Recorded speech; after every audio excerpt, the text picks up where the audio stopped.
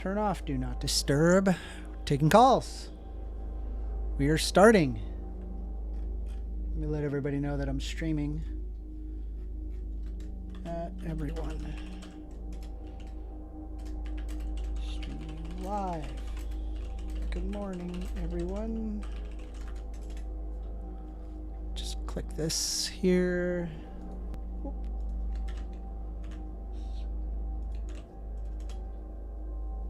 Boop. All right. All right.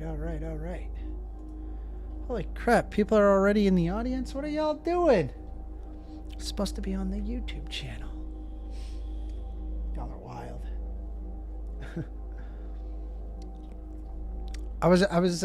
Let me turn down Stalker. That's very loud. We're going to take calls. 202-998-5218. And looks like we got somebody who would like to talk on the stage. So we're going to bring them in. Hello, Amanda. How are you doing? Hello, esc.key. How you doing? What do you want to talk about? I'm doing wonderful. I just woke up. Yeah, I'm hungover.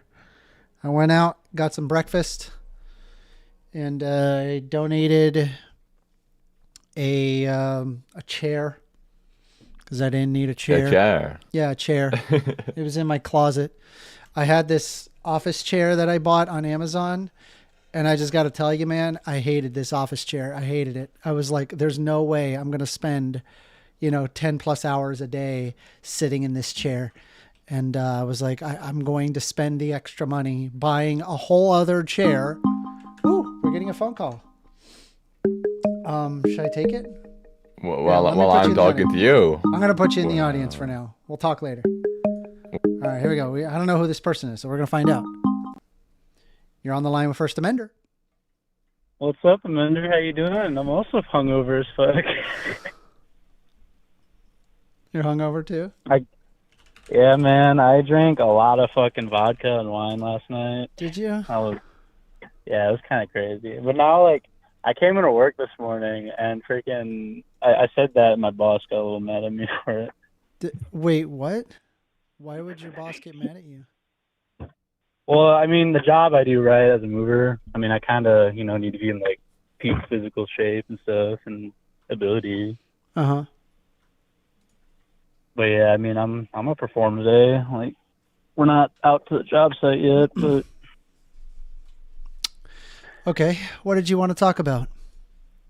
I wanted to just let you know that I hope you have a good day and that you're a good dude. Oh, I appreciate that. That's literally that's why I wanted to call. Thank you. I appreciate that. I gotta get going now though, so. All right. Yeah. Oh, by the way, I don't sound quiet, do I?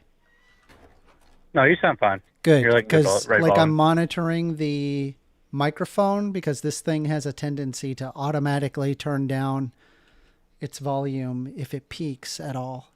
And I mean I have my phone turned all the way up, but I can hear you just fine. Yeah, so last stream I saw that there was there was very clearly an equalization problem. It appeared that the way that it was set up, I mean, I was several decibels quieter than everybody else talking, and I was like, dang, bro, that's brutal. Yeah, I mean, you're fine. I hear you just fine. All right, well, that's good. I'll talk to you later, okay? But yeah, I hope you have a good day, though, yeah. Thanks, Penguin. See ya. Bye. All right, we're going to bring in... Oh, I got to have that notes.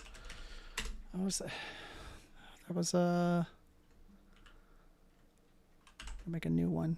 We're going to call it... Okay, so this is what? 4:20 to 4:30. That was Penguin. Have a good day. Let me just work on this formatting. I don't like that.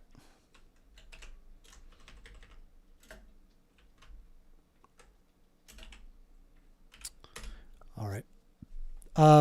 Abe Dinkus says, you like to dance? Wandering Robot Studio says, licked and subscribed. Thank you. Appreciate that. Okay, we got a couple of people that would like to talk, so we're going to bring them in. All right, come back in. So Amanda, Go ahead, I wanted to escape talk to key. you Okay. about the recent FBI releasings of the suspect, right? Yeah. Is the He's guy... a Republican. A shocker, I know. Amanda, Really? shocker, I know. I know, right? And so Nancy Pelosi on X and stuff, when she's posting, death penalty for the shooter. And then it turns out Republican, they go, well, send prayers. Send prayers to his friends and family. He's misguided, he's lost. So, And all I'm saying is the double standard there is really crazy. Listen, I just woke up. Let's see. Let's look this up. Dude, Trump was like asked about it, and he just like started talking about his ballroom. Instead, he didn't want to talk about it. He's like, my ballroom looks very nice. So, Tyler Robinson, politics, political views. He wore a Trump MAGA shirt. CNN, Al Jazeera, ABC. Dude, can we get like, bruh? Let me check ground news. Yeah, no, news isn't really reporting on what they found, but like I've been seeing it on fucking like TikTok and shit, and like fucking the New York Times, I think TikTok? released something on that. Alright, well let's... Yeah, dude. Can I like get out of these paywall?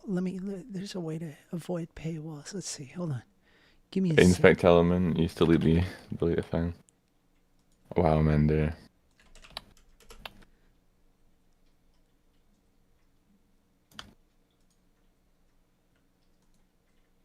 Hold on. All right, here we go. All right. Let me share screen. Charlie Kirk's. Okay. Just make it nice and big so everybody can see it. From scholarship winner to wanted man, the path of the Kirk shooting suspect. Okay. What I don't understand, raised in a Republican home. Okay. But what about him? There seems to be a lot on Conservative. Republican violence.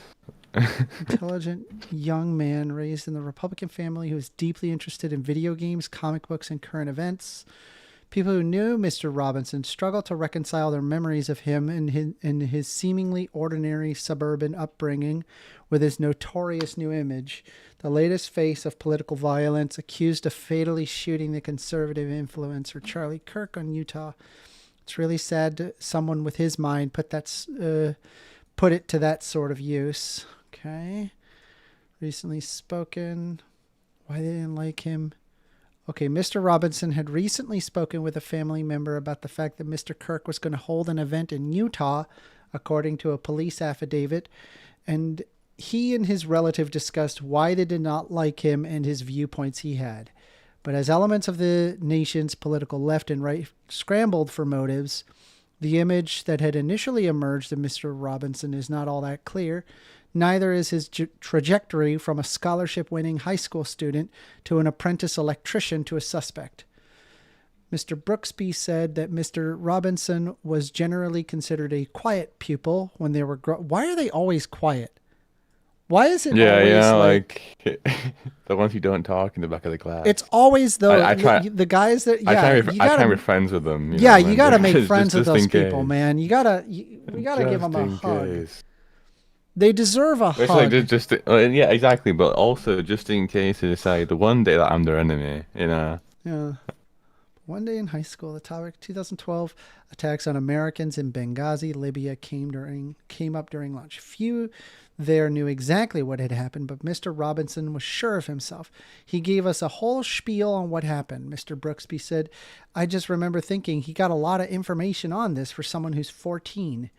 Mr. Robinson is registered to vote in Utah, but he is not affiliated with a political party and has never voted in an election, according to the Washington County Clerk. His parents are registered Republican, both with active hunting licenses in a part of the country known for its outdoor life near Zion and Bryce Canyon. Yo, can I just say that is a wild name for a town. Zion? Yeah. Bruh. Bro, I'm trying to find the picture of him with the Trump shirt on. I saw a picture of him with a Trump shirt on. Unless it was made up. Oh, it was an edited photo apparently, according to Yahoo News. The edited photo. I was misinformed, Amanda. I fell into fake news. See? My bad. Mr. Robinson surrendered to the police in his hometown Thursday night after an intense 33-hour manhunt. A police officer wrote in an affidavit filed in the court of one of Mr. Robinson's family members had described him as growing more political in recent years, and during a recent dinner had mentioned Mr. Kirk and his upcoming event at the Utah campus. Officials said they found, left with the gun, unfired ammunition that had been engraved with jokes and slang from internet memes, as well as words, "Hey fascist, catch." That's a little bit like awesome, no? Like, no, bro, chill. Holy crap. Sorry. I'm a little bit Italian, Amanda, so it's my ancestry talking. Adrian Rivera, 22, who had been in a high school woodworking class with him, said that Mr. Robinson would often hang around the area designated for the Junior ROTC, the Junior Reserves Officer Training Corps, with other students who were interested in the military program. It was unclear whether Mr. Robinson had actually been a member of the Corps. Mr. Rivera said that Mr. Robinson was a massive Halo guy. This guy's just like a super nerd. He liked video games. Yeah, like, dude, I like Halo. I like reading comic books. I like Halo. Am I cooked? I Like, Halo. Halo is my favorite character. I like Halo. yes, you like all the Halo. I hope that's water, Amanda. I hope that's not like secretly vodka that you're drinking. Yeah, I have a 2 liter of vodka. I mean, I would need I'm one as drinking well a if you're going to be 2 liter. arguing with Republicans. You know what I should do, though? For the stream, I should get, like, an empty, like, bottle of vodka and just fill that with water and just freak people the fuck out, dude. I should do that. Yeah, you're a leftist and you just start drinking in front of them. Yeah, that would be amazing. Yeah, it would emasculate them, I think, because you could drink. It looks like you just could drink like a crazy amount. And talk fine. Yeah. All right. So referring to a popular science fiction game, and he also liked to play Cock of Dookie and other shooter games. Sam knew. Yeah. Have you played Cock of Dookie? Black Cox 2? I have played that, and it was, but Black Cox 3 was my favorite. Black Cox 3 is the best. I like Black Cox 3 Zombies actually. It's my favorite. All right. Sam New, 23, remembered a different video game, Minecraft, which Mr. Robinson, an introvert from a conservative family, played obsessively. Dude, this guy is... Everyone plays Minecraft. Guaranteed odds. Yeah, no. Guaranteed odds. And look, a lot of revolutionaries were autistic, Amanda. No, it's true. I mean, to be fair, right? Like, some of the most brilliant minds... like on planet Earth, they were just autistic as hell. Like, there's zero chance you're going to tell me like a guy like Newton wasn't autistic as fuck. Like, of course he was. Well, like, I like, like, think about it. Fathers. Like, this dude was very autistic. Was just like staring up at the... He was staring up at the frickin' at the stars, and he's just goes, like, bro, I bet you I can measure that. I bet you I could figure out the orbit. And then someone was like, how do you know that that the orbit is not elliptical but circular? How do you know that? And the guy like walked off and made differential calculus to prove that guy wrong. Like, bruh. No, I always that dude is autistic as fuck. There's no chance. Yeah, there's when I'm no talking shot. to Americans, they always go like, no, the founding fathers were autistic. It's like, dude, Quite literally, did you see how much well, like let's- Hamilton and shit wrote? Yeah. Like, it's crazy. Well, let's keep going. Okay, so Mr. New canceled this plan on Friday. Yes, Pepper. We have shaky cam. Do you know what that means? That means it's No, cat. Pepper's It's here. cat cam. We're gonna say hello to Bubbies. Hi, Bubbies. Hello, Pepper. Hello, Baba. Hello, What does Bubbies. Pepper think of the Charlie Kirk shooting? She doesn't like it. It's bad. She's like, who the fuck is Charlie Kirk? All right. Head If empty. Pepper wags their tail, then that means that they All right. like it. So Mr. New canceled this plan on Friday, and he and Mr. Robinson's circle of high school friends took time to process Mr. Robinson's arrest and check up on each other. He seems to not have really talked to as many people, Mr. New said. He lost contact with a lot of us. Mr. Robinson did appear to have excelled academically as a teenager. His mother posted online a photo of him when he graduated from middle school with a perfect 4.0 grade point average. In a Facebook post from August of 2020, celebrating the start of Mr. Robinson's senior year of Pine View High School in St. George, his mother proudly reported that he had been taking 4 college-level classes as well as advanced placement calculus. He graduated from Pine View in 2021. My brain hurts for him, but he's so excited, he wrote in the post. Jada Funk, 22, who went to elementary and middle school with Mr. Robinson, said that he was an excellent student. They were both in high honor roll together. In fact, she said he had the personality of a teacher's pet, always on time, respectful, hardworking, and smart. He's the kind of kid that even if you are not friends, you'd ask him to be in your group project, she said. He's someone you'd expect to get an award for perfect attendance. She said he was very into computers. He was not in the popular crowd, but people liked him. The way he carries himself and speaks to others, I thought he'd be a CEO or a businessman. He had a good leadership qualities. In 2021, Mr. Robinson's mother posted a video of her son reading a letter in which he said that he had received a presidential scholarship to the Utah State University worth $32,000, but a university spokeswoman said that Mr. Robinson only attended the university for 1 semester in 2021 as a pre-engineering major. The school is roughly 2 hours away from Utah Valley University, where the shooting took place. At the time of the shooting, Mr. Robinson appears to have been living with at least one roommate in an apartment complex in St. George, about a 10-minute drive from his family's home adjoining town in Washington, Utah. The police said that they had interviewed a roommate of Mr. Robinson's who showed them messages from after the shooting in which Mr. Robinson described leaving a rifle somewhere and changing his clothes. Mr. Robinson had been a third-year student in an electrical apprentice program at the Dixie Technical College in St. George, the school said in a statement.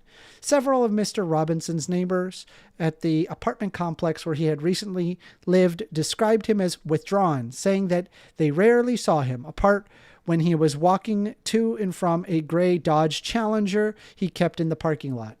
He'd never talked to anybody, said Josh Kemp, 18, who lived across Mr. Robinson's apartment. He always would blast music with his roommate.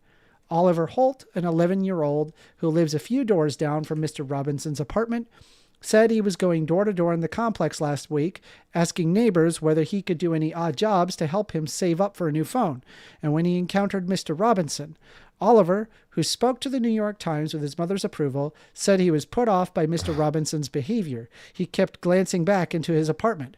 He was acting pretty strange, Oliver said. He was always kind of nervous and scared. Mr. Brooksby, who knew Mr. Robinson in high school, said the last time he saw Mr. Robinson was that they bumped into each other at a Walmart. Mr. Robinson seems to have grown even shyer, appearing to not want to catch up. All right. Yeah, I mean, right. It sounds like he went full schizo and just kind of.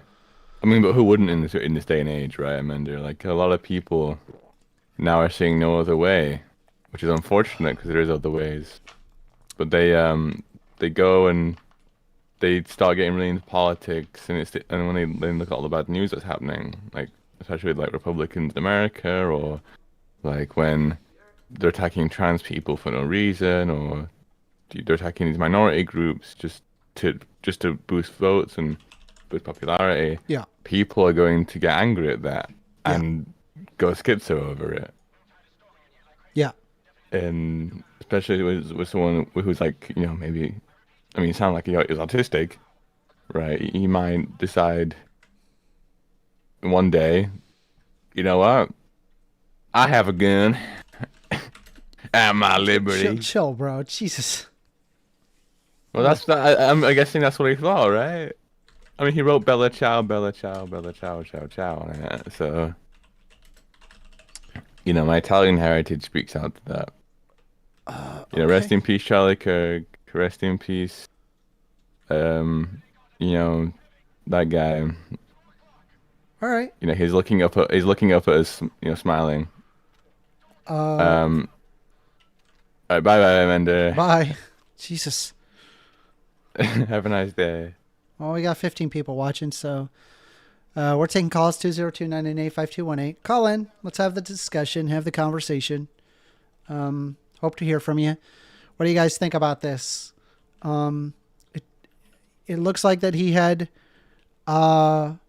Republican parents, but it doesn't sound like that he had any particular political affiliation.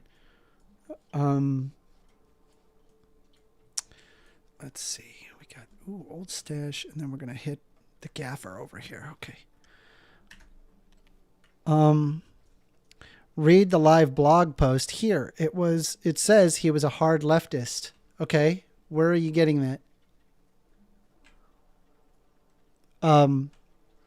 If you're on my Discord, discord.gg/FIRST amender, first amender in that way.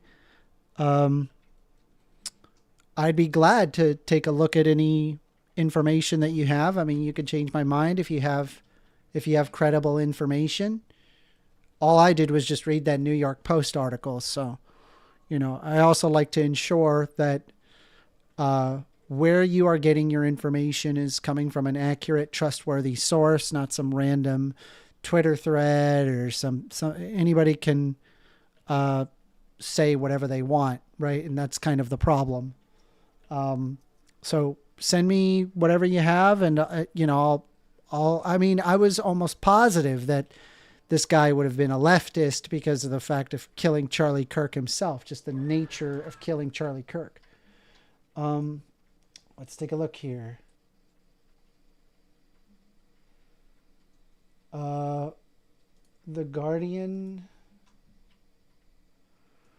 widow of Charlie Kirk. All right, hold on. Was this the article? Is this the article I'm supposed to look at?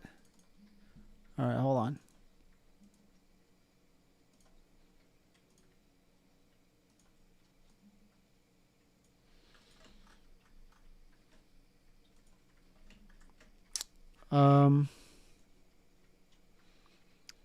Let's see here. Widow of Charlie Kirk.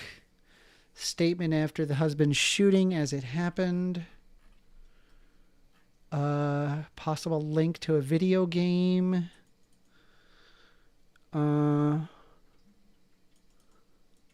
Combination is noteworthy because it is the... Hold on.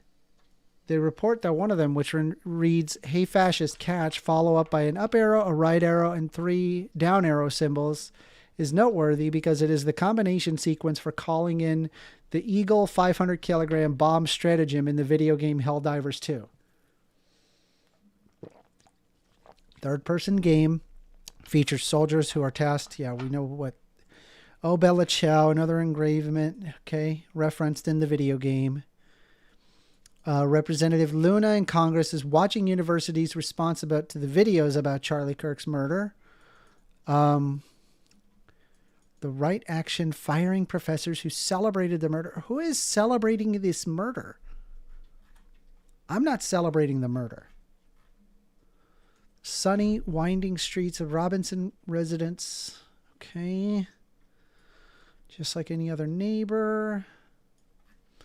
Discord says that they have no evidence that the lead suspect used the messaging app to plan to Kirk's shooting. Okay. Need to retrieve a rifle. Okay, I'm looking. No evidence. Okay, mourners honor Charlie Kirk. Does anybody know what this guy believed? What was his what is his reason? As we learn about the suspect accused of killing Charlie Kirk, here's a recap. Nearly 2 days of searching, authorities announced today that they have arrested a suspect in connection with the shooting and killing of conservative Charlie Kirk, Tyler Robinson, who is 22. According to surveillance footage, authorities say that Robinson was seen arriving at the UVU campus on Wednesday in a Dodge Challenger. That's a cool car, by the way. Let's just be honest with ourselves. That's a really cool car. At a press conference earlier, Cox said Robinson's family turned him in, confessed. Okay. Identified. Okay. Bella Chow. If you read this, you are gay, Lamau. Robinson has not been formally charged yet. Third-year student, Donald Trump. He announced with a high degree of certainty law enforcement. Okay, but what did he believe? Tell me. This just seems like some autistic kid. We're taking calls. 202-998-5218. Give me some information. This is all I have so far. I don't have a lot.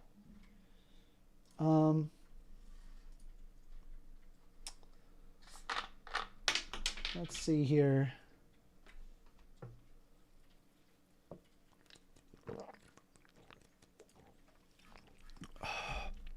Suspect high school classmate says Robinson was the only leftist in a family of very hard Republicans.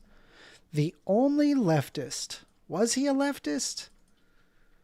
Who's Anna Betts? Where is this coming from? How do you know that? What determines that he's a leftist?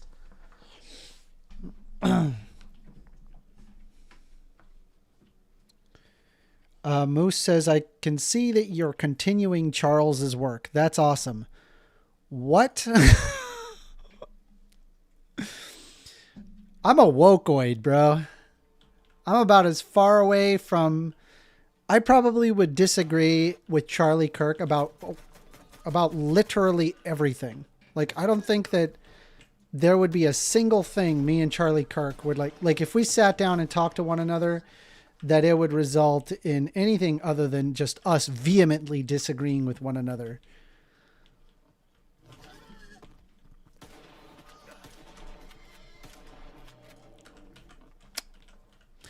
We are taking calls, 202-998-5218. If you want to call in and have a discussion, let's do it.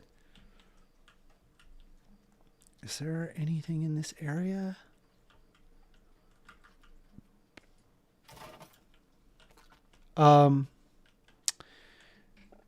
Geki says, what if he thinks it's good to breathe? What? Luke is a cool dude, says you can't disagree with anti-fascist. I can't disagree with anti-fascist.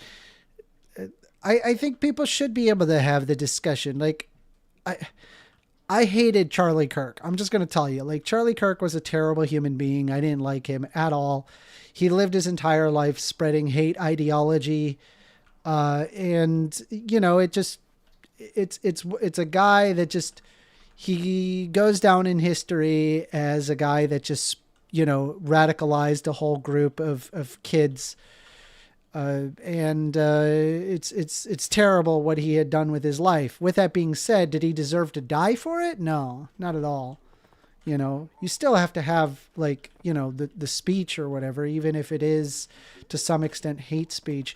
Though I would venture to say that, I think that there's like a level of hate speech, which I do believe ought be illegal. I don't know if maybe some things Charlie Kirk said would breach into that, but yeah.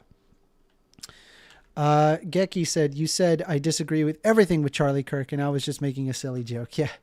Yeah. I mean, I just, Charlie Kirk, I mean, if we sat down in a room, there's zero chance we would we would have gotten along at all. We would have been vehemently against one another. I'm not in favor of any amount of violence. Violence is bad and gay. That's how I feel about it. We are taking calls though. 202-998-5218. Just call in if you want to have a discussion. I'd be glad to hear from, both Republicans, Democrats, hard right, hard left, whatever you want to talk about. I'm right here. Debate the woke liberal. Hello there. Says, I am willing to take up a debate with you, but since I am in the EU, it might be hefty on the telephone call. Can we do it in Discord? Yes, we can do it in Discord. Join my Discord, discord.gg/First Amender, FIRST Amender. And you just go into the audience and raise your hand. I'm currently in the stage right now. Is this Unuks? Is the person I'm talking to? Unuks. Okay. Inviting to speak. How you doing, Unuks? That was pretty quick. Yeah, I was ready. Yeah. What's up? What did you want to talk so about? I just remember I saw the video yesterday where you debated some drunk guy on Charlie Kirk. Yeah. And you showed that video where he was talking about a transgender athlete and accused him of saying they should be violent towards transgender people, right? I'm sorry. Can you repeat that? When you were debating the drunk guy, you brought up a clip where he said we should deal with him, the transgender athlete, like they would in the 50s and 60s. Yes. Yes. And that kind of insinuated that you meant you extrapolated to all trans people, that he believed we should do that to trans people in general. It implies the fact that no. Can you bring up the clip? You don't see how that implies that at all? You realize it wasn't just me that said that. Other people thought the same thing. Well, people take a lot of things out of context and believe many weird things. But if multiple people are taking it out of context, then it's fair to say that it can be taken in that way, considering multiple people are taking it that way. That's telling me that it's just arguing his hate rhetoric. What's your point? Okay, the point is, he's saying in regards to him being the transgender athlete being a pervert, getting in with the ladies in the changing room, even though they don't like it. So his point, I'm not saying this is my point, but his point is that this transgender athlete is a pervert. And he says we should deal with the pervert like they would in the 50s and 60s. This has nothing to do with trans people at all. Then why mention that they're trans? Why not just say that it's a pervert? Because them being trans makes has to do with them being a pervert. That does to these. No, it doesn't. But this is what they. I just want to figure out like where your brain is coming from. Like if somebody is using an adjective to describe, using a particular adjective, you're trying to sever yourself from that adjective and trying to like post hoc rationalize it in your brain to say, okay, it's not transphobia. Yes, so the problem here is that this person would never be in this changing room if it wasn't because of the transgender athletes being allowed to compete in women's sports. Just so you're aware, I just want to point out, right, like when it comes to trans people using any amount of changing room or bathroom, it's quite common they actively avoid those situations because of hate-filled ideology like this. That has nothing to do There's with also the fact that if you're trans and you're transitioning into a woman, your libido goes down the tubes. And that has nothing to do with the point. Well, it kind of does, because it kind of has like this insinuation that, oh, it's a pervert and not as something deeper to do with it. And the reality is that trans people aren't perverted. It's just a different lifestyle. And the people that go through that, they often end up completely losing their libido.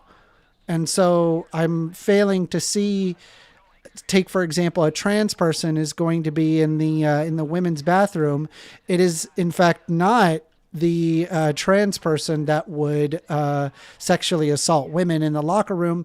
It would actually most likely be a cisgendered male that would do that. Okay, so let me phrase it say it like this.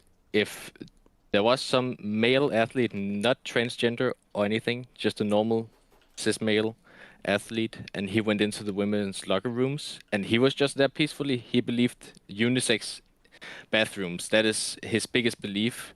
So he fucks all guidelines. And the administrators of this tournament or whatever it is, they agree with it. And these women feel uncomfortable. Some of them report they do. Then the point Charlie was making applies exactly the same. The person being trans in this case just does so the organizers. But that's not what this. He was arguing, though, right?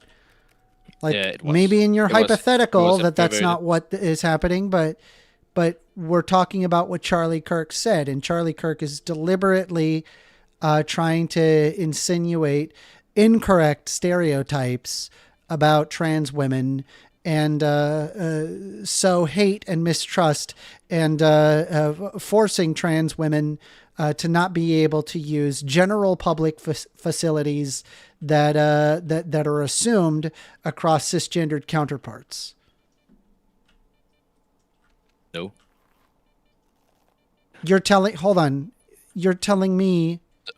Did you say no to that? The fact of the matter is. Did you say no to that? The fact of the matter is. Did you say no to that?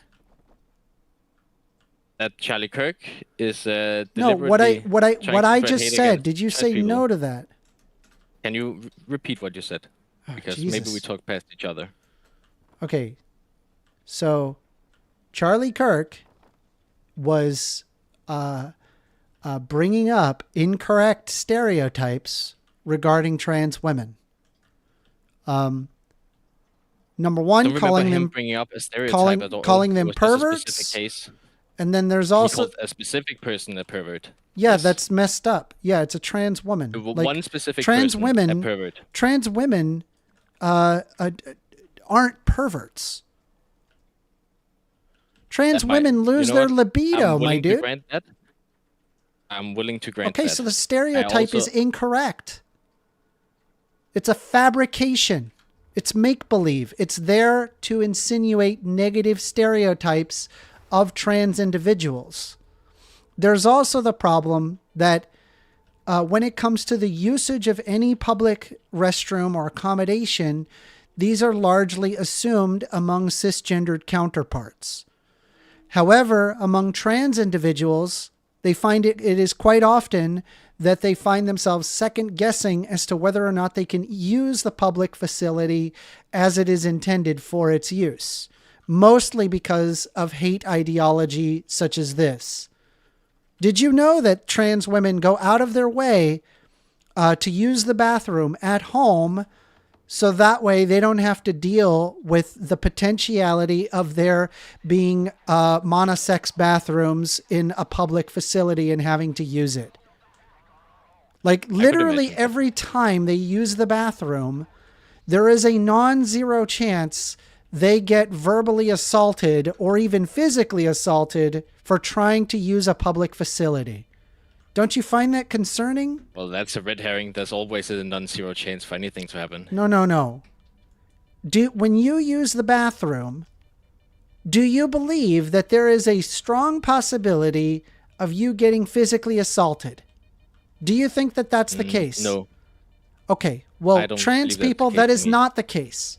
With trans people, they commonly think about that there is a non-zero chance that they can get physically assaulted for not using the correct bathroom. By the way, there have been for example, trans women that specifically will use the men's bathroom because that they were born a man and they don't want to cause any trouble, and they still get beat up. So no matter what bathroom they pick, on this, yes, there is. Yes, it's very common. Can you tell me? It's very common. It's very common. How come? And if the person doesn't get beat up, then it's quite often that they're at minimum verbally assaulted for just trying to use the public facility. So if I had to guess, right, maybe, and I could be crazy, maybe we should just leave trans people alone and let them use the public facility, which is an assumed right that all individuals have because you're a human and you need to use the bathroom. Do you understand? Yes, I understand. I would agree to a certain point. And Charlie Kirk... The thing is, I don't really agree with like the whole public thing. I think it's mainly private institutions. They get to set their own guidelines. If they want unisex bathrooms, they can do that. No. If you're in a private facility, if it is open to the public, you are required by law to provide bathrooms. Okay, that is a regulation that's written into the law. I don't believe in that regulation. You don't believe that there ought to be so some places can just have no bathrooms? Yeah. What the fuck are you talking about? Well, the thing is, I'm a libertarian. A free market would solve that in the first place. If Unless they don't. Why do you think that they have regulations forcing people... Hold on. Do you think that every single place would say, for example, have handicap ramps? No. Correct. They wouldn't. Yeah, because not everybody is handicapped. It's also bad for business if they don't have handicap ramps. No, that's actually not the case. It's actually good for business. They save money by not spending all of that money on ramps. Customers. No, because there's not that many customers. Do you understand? Mm-hmm. I mean, I don't believe. How are libertarians this short-sighted? It blows me away. You realize that there's not a market solution for everything, right? Sometimes you need to have regulations in order to have a working system. Mm-hmm. I mean, to some degree, yes. Okay, so regarding, again, the problem is that when you leave it up to businesses, you're going to have people that don't make rational decisions. One non-rational decision is, let's say I open up a movie theater and then I go, yeah, I'm not going to have bathrooms. The water's expensive. I'm just going to, they can use the bush outside. Right? You don't find that to be problematic. That's not an issue to you because there will be somebody, if there wasn't a regulation that says you have to have X amount of bathrooms as per capacity, there's going to be people that say, well, I don't want to pay for bathrooms. They don't even bother. We have buckets outside, right? It's probably not appropriate, right? Don't you think that would be a worse off place to live in? To not have like sanitary units? To some degree. Are you aware that having open feces out in open air causes illnesses? Yeah, that would make sense, yeah. Okay, so then it makes sense to have public accommodations for the usage of bathrooms. Mm-hmm. I mean, the only problem I see with it is basically the way the state does it, right? The problem is if you disobey, then they can arrest you. It's basically no. They don't let you open your doors. That's what they do. They're like, you're not suitable for the. You're not. Yes, that's correct. That's correct. They force you to have public accommodation. You have to have, for example, if you have a second floor, did you know that the railing has to be above your center of gravity? So, like, take for example, if I stand, right, the railing has to be about here. The reason why it has to be there is because when someone leans over and their center of gravity is above the railing, they can actually flip over and die. So there is a requirement that if you have, say, a second floor, that you have a railing. This prevents people from dying. And that's a reasonable regulation. Don't you agree? Yeah, that would be reasonable. Okay, so the usage of public restrooms I would be against it, but is a health concern. That not having access to not having public restroom availability can cause illness.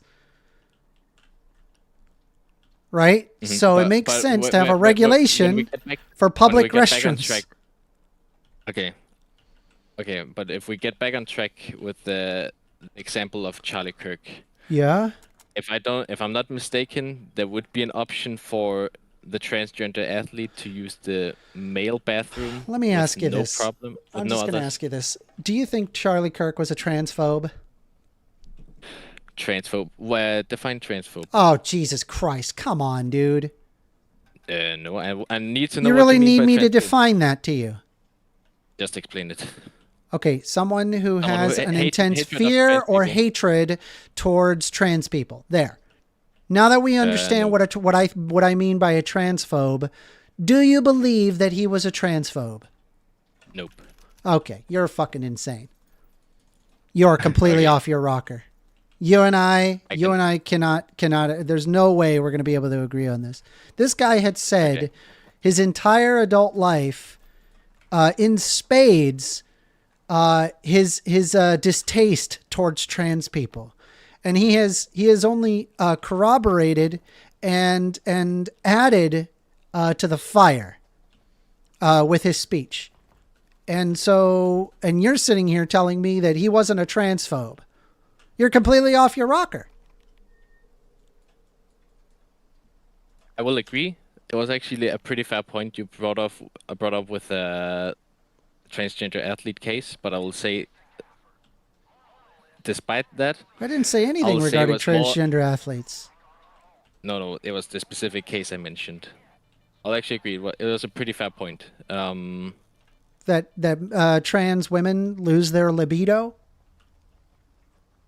Yeah, and that calling Thomas a pervert it was an unfounded claim, to say the least. I'll agree with that. But regardless of that, I would say he's probably not a transphobe. People can do a lot of stuff. What does somebody need to do to be a transphobe? For instance, to be a transphobe, say they hate trans people, say that legislatively they should discriminate against trans people. You think that Charlie Kirk wanted to create legislation against trans individuals? Depends what you mean, but nothing except for, from what I understand, not unless they're a minor. If he was against it, what about public bathroom accommodations? Do you think that he wanted regulations on public bathroom accommodations for trans individuals? Yes, and I also agreed with you on that point. Okay, so he did make legislation pushing against trans individuals. So by your very metric, he would be a transphobe. I mean, the thing is, it's mainly just upholding the traditional cisgender norms of male and female. So the thing is, he was against having biological males in female bathrooms. So okay. The thing is, he was not against Charlie them Kirk having any bathroom. Wait, can you just wait a second? Just wait a second. So the thing you mentioned about people doing horrible stuff to trans people in bathrooms, I agree. That's absolutely horrible, and that shouldn't happen. But him saying that a trans woman should go in the male bathroom is not in that sense. I just want to make it clear, right? I want to make it clear. I just want to make it clear. What makes somebody a transphobe definitionally in your mind is whether or not that they argue for legislation to discriminate against trans people. Is that your belief? Yes. Okay, great. Because I got you. Can I tell you? Because I got you. Really all right. He has, for example, support for bills banning gender transition treatment for minors. He's backed Republican proposals such as Protecting Children Against Experimentation Act and the End Taxpayer Funding of Gender Experimentation Act, which outlaws gender transition procedures for minors, prohibiting use of taxpayer funds for them. So what happens if someone is a trans individual and is also a minor? They just don't get any assistance? And also, just FYI, right? That's a law. that they are doing to specifically discriminate against trans individuals. And Charlie Kirk backed that. So by your very definition, he's a transphobe. No. I'm using your metric. Wait. Can you let me explain before you yell? Holy shit, dude. Holy shit. Do you understand that I'm using your metric? Yes, I understand, and you're using it wrong. Oh, you don't really? understand it. Can I explain? Okay. Does he have to sign it on a piece of paper and he has to be like a legislator? No. How does this work? No. Yeah. Can you let me explain? I'm asking. Okay, so the thing is, it's when rights are granted to the thing I mean when discriminating against trans people is when trans people don't have rights that other non-trans people have. So other non-trans people you have also rights. Don't have a child has rights to medical care. Yeah, but any other child does not have the right. Yes, they to do. Get this transgender. Yes, they do. Operation. And the thing yes, is, they do. You can look up what is called precocious puberty. Yeah, in that case, but not for purely. But that would be an instance of a cisgendered minor from being able to access hormone blockers. That is completely permissible. But if it is a trans youth with the express purpose of using hormone blockers to then come to a consented decision at later on in their life, that is completely unacceptable in your mind. So again, this comes down to the very basis that it is, in fact, transphobia. You're sitting there telling me, and by the way, I'm using your metric. I used your metric. Bro, can you calm a bit down and let me? No, because I'm not calming down because it's upsetting. It's very no. I need you to understand me here. I need you to understand me. Okay, I sympathize greatly with trans people in general. What I see right now in the United States is effectively a Jim Crow level of laws being pushed against trans individuals. It is in the Republican self-interest that they want to get rid of trans people because it doesn't fit in their nuclear family idea of the world. They need things to be binary. They need things to be a specific way. They need things to be biblical. And the reality is that these people exist regardless of whether or not that you want to acknowledge their existence. I'm seeing law after law after law being done with the explicit purpose to discriminate against trans people, albeit one of the tiniest minorities in the United States, trans individuals. And listening to people like you trying to argue, it's not transphobia. It's not, and what the most frustrating part is, I'm using your metric. Right? Charlie Kirk opposed talking about gender identity and sexual orientation in schools without parental permission. That is an instance of discussing gender identity and sexual orientation. Requiring that parental permission means that it limits the ability of staff to use or honor a student's declared gender identity, names, or pronouns. This is yet another instance of specific gender discrimination. This is specifically done in order to discriminate against people. Cisgendered counterparts don't have to deal with this as a problem. Okay. Can I say something? I will actually agree on the pronoun thing. I think they should be welcome to do the pronoun stuff, regardless of parental consent. But can I ask you something? Okay, but Charlie Kirk, dude, do you understand? I'm not asking you. You were sitting there saying that he wasn't a transphobe, but he consistently argues transphobic positions. Consistently. And you're sitting there saying he wasn't a fucking transphobe. You're completely off your rocker. Probably not. I didn't know every detail. I didn't know. I said probably not. But okay, hold on. So then I'm going to ask you again, very clearly. Was he a transphobe? Yes, on that point, yes. Thank you. All right. All okay. right, go ahead. Can I ask you a question? Yes. So I will ask, to what extent do you believe children should have be allowed to get what is it called? Transgender medical care. Do you believe they should be able to get their wiener cut off, or does it own or hormone replacement? There is no medical basis to bottom surgery on minors. It's not a thing. It's completely made up by the right.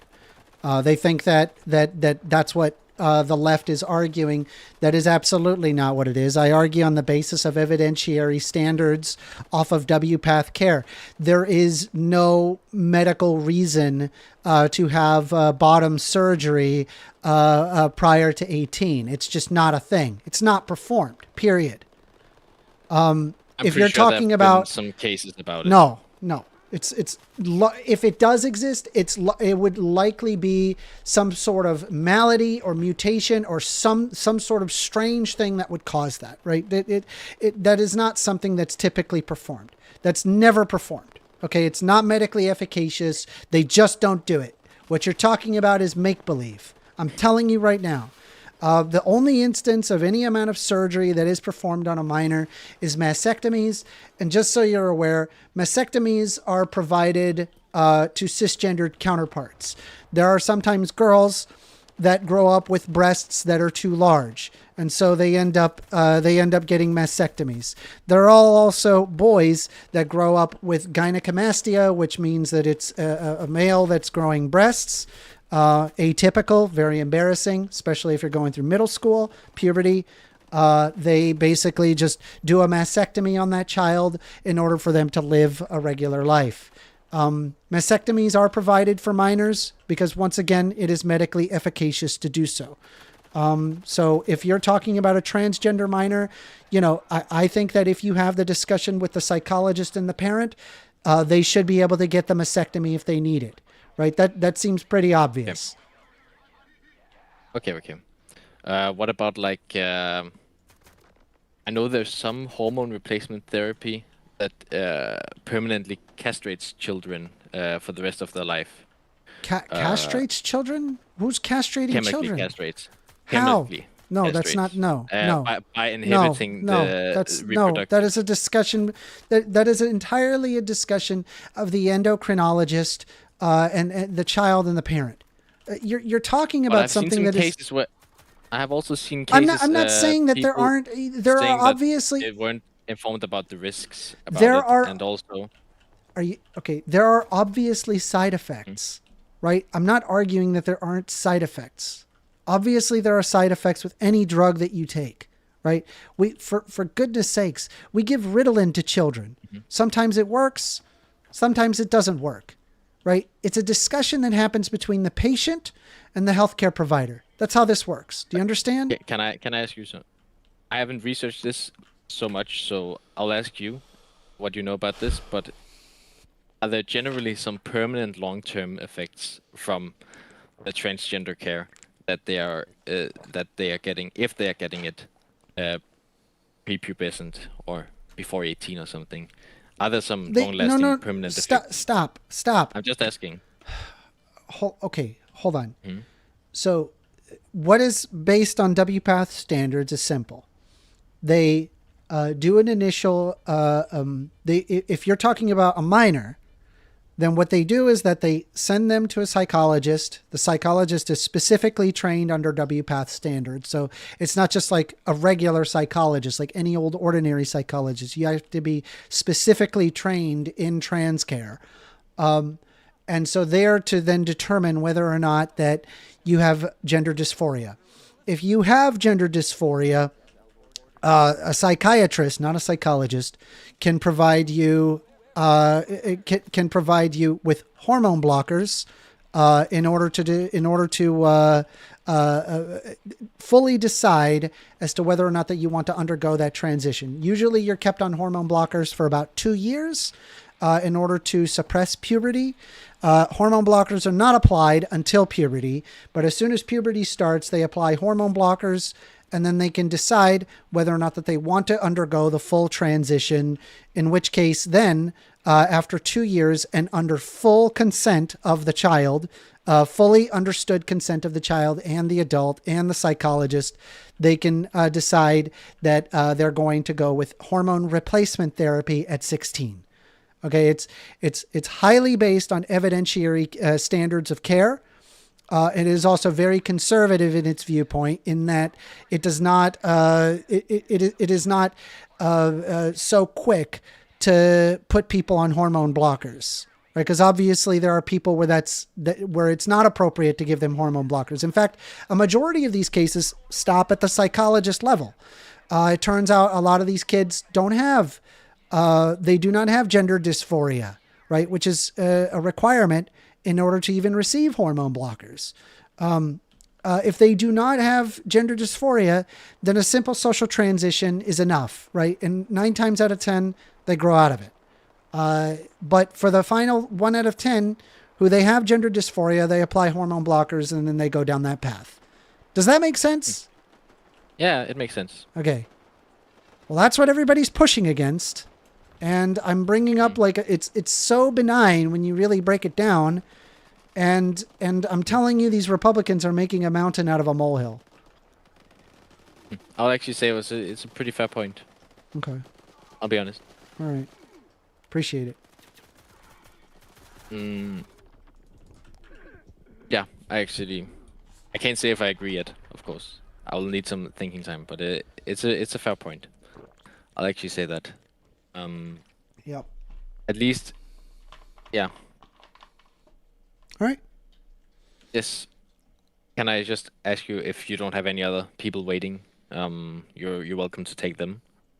But, well, I mean, as soon as we hang up, we're probably going to get a call. So.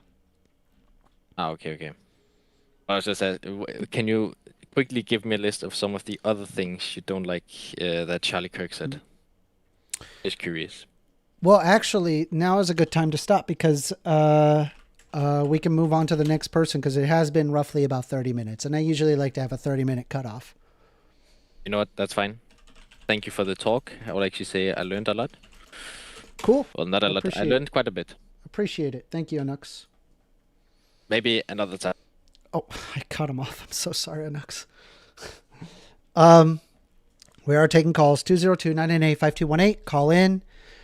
We have here a person saying a mender needs the CIA to look at his computer. He has some weird shit on there for sure.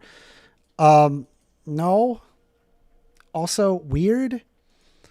Totally legit news group says woke equals mentally deficient. Do I sound mentally deficient to you? AWol says, although I do not see the Jesus part of it. You know what? Now that I think about it, I got a meme to share with you, bro. Someone unironically posted this on Facebook. I thought it was one of the funniest. What I was just like, dude, this person is actually insane. Hold on. Let me see if I can find it without doxing myself. Hold on. I have to find it first. Where is it? We are taking calls. 202-998-5218. Call in. Call in. Let's have the discussion. Do you hate what I'm saying? Do you hate me like Charlie Kirk? Am I going down the route of Charlie Kirk where I end up dying because of my speech? Hold on. What was her? Cause I'm trying to find this person. I could not believe this. Let me see. Where is it? Where is it? Give me a moment. I'll find it. I saw it this morning and I was like, holy crap. Holy crap. Vinny Consolini says a mender got punked in the comments section of his Charlie Kirk video yesterday. This soy boy propagandist was trying to defame Kirk's post-mortem and justify his assassination. Despicable and disingenuous. When was I justifying his death?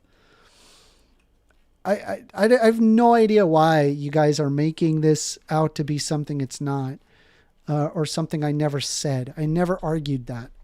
Never at any point did I ever argue that. Where is this person? I'm trying to find him.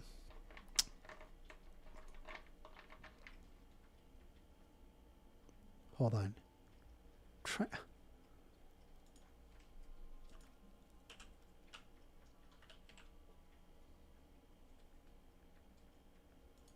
All right, I think I found it. Hold on. Where is it? Oh God, this person posted this and I was like, no, this is one of the dumbest. Oh my God, I found it. I found it. Bro. Bruh, we got to talk about this.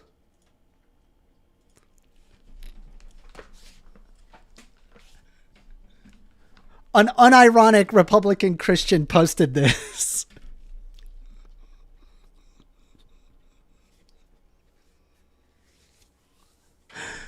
Vinny says, you literally compared him to Hitler against a caller. I compared him to Hitler, but I also said, if you listen, I said, obviously he's not at the level of Hitler. Right? The point that I was trying to make is that there are people that died early in their life who did despicable things in their life. That means I don't honor the people that died because they lived a despicable life. And I'm looking at, dude, this is a wild picture. All right. So we've got Abraham Lincoln, right, who freed the slaves.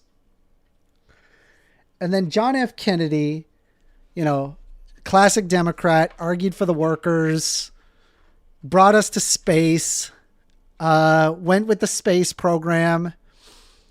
Martin Luther King, one of the largest progenitors of the Civil Rights Act and increasing rights.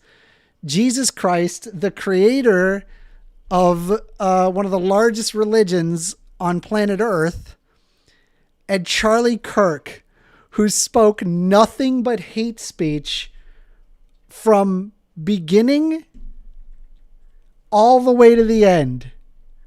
His entire adult life was literally just saying his hate speech.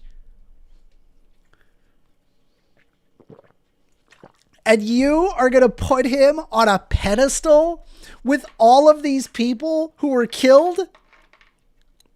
This is one of the... And you know what's wild about this?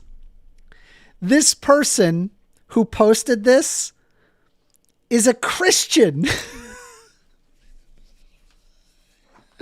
I'm not even a Christian, and I find this to be wild. Prove anything that was... Dude, I swear to God, what is your guys' bar on hate speech? What is your bar on hate speech? Like, how am I... Dude, he said so much stuff that was just open, very open hate speech. It's like hate speech. Okay, it's not hate speech. All he said was that the Civil Rights Act was bad and that we shouldn't have it. That's not hate speech, Amender.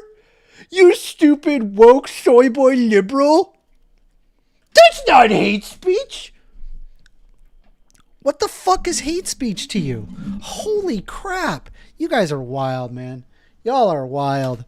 I can't, you know, taking calls, 202-998-5218. Come on. Everyone disagrees with me. Come on, call in.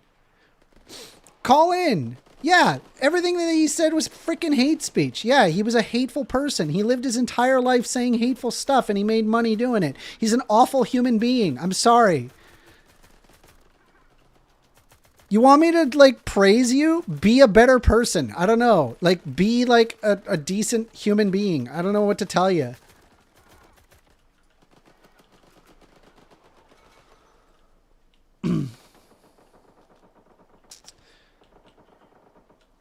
Can I just say I miss my lever action gun in this game?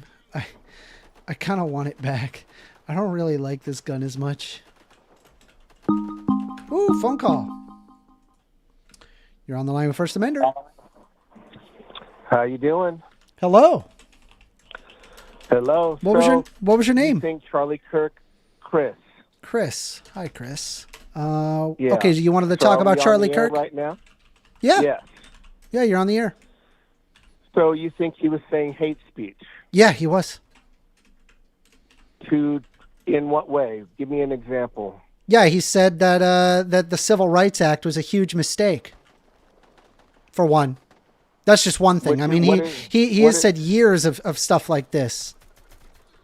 Okay. The Civil Rights Act. Okay, what part of the Civil Rights Act exactly is hate speech? What did he say? He wanted to end the Civil Rights Act. That's the hate speech. Okay, what is the Civil Rights Act exactly? Protects minors. I'm sorry, it protects minorities. Protect minorities. Yes. Okay. Yeah, Protect from minorities. discrimination. Okay. Yeah. Okay, from discrimination. Yes. Okay, well, we don't know exactly what he meant by that. What the fuck do you mean, dude? What am I supposed to imply with that? I don't really know exactly, but what you liberals are doing... What is you've us liberals you've- are doing? Yeah, you guys have recreated Sodom and Gomorrah, and before the floods came... We and have Noah's Ark with all created your Sodom and Gomorrah? I don't believe in your 2,000-year-old book, my dude. You recreated it with all this homosexuality. Yeah, I don't thinking believe it's that okay. homosexuality is going to bring about a second flood. Also, if you read your Bible, what was the purpose of the rainbow? God himself told you that he makes this rainbow in honorance of the fact that he would never do that again. I've read my would Bible. never- Like, listen, I know well, this stuff, but I promise you, none of this stuff is Let true. me listen. Okay, I listen to you. Listen to me. Okay, go ahead. Tell me how the time- end times are coming. Okay, every time we start doing all this LGBTQ stuff, no, he won't flood the world again, but we will have something like the rapture, and you and these people will be left behind in the rapture. Okay, what about in He's not gonna India where flood they've it. had hijras for thousands of years? What happened then? Why have they What's had that? a society that's much older than us, but God has not bestowed upon them a strife of death and suffering? Why did have they had a civilization for thousands of years? Let me answer your question. Uh-huh. They've had great poverty in that country for thousands of years. Do you think that has anything to do with the fact that whites colonialized their country and took their wealth? That could be a part of their bad karma. Maybe. Yes, possibly. Their bad Possibly. karma? Yeah, do you know what You believe in that is? karma? I thought you were a Christian. Well, I am a Christian, but I okay, know so you the don't believe in truth about- karma. No, I do believe in karma. Okay, so then there's you're not. Then you're. 50,000 What the hell are you Let me talking about? explain. Let me explain, soy boy. There's 50,000. There's 50,000 different Christian religions. I don't know if you know that. And I denominations. do. Yeah, I'm aware of that. This is Okay. concerning, considering there's Yeah, one Bible. I believe in original Christianity. Yeah. It's consistent with Kabbalah. Yeah. Hinduism, Buddhism, Do you have a kid? Sikh. Do you have a kid? I don't have any children. No. Okay, so let me ask you this. Let's say that your child is talking back at you. Should you have a right to kill your child? No. No? Huh. You know, I could have sworn when I read What my does that Bible have where to it do- what says does that that if have to you do? disobey, if your child is being disobedient, that you have a right to kill your child. What if I gave you that Bible verse? Would you then agree that parents should be able to kill their children if they're disobedient? So you say It's in the it says Bible. that in the Bible? Yeah, it says that in the Bible. Okay. I can give you the verse. Well, yes, there's Do you want the verse? millions of Do you believe me? Let me I'm just asking explain. you, do you believe me that it says that in the Bible? I don't know if it says it in the Bible, but No, I I'm do asking know you, that it do says- you believe me? I That's don't a yes know or if no. It says that in the Bible. Oh, holy shit. I'm not asking you if it says that in the Bible. What I'm asking you is, do you believe me in that I say that it says that in the Bible? I know that there are passages Oh, in the Bible Jesus that Christ. say- It's a yes or no question. What's wrong with you? I don't know, faggot. All right. Good talk. Let me answer. No. As soon as you do F-bombs, peace. Good talk. Yeah, fuck you. All right. That was good. Let me see here. Biblical hatred.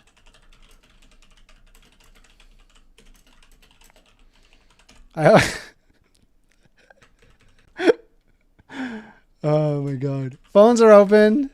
Taking calls 202-998-5218. Don't call me an F-bomb. If you want to have a discussion, let's have the discussion. But yeah, let's not do the open hate speech. Thank you. You're on the line with First Amender. Hi. Hi. What was your name? Jared. Jared. All right. What do you want to talk about, Jared? The picture that you just put up about Charlie Kirk being next to Jesus. Isn't it wild? Do you think is it a wild picture? Well, what do you think makes somebody famous? Like, why do we? What makes somebody put them up there famous? like that? I mean, the things they do would make people famous. Things people do make people famous. Right. What did MLK do? He proposed the Civil Rights Act to enable black people to not be discriminated against. Yeah, and did he have a lot of people around him who helped him with his dream? Yes. Helped him become who he was? Yes. So he's not necessarily chosen because he's special. I mean, he's a special person, for sure. How so? He was an incredibly influential speaker, very intelligent. He was able to speak into the desires of people. Yeah, and so is Kirk. Sure. Would you say that he's like Martin Luther King? Yeah, I mean, I believe he stood up for what he believed in. What about Jeffrey Epstein? To talk to people. This is Jeffrey Epstein's not, someone. He's not famous. We wouldn't put him up. He is. Wait, no. Wait. He's infamous. Are you saying that you don't put people up on a pedestal because of the things that they have done? No, that's exactly what I'm saying. Wow. You got to the same conclusion that I did. So why am I not putting him up on a pedestal? Why don't I put Charlie Kirk up on the pedestal alongside Martin Luther King and Jesus Christ? Because you disagree with his beliefs? No. I disagree with what he specifically spoke about wasn't freeing people, wasn't making life a better place to live, wasn't making society more accepting, but actually the exact opposite. His entire life was dedicated to that. Yes, I can. You can literally just watch any video that Charlie Kirk posted, and he had consistently done that. And he created an entire group of hate followers and then radicalized kids who don't know any better. He literally radicalized an entire generation of kids under his basis. You know why he was going to colleges? What, to boost his clout? No, because in the colleges right now, they preach left-wing ideology. Have you ever been to college? Of the problem. No. Okay, yeah, no shit. Because nobody who has actually gone to college thinks this. It's only people who have not gone to college. Have you heard of Evergreen College? I'm telling you right now, colleges aren't going out of their way to indoctrinate them into left wing. What it is it's just called education. They just educate people. Yeah, I mean, I would say you're half right, because I don't think it's the colleges themselves that indoctrinate them. I think it's the groups within the colleges, the fraternities. Yes, when people become educated, they tend to understand things at a more to a more socioeconomic level. Right, they start seeing the problems that exist in society that are entirely mechanistic, and so rather than just looking at it as an individual point of lens, they look at it in a societal lens. And it's more common that when you're college educated, you become aware of these things, and then boom, you become more woke. That's how that works. It's also common knowledge that the human brain doesn't fully develop until you're about 25 or 28. Okay, how old do you And think college kids are going students to are? college when they're 18. I So got they're more news for you. There susceptible are to tons of belief people that system. are well into their mid to late 20s in college. I would say Yeah, that would be I know. more than half the students would be that age. Right. But so have you So then heard what's of your Evergreen point? College? No. You should watch a video on Evergreen and what happened there with the equity department, Okay. because that's exactly what we're dealing with. Okay. Well, I would imagine that if you're talking about an instance of a single college in a single place doing a single thing, I'm sure I could find some sort of crazy event that would result in some negative repercussion or whatever. I don't disagree that so probably what- exists what out do there you think- somewhere. But the problem that I'm having is that you think that a college is just a leftist indoctrination center when all it is just education. It's just getting more educated. And it does follow that the more why would educated that Charlie you Kirk- are, that you tend to be more left wing. That is, in fact, the case. Right. Exactly. Yeah. how long So have we you had- don't how find long that have we had concerning public as far as like colleges? right wing versus left wing, in the fact that the left wing team tends to be more educated? You don't find that concerning? Well, I think What- that the have you ever thought to definition yourself, of education what is up it- for debate? What is it that these people know that I do not? Have you ever thought of that? About what? About people people? going to college, they learn something and then they become left wing. Have you ever thought to yourself, what is it that they know that I do not? Well, what I do know is that the older you get, and if you raise a family and have children, you become more conservative. College kids That's not- are also not having true. children. That's also not true. How so? What if as opposed to what? People that have children and are Democrats? Like Democrats have children. What the fuck is that Yeah, argument? And as they Where are age, you they getting become your more information? Where are you getting your information? conservative. I pretty much research as much as I can. I get You my information research from where different sources. where are you researching?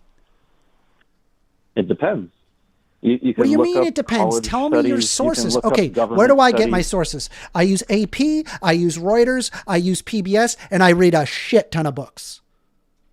Right. Okay, like I read a book like The Denial of Death by Ernst Becker, for example.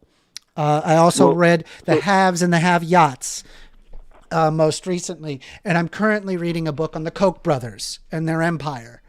Awesome. So like, where do you get your information?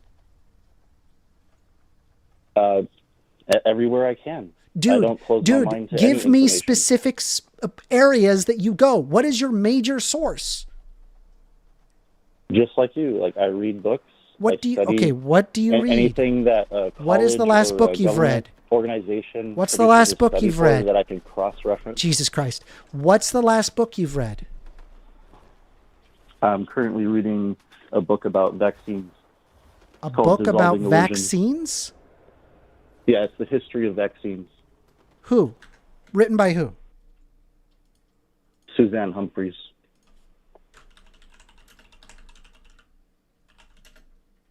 Sorry, I think you're muted out. No. Give me a sec.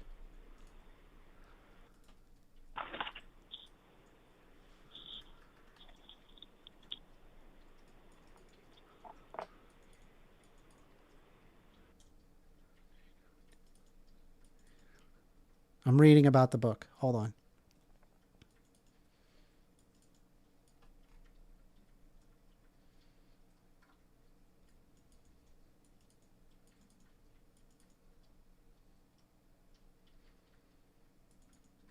So you're reading an anti-vax book.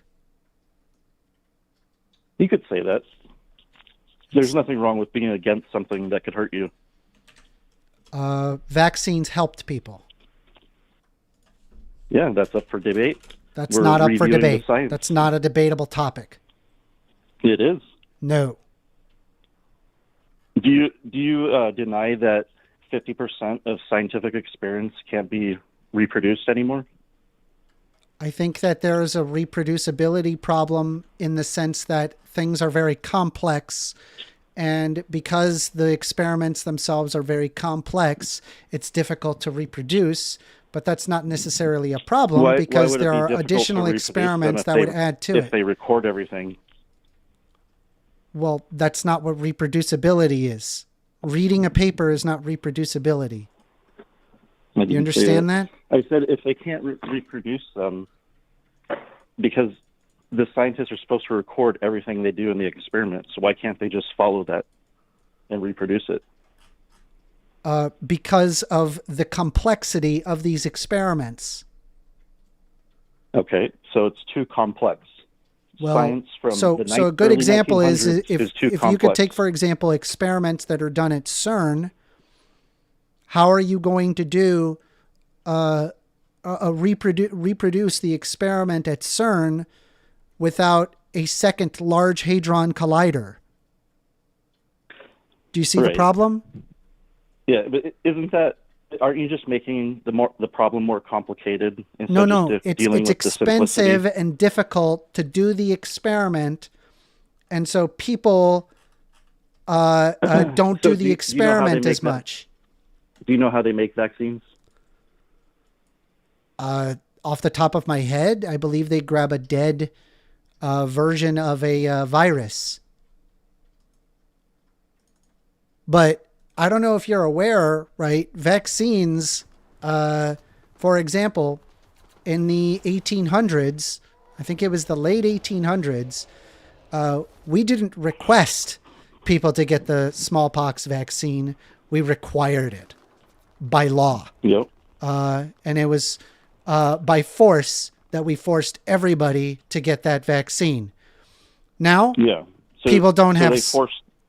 Did they? Yeah. Force So the now, tribal yeah. So now, indigenous people? could you please? Did they force the homeless people? Yes. Did they force the undocumented people? Yes. Everybody in the Everybody. whole world was Everybody. vaccinated. Yes. Everybody. Yeah, we did I don't everybody. believe you. We did. No, we did. We did. It's impossible. That is not There's impossible. people That's who live literally off-grid what we did. that you don't even know are alive right now. What I'm telling you right now, that is exactly what happened. And then the end result was we eradicated smallpox. That's what happened. No. We did. We did. You can look this up. We forced people to get the vaccine. We eradicated smallpox. Now people don't deal with So that there smallpox. was a one This world disease government during that stop. smallpox. This And this is before disease. the internet was Stop invented. talking. So you didn't even have digital records Stop of every person talking. alive. All right, I'm muting you. I have to mute you because I swear to God, these people lose their fucking mind. We got rid of smallpox because of the global efforts that were done across Africa throughout the 20th century, and we required it here in the United States. Smallpox is a disease that has affected us for the entire human existence. And even under, millions of years past, even through the Anthropocene or Anthropocene epochs and even prior. Smallpox has been a plague on humanity for as long as humanity has existed. We eradicated it because of vaccines. And you're going to tell me that it wasn't effective? All right, I'm going to unmute you. Eradicated smallpox. Let me ask you a question, though. Have you ever been to a third world country? Yes. Where? Well, then again, if you think third world country, I don't know if you would call it second world. I've been to Chile. I've been to Colombia. I've been to Mexico. Do those count in your mind? Okay, yeah, Mexico would serve the same purpose. So, you know about people who live on the streets or like slum kids. Yeah. Who don't have a social security card. Yeah. They're undocumented. Well, they wouldn't have even a to their own social government. security card because they're in Mexico. They're not. Well, they're they're not a citizen of the United States. Social security. I'm talking about just their version of social security, the way they keep An track of their ID? citizens. Yeah. Okay. Birth certificate. What's your point? So if there's millions of people in the world that are born without being recorded by the government. How does the government know that they vaccinated everybody in the world? How does the government know that they vaccinated everybody in the world? I don't know off the top of my head. I would imagine they would just go around and collect as many people as they can and get them to have vaccines. And we did do that in the United States. I don't think the governments had that much power.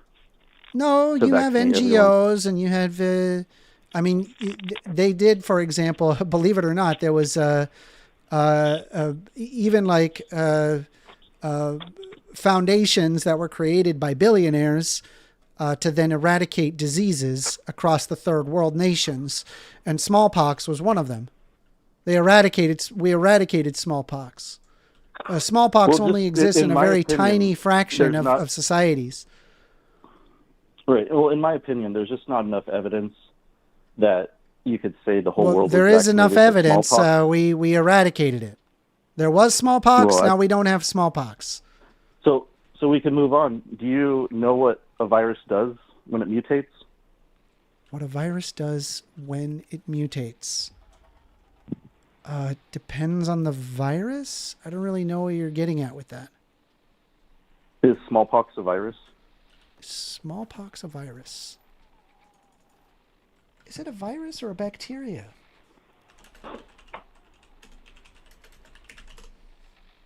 Yes, it's a virus. Right. So do you know what asymptomatic means? Yes. So do you think that people can carry smallpox and not have any symptoms? Yes. So do you think if we started testing for smallpox, we would never find it? There are small pockets where smallpox exists, but yes, we've eradicated across the known world. We have. So maybe what you mean is that we eradicated the original smallpox. We eradicated smallpox. So you don't. Well, you just said that there was. We did eradicate. Yeah, I mean, it's possible it could exist. I don't know. Like it could exist in Sentinel Island, for example. Like what does it mean to eradicate a disease? Well, I thought I was just going by the literal term of eradication, just completely gone. Yeah, and smallpox is gone. That's correct.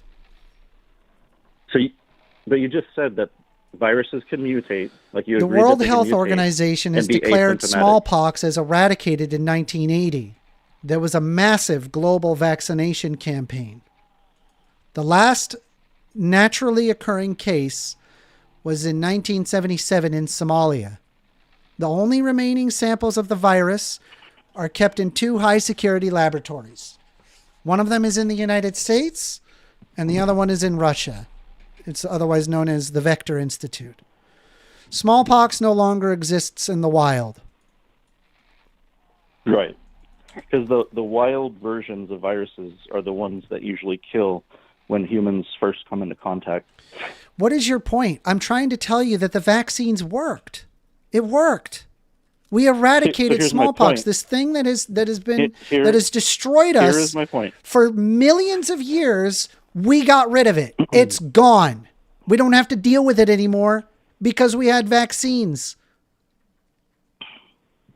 Isn't that a wonderful thing? Here's my point. Wouldn't you agree that is a wonderful thing? Know how many? Answer the fucking question. No. Stop answering my question with questions. Right? I've answered multiple of your questions. Now you're going to answer my questions. Go for it. Wasn't it a good thing that we got rid of smallpox with vaccines? Well, that's the problem because I don't think we got rid of it with answer vaccines. The fucking question. That's a yes or no question. Stop saying, well, it's a dude, loaded answer question. yes. How is it a fucking loaded question?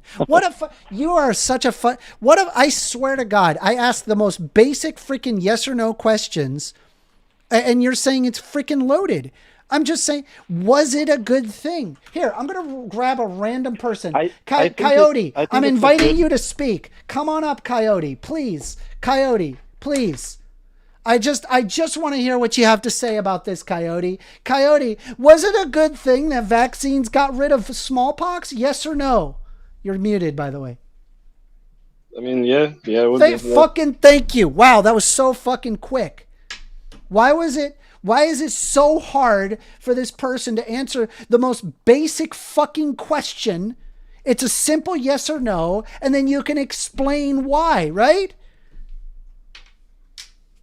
Fucking, all right, I'm going to ask you again. It's not a loaded question, right? I can answer that question. The answer is yes. The answer is yes. It's good that we eradicated smallpox because of vaccines, and not just voluntary or friendly about it or foo-foo, oh, my rights. No, fuck you. We forced it. We made people get the vaccine, and then guess what? We eradicated the fucking disease. That's what we did. Okay? And it worked. Okay, wasn't it a good thing that now we don't have to deal with smallpox because of the vaccine? Yeah, do you know how many diseases and viruses are Holy still shit. actively killing Holy people? shit. Holy shit. Holy shit. He is not answering the question. Once again, asking another fucking question to answer my question. Answer the question, yes or no. Letting me talk anymore. You're interrupting me. Oh my God. Here comes the waterworks where they do the meta, like, oh, you're interrupting me, oh, blah blah blah. You're muted. Nobody can hear you.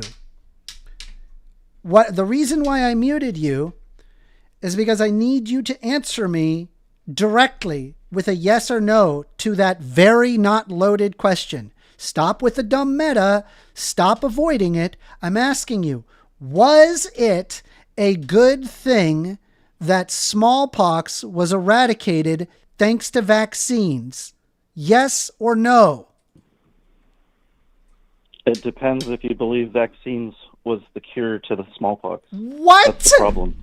That is empirically the fact. We went to people, we made them get the vaccine, they became immune to smallpox. Smallpox can't spread to other people. The last known case of smallpox is in 1977.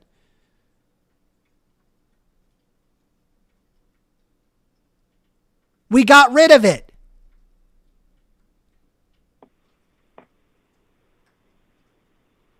Was it a good thing?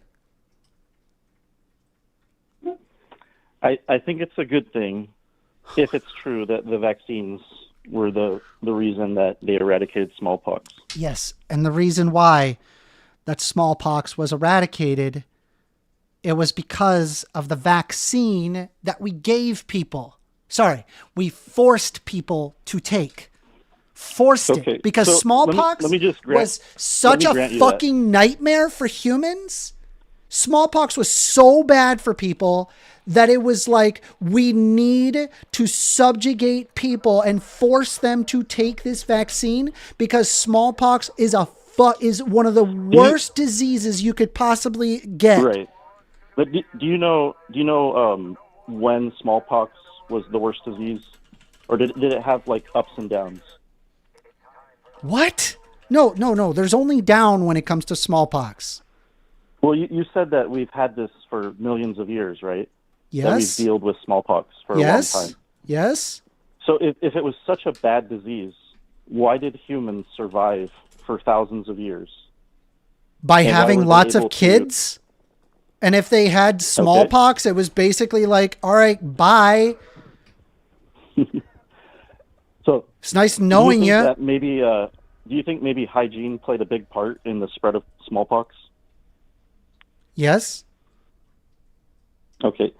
So do you think that if we were to have good hygiene, really good diet, and just, all the environmental factors are healthy, do you think it's possible the immune system would be strong enough to defend itself against random viruses like smallpox? No, it has been a plague. So? Yes. Okay. I know that for sure. Well, let me right? Just, because people had an immune system, but I'm just going to share the pictures of what it looked like to have smallpox. No, I know. I've seen them. That you're going to tell me. So here's the thing, right? Every single one of these kids have an immune system. Every single one of these people had immune systems, right? And you could have had great hygiene, but all it takes is one little mistake, right? All it takes is one day you're not washing your hand properly. All it takes is one moment, right? And it spreads everywhere. Everybody gets it. And your immune system is not enough to keep with it. What happens with the smallpox is you fucking die. That's what happens. You just die. And what we did is we forced people to get the vaccine. Now smallpox can't spread. Because smallpox can't spread, the last person to die, that's it. No more smallpox. That's how it worked. Right? Smallpox worked. So do you getting rid of smallpox. Because of smallpox, the smallpox vaccine worked, do you think that makes a default that all vaccines will work now? No. I think you need to have clinical trials. I think it's necessary to ensure that the vaccines work, especially if you're gonna install it to a majority of the population. You need to know that it works. Right. So, do you think that the COVID vaccine worked? Yes. How so? It reduced hospitalization rates. Okay, It reduced what did they change the reduced definition of vaccine? mortality rates. Do you think we have enough evidence for that? Because you said you have to have trials. Yes. Right? Yeah. We have the largest sample size in human history. There was over 1 billion people that had received the vaccine. Yeah. We do have So did you proof. compare those 1 billion people to the ones that were unvaxxed? Yeah. How so? By looking at people that are unvaccinated and the people that would have deadly conditions. So do you think like everyone who's questioning the COVID vaccine efficacy right now, you think it's just political, like Trump's admin is going after him? Yes. So do you think the doctors who are speaking out against the COVID vaxes before Trump was elected are also Trump supporters? Yes. So that their whole angle on questioning COVID vaccines was for Trump? Yes. Didn't Trump actually make the vaccine under his admin? Yes. So why would they be against his vaccine but also be supporting him? Yes, because Donald Trump flip-flops. I don't think he's said anything publicly about being against the COVID vax. No, because he created it. However, he did sow tons and tons of doubt into it later on in his presidency. He was initially with the health establishment in getting people taken care of through Operation Warp Speed, but then as time had went on, created and sowed doubt into it. Right, and he made it a political cudgel. Well, aside from all the politics, what do you think about the new research that is basically saying that a lot of the mRNA vaccines can cause cancer? That you're saying that the coronavirus vaccine causes cancer? Well, it's specifically the spike protein, which is in the normal virus. It causes cancer. Version of the virus. The spike protein causes cancer. Yeah, they're saying that. I can already tell you that's empirically false. They're saying cancer rates are going up across the board. All right. What is cancer? Explain to me cancer. It depends on which kind. No. You want the scientific term of cancer? No. I'm asking, what do you think cancer is? I think cancer is basically dead cells or a tumor, things that grow, and it's also like a reaction, like your immune system reaction to some foreign agents. All right, let me help you out. Cancer is a mutation that occurs within the body, and it is literally your cells. Right. There is normally a signal that basically tells the cell when to die or when to be killed. Sometimes that signal doesn't work properly, and all it is told is to continue reproducing. It reproduces and creates more cells that also say to keep reproducing and not die. This is actually why cancer is such a difficult disease to handle, because it is literally your cells. Normally, what we do in order to deal with infectious diseases is that we utilize the immune system functions, and we're able to manipulate the immune system functions into working for us. However, when it comes to cancer, because the mutation is literally your cells, the immune system is largely incapable of handling that mutation. The problem that I'm having with your spike protein hypothesis is you're talking about a mutation that occurs within the nucleus of the cell. The nucleus of the cell is a protective barrier. Spike proteins can't enter the cell nucleus. Spike proteins can't even enter the cell wall. So I'm a little lost as to how a spike protein would be able to synthesize into a cancerous cell. I think it's more based off of the inflammation it causes throughout the body. Inflammation? Yeah. What are you talking about? It's a spike protein. It's quickly eaten up by your immune system. What inflammation? Well, when you get sick with COVID, you get inflammation. Yes, you get... Wait, actually, I don't even think that's true. Are you referring to the respiratory condition that causes inflammation? Well, I think there's different strains of COVID that have different symptoms, but inflammation it's pretty much across the board. I just want to be clear, right? Spike proteins don't make cancer. That's not how that works. Cancer doesn't work that way. No, I think I'm more referring to people who got the COVID vaccine. Can you just acknowledge that the coronavirus vaccine doesn't cause cancer? No, I think they're still studying it. I think you don't need to study this. I just told you what cancer is. Spike proteins don't go past the cell wall, let alone the cell wall of a nucleus.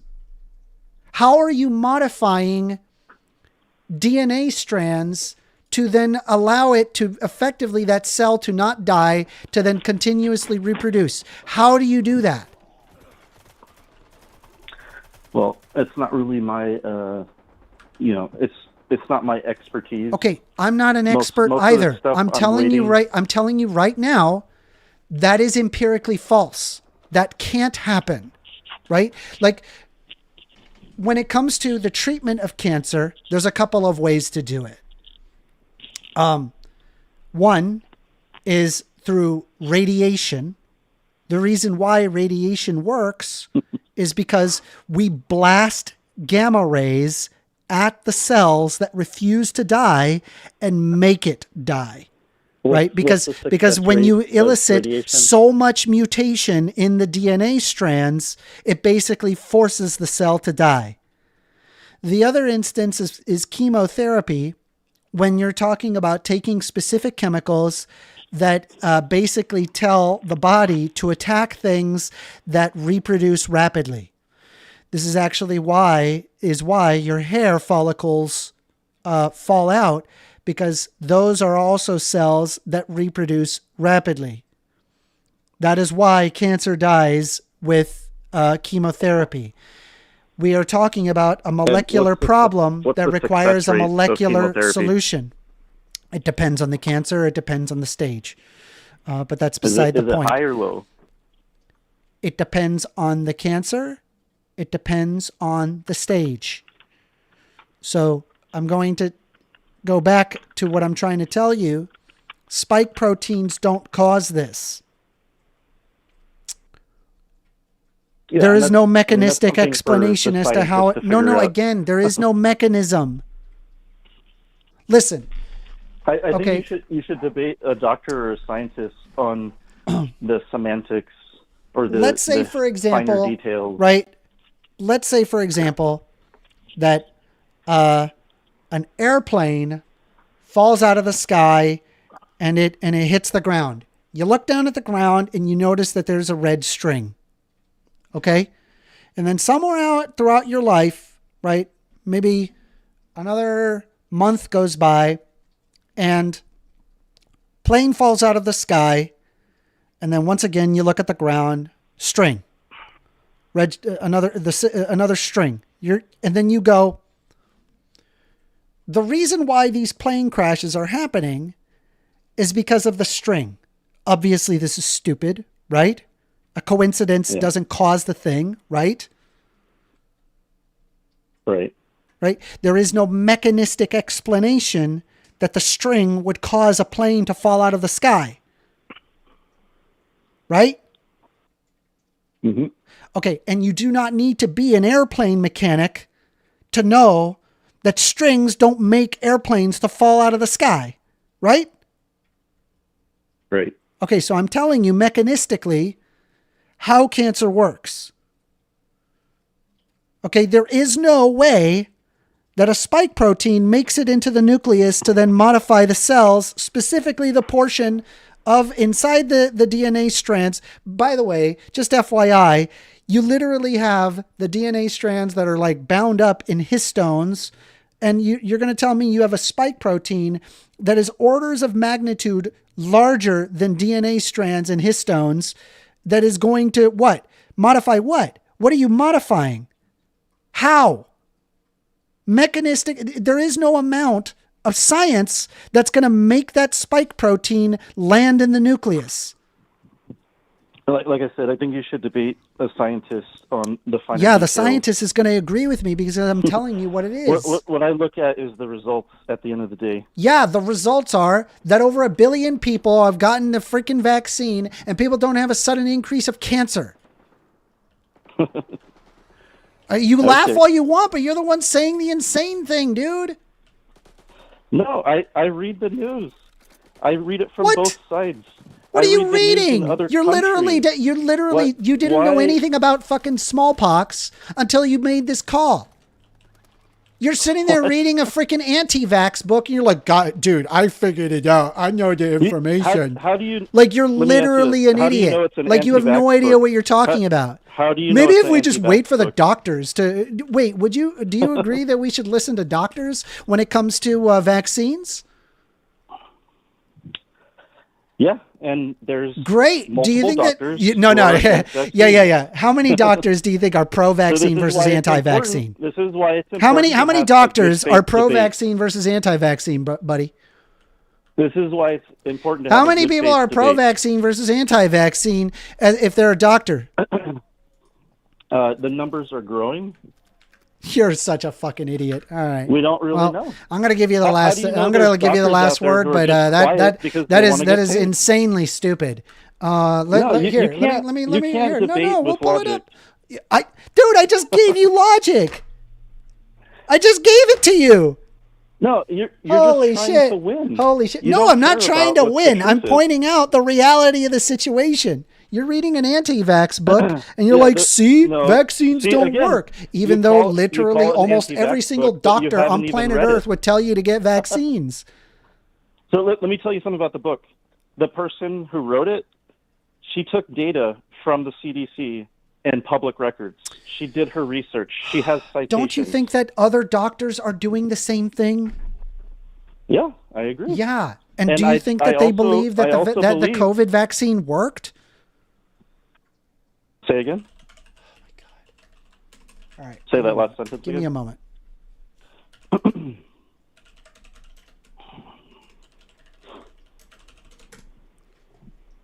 Hold on. Just for fun. Just for fun. Just for you, buddy. Just for you, buddy. I got you, homie. Let me get you hooked up. Hold on. Have you ever heard of consensus.app? You ever heard of it? Possibly. Sounds familiar. Yeah. It is an aggregate of scientific studies. You can ask it a scientific question and it will give you what is the consensus on that. Very, very helpful. Give me 1 second though. I'm going to collected here. I would be open to learning from that.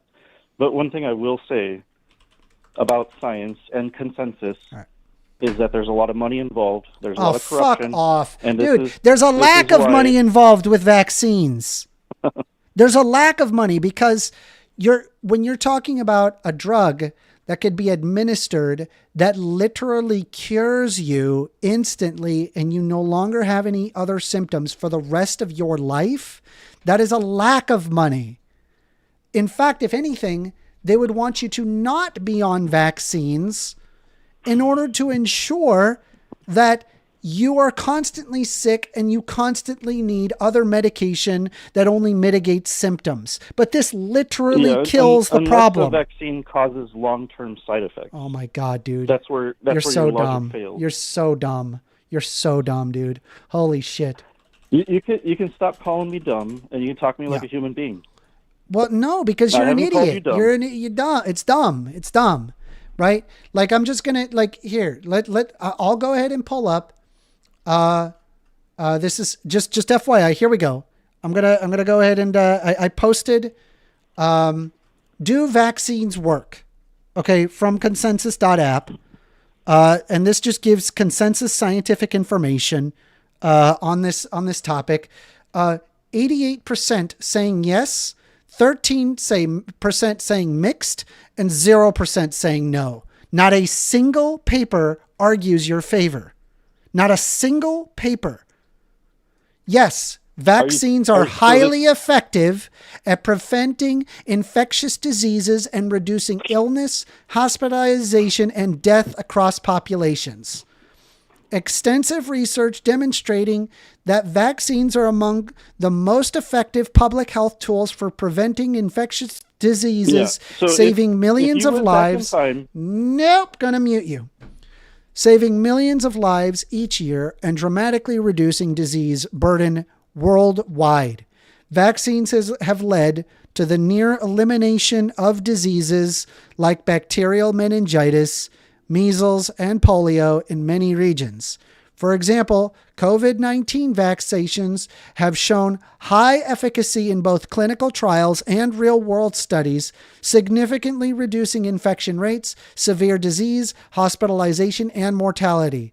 Similarly, HPV vaccines are most effective when administered before exposure, with effectiveness rates of 74 to 93% in younger adolescents. Okay, this is very, very clear on this information. The studies are there. There are many, many different studies. There are 17 damn fucking, there are 1, 8, 16. There are numerous sources that provide this information. It is there. Okay, I'm going to unmute you.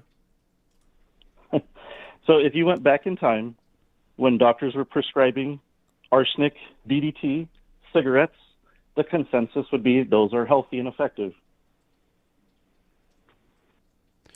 All right, dude. Well, sadly, I'm looking at the time, and we're going to move on to the next call. All right. Have a good day. Bye-bye. Holy shit, that was stupid. All right, let's try that again. You're on the line with First Amender. I would just like you to discuss the fact that our society pretends that all people are, somehow the same or equal, and they control the terms by which people can be classified, creating several sets of double standards. For example, you can judge someone based on their economic status, but not based on their genetics. I don't understand your question. Can you repeat that? Well, why do you think our society supports those double standards at every level? I think our society tries to look at people who, on factors that they can control and tries to ignore factors that they cannot control, mostly because of the human rights violations and humanitarian loss that would inevitably result should we want to separate people on the basis of race. There's also the fact that race in itself is a social construct. Well, the legal environment of the United States actually disagrees with you for, something like the Civil Rights Act, for example. So that's something where they've actually legislated. The Civil Rights Act does the opposite of racism in that it protects people from being discriminated against, because historically people have been used to be discriminated against on the basis of their skin color and where they're from. No, it actually created a No, that never happened. Standard. What? Should we get rid of the Civil Rights Act?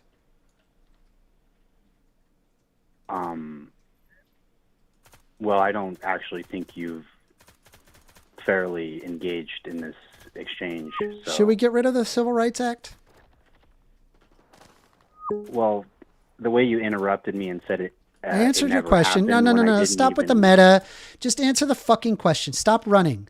I swear to God, every single one of these right-wing racists come in and they say some horrible shit. I then push their shit into their face. And they're like, well, if you just stop interrupting. No. How about you answer the fucking question? Well, Are you in favor of the Civil Rights Act? Your own standard. You violated your own standard. Are you in favor of the Civil Rights Act? Power in the conversation. Are you in favor of the Civil Rights Act? Well, you're not actually. Stop wasting my time. So Stop wasting my time. Go fuck yourself, racist. You're on the line with First Amender. How you doing, First? What's up? Can you hear me clearly? Yeah, I can hear you. Is this AWOL? Yes, it is. My favorite conservative to talk to. Well, maybe second favorite. I'm sorry. You are my second favorite conservative to talk to. Cool beans. I appreciate that. Yeah. You probably won't do that after we talk, though. After walking down we disagree, but we have good conversations, I think. Well, yeah, I agree with that. I just disagree with you, but I think that at heart you believe that you're right. Okay. First Bender, the other day when we were talking about Charlie Kirk, yeah, I asked whether he was a martyr. Yeah. And you told me that the definition of martyr is someone who dies for their beliefs or their religion. Yeah. I added a caveat to it. I think there's more to martyrdom. Specifically, I think that there needs to be positivity associated with it. Like, I think that, like, you had to die for something that you believe in that I think, like, is, like, ultimately a positive thing that you're arguing for, I guess. Like, I don't think, like, I don't know, like, do I think, let me ask you this. Do you think, like, Jeffrey Epstein's a martyr? No, of course not. He died doing what he believes in, though. I completely get that, but isn't that kind of like when you were comparing it to Hitler because you keep using the worst example? No, I'm just using an example where it's like, obviously this person is an abhorrent human being, and then they died doing the thing that they love, or defending the thing that they love doing. In his case, it was abusing children. But obviously we would not call him a martyr, right? Because what he had done was intensely negative. You'd agree with that, right? I do agree with that. Let me ask you a question. Yeah. So there has to be an air of positivity. I'm sorry, what? There has to be an air of positivity to call something a martyr. Okay, air of positivity. Yeah, he's got to be a positive, yeah. If a jihadist blows themselves up, are they a martyr according to their religion? Hell, yeah, according to their religion, sure. But I think they made life a worse place, because of their religion, and so they're not martyrs. It's a good example. Okay, well then again, according to their religion, if they are martyr, it depends on your point of view, right? Yeah, I suppose so. Yeah, like I would imagine that there's probably some billionaires out there that are like, Jeffrey Epstein, oh, he's my best friend. We had a great time together. It's a shame what happened to him. Well, let's make a quick agreement. He died doing what he loved. Sorry. How about we stop using Epstein as an example and we talk about Kirk for a minute? You would agree that he had a lot of followers and people who liked his message and enjoyed listening to him debate, right? Yeah. Could those people consider him a martyr? Could those people consider him? Yeah, sure. All right, now let's flip it. You're actually like Charlie Kirk in a way. Well, except you're not a good debater. But you're such a dick. Come on. But you were willing to face. Come on, I'm working on openly. it. I know you are. You're getting better every debate. You're still not good. But anyway, you are willing to face your opposition in open discourse, right? Yeah. How often does that happen on your side of the table? How many people are going out to college campuses or just in public and trying to talk about their views? On trans subjects, we'll say. On trans subjects. I mean, it's mostly right-wingers that do it. It is. You know why? Because right-wingers understand that you need to get out and actually touch grass and talk to actual people instead of an echo chamber. Okay. No for that? No, I'm saying, that's okay. Fine. And? Okay. But what I'm saying to you is that if there's nobody on his level doing it on your side, do you not understand that, like, you yourself, I think you're a good representation, but would you go out and do the things he did as far as visiting campuses? Hell and putting yeah. yourself in danger? I've actually spoken at campuses. You have? Yeah. That's actually impressive. I'm sorry, I got to give you props for that one. Yeah. But if that's the case, do you feel like you would be putting your life in danger? Do I think that I would be? No, I don't feel that I put my life in danger by doing that. But I agree with you. I don't think that we should live in an atmosphere where that's possible, right? Like, I don't believe Charlie Kirk deserved to die. I'm glad to hear you say that. Now, I know that I actually defended you in the comments because you didn't actually advocate for his death. No. You don't agree with it, man, and I do agree with that. You never advocated for his death, so I will give you those props. But back to my initial point. First, if someone popped you, man, do you think people in your community could call you a martyr? If someone killed me? Yeah, I think there would be maybe people who would call me a martyr, sure. But I mean, I'm not popular enough, so probably not.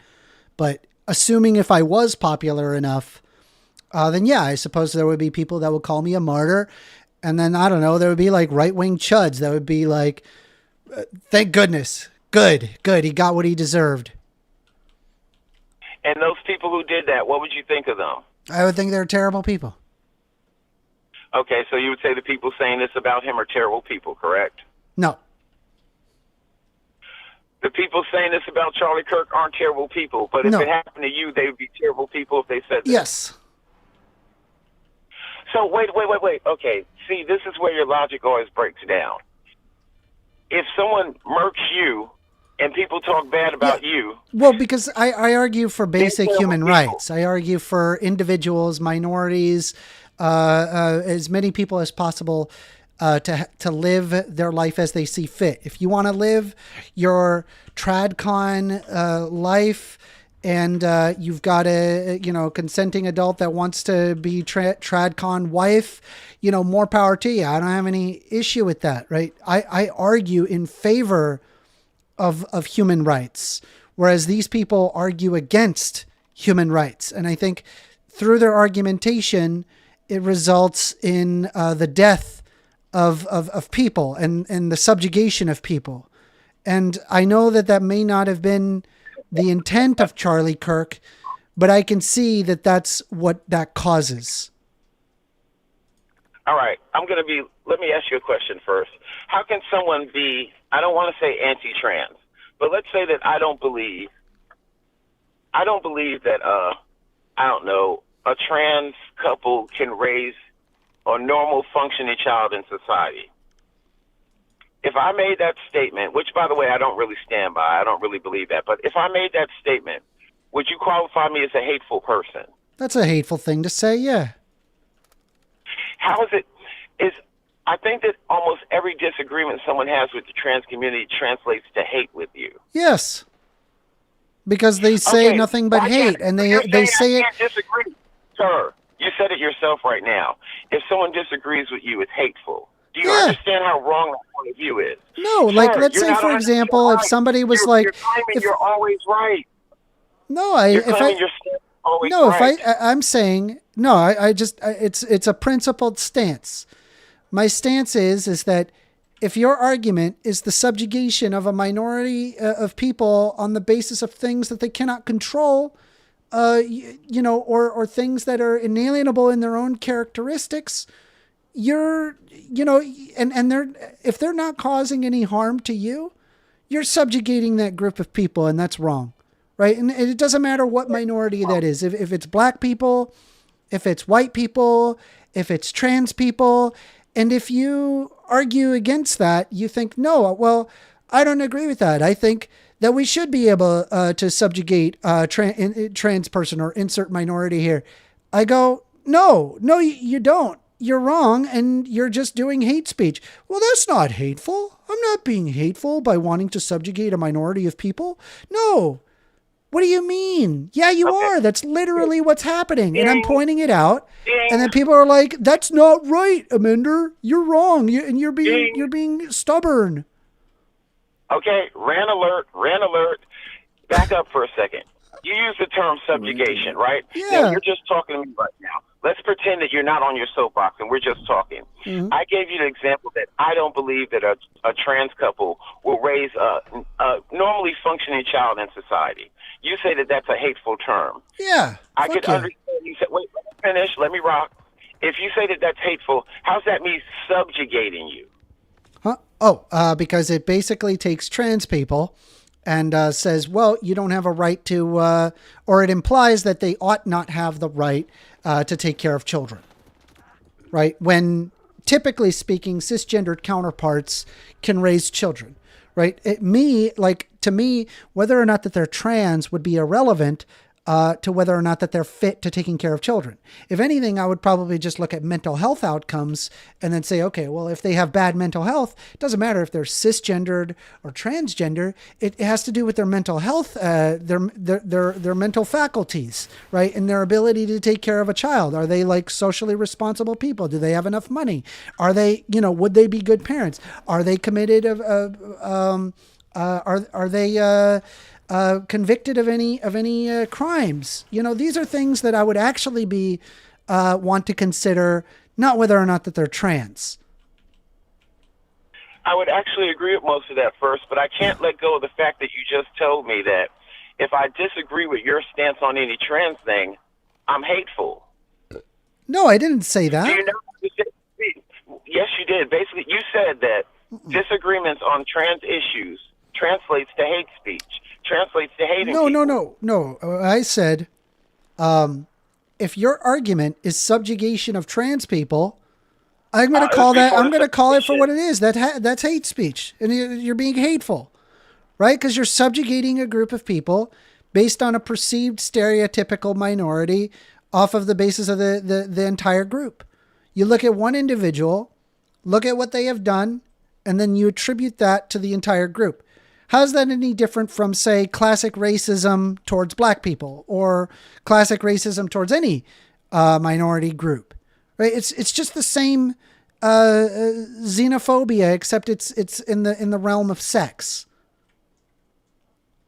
With all due respect to you, I think that you are one of those people who wants to be a victim when you don't have to be at times. I'd like to not be a victim, but if they just didn't make laws that specifically subjugate trans people.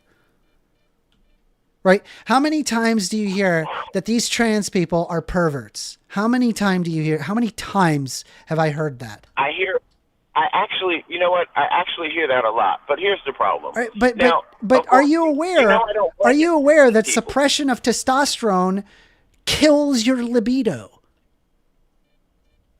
I'm pretty certain it would. 100%. So how are they perverts? They have no sex drive.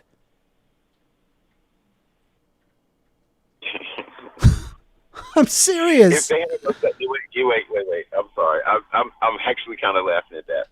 First, here's the problem, okay?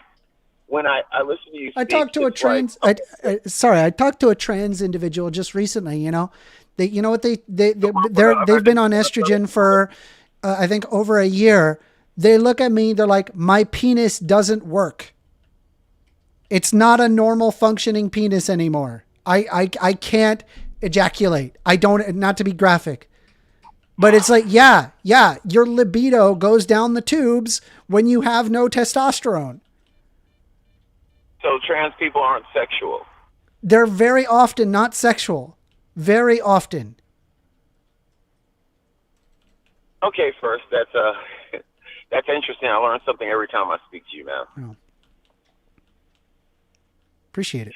I had another question for you, though. Remember when you were talking about Charlie Kirk and you were talking about the Civil Rights Act? Yes. He wants to end the Civil Rights Act. I have a question for you. Okay, I have a question for you, and please try to be honest. Well, I'm sorry. I know you try to be honest. Don't be disingenuous. Did you get that from an article, a clip, or did you actually watch the debate where it occurred? No, it's probably an article or a clip where he said that. Yeah. I don't watch these fucking right-wing chuds, bro. Of course. I don't watch these people. Stop for a second. I'm going to make you concede a point right here, and you better not damn lie about this. Okay. Do you say that people on the right can take a clip of something someone says and completely misrepresent it? Yeah, sure. Then why can't that happen on the left? Sure, it happens on the left. I didn't say it doesn't happen on the left. Okay, fair enough. Then what you're saying is, I watched the clip of it, and I don't watch that kind of stuff. If you didn't watch it and all you saw was the clip, then you obviously are taking it out of context. So what are we going to do? We're going to watch the clip where he says he wants to end the Civil Rights Act, and then you're going to be like, oh, you're right, amender? No, you know why? Because every time you bring up one of those clips, you never watch what's before and after. Oh, my freaking God. How much do I got to watch the whole damn 30 minutes? No, you don't. But I would say this much at least. If you find any Are you clip, sure that Charlie Kirk clips don't cause cancer? Yeah, I'm pretty certain of it. But I don't know. The scientists are researching it. Do you think? No, wait, stop. Seriously. Follow the logic here. Both political sides use the same type of methods, correct? Both of them use the same. No, I don't believe that they use the same methods. Oh, you are so full of shit. No, I think they have different. They have different ways that they go about things. Yeah.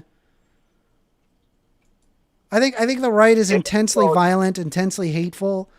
I think they like to subjugate minorities, and the left tries to have human rights, right? And social safety nets for people. Let's make this so simple that you can't deny it. Okay. All right. Do the left and the right smear each other constantly? Do the left and the right scare each other? Is smear. Smear? Smear campaign. Smear. Smear. Smear. Okay. You say smear weird, strangely. Smear. Smear? Smear. Why do you say smear? Smear. Smear. It's smear. Oh my God, man! Focus. I'll use a better word. Okay, how about this? Yeah, they smear each other all the time. They smear each other all the time. Okay. They do, right? Yeah. Now, if you can see that people will take a quote out of context, why is it hard for you to believe that you might be reading this quote out of context? Because I read books, both right and left. To be fair, I do not read a lot of I do not watch a lot of Charlie Kirk, but I've seen a lot of his clips, and his clips have been intensely hateful. Oh my God. Okay, I am getting ready to get off the phone, but I will give you one more thing. There was a clip that went viral not too long ago where Charlie Kirk is standing on stage, and he's yelling at someone, and he's saying, "You're damn right, or well, you're darn right. I'm a capitalist. I live my life as a capitalist. That's right, chink." People didn't know that he was talking to the guy from the Young Turks whose name is Chink. So what they posted was, here's Charlie Kirk showing Asian hate. Is that not misdirection? Yes. Given your context, yes. Okay, so how do you know that the clip that you're talking about with the civil rights thing isn't being taken out of context if you haven't watched the whole thing? context where it's appropriate to say that the Civil Rights Act was a mistake? Because then, like most of your arguments you have with people, you never dive any deeper than the surface. If the person makes that comment, I'm pretty certain that's not the last thing he said on the I'm just curious, is like, what context would it be? Well, if you were truly curious, then you would look it up and figure out what that context is. I don't need to look it up because I'm positive what he's arguing. He thinks that you should be able to discriminate against. If I had to guess, right, it probably has to do very much with like a libertarian idea that you have a right to deny service, including on the basis of race. Because it's your property and you have a right to do so. I mean, I used to be a libertarian. I understand these arguments. The problem with that argument is that ultimately what it does is that it reduces the life, liberty, and property of that minority of people, effectively removing the entire point that you even have the right to begin with. Wow. You know what, first? That's actually a very good point if it went with what we were talking about, because what we've already established is that since you're not going to look into the clip to make sure you're right or wrong. All right, you're right. Let's look up the clip. Let me finish my sentence. No, we're going to look up the clip. Oh, you're pulling it up? Yeah. I'm proud of you, first. Good job.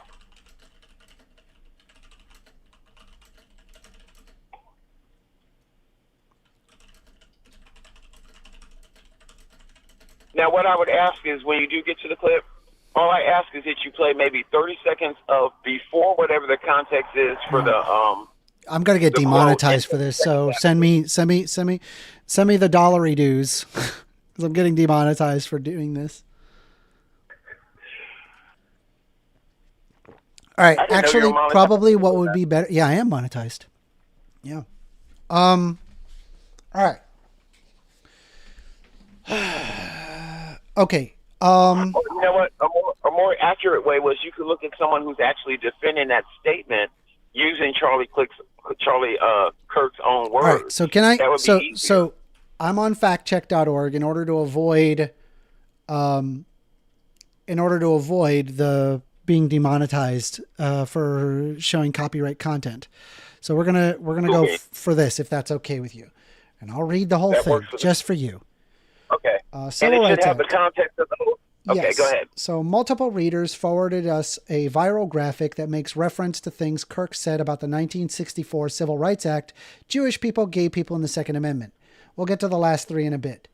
Kirk did say that it was a huge mistake to pass the Civil Rights Act of 1964.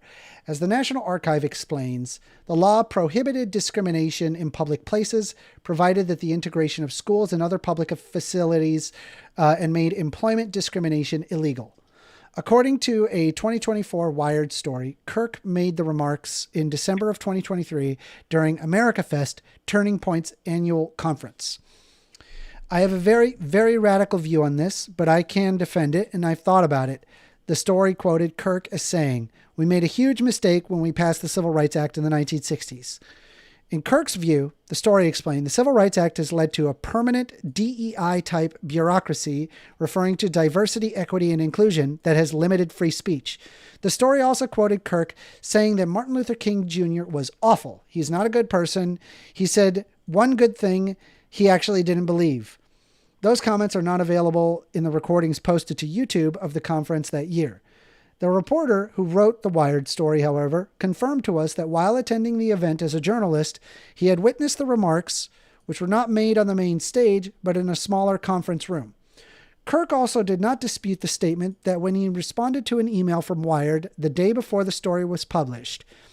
Reading from the email, Kirk introjected to say that it was true that he had described King as a bad guy, and also true that it was that self-described, very, very radical view that the country made a mistake when it passed the Civil Rights Act.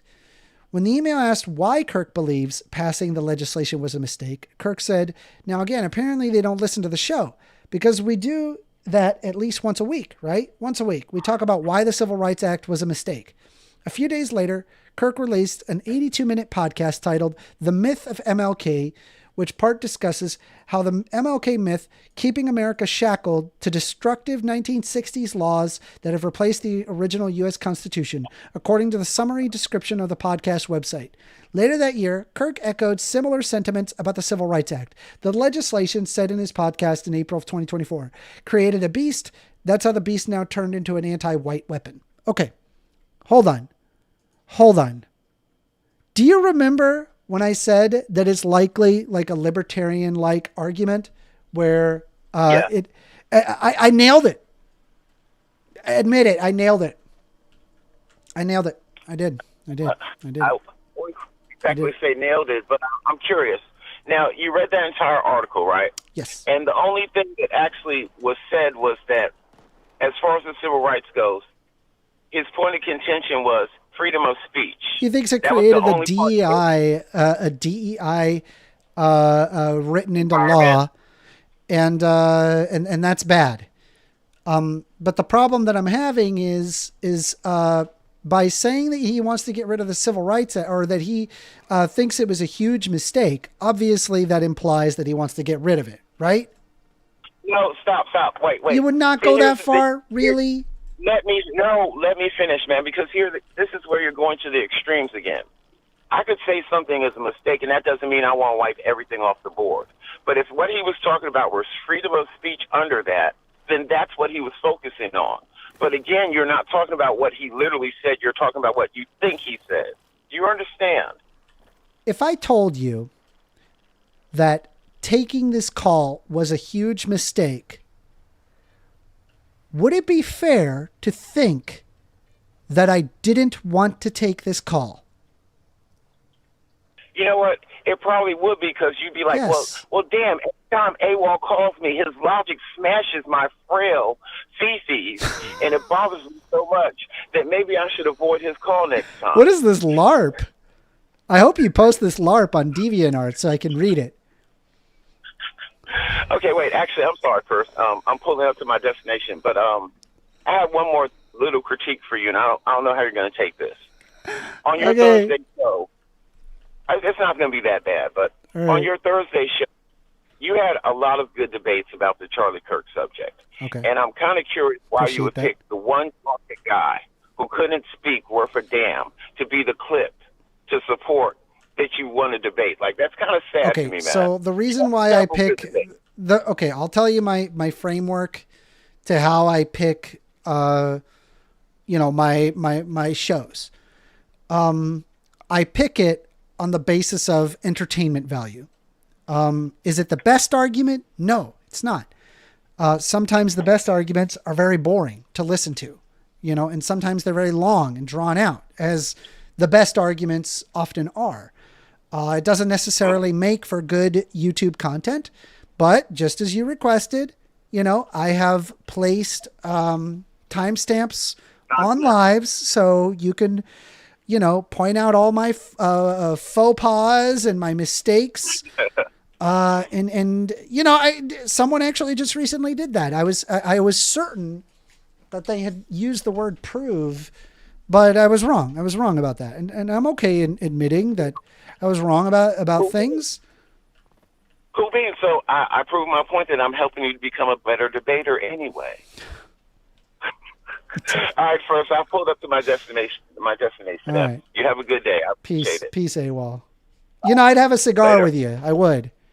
Yeah. Well, and I would too. I would enjoy talking to you face to face. Yeah, it'd be good. Good talk. Bye-bye. That was AWOL, everybody.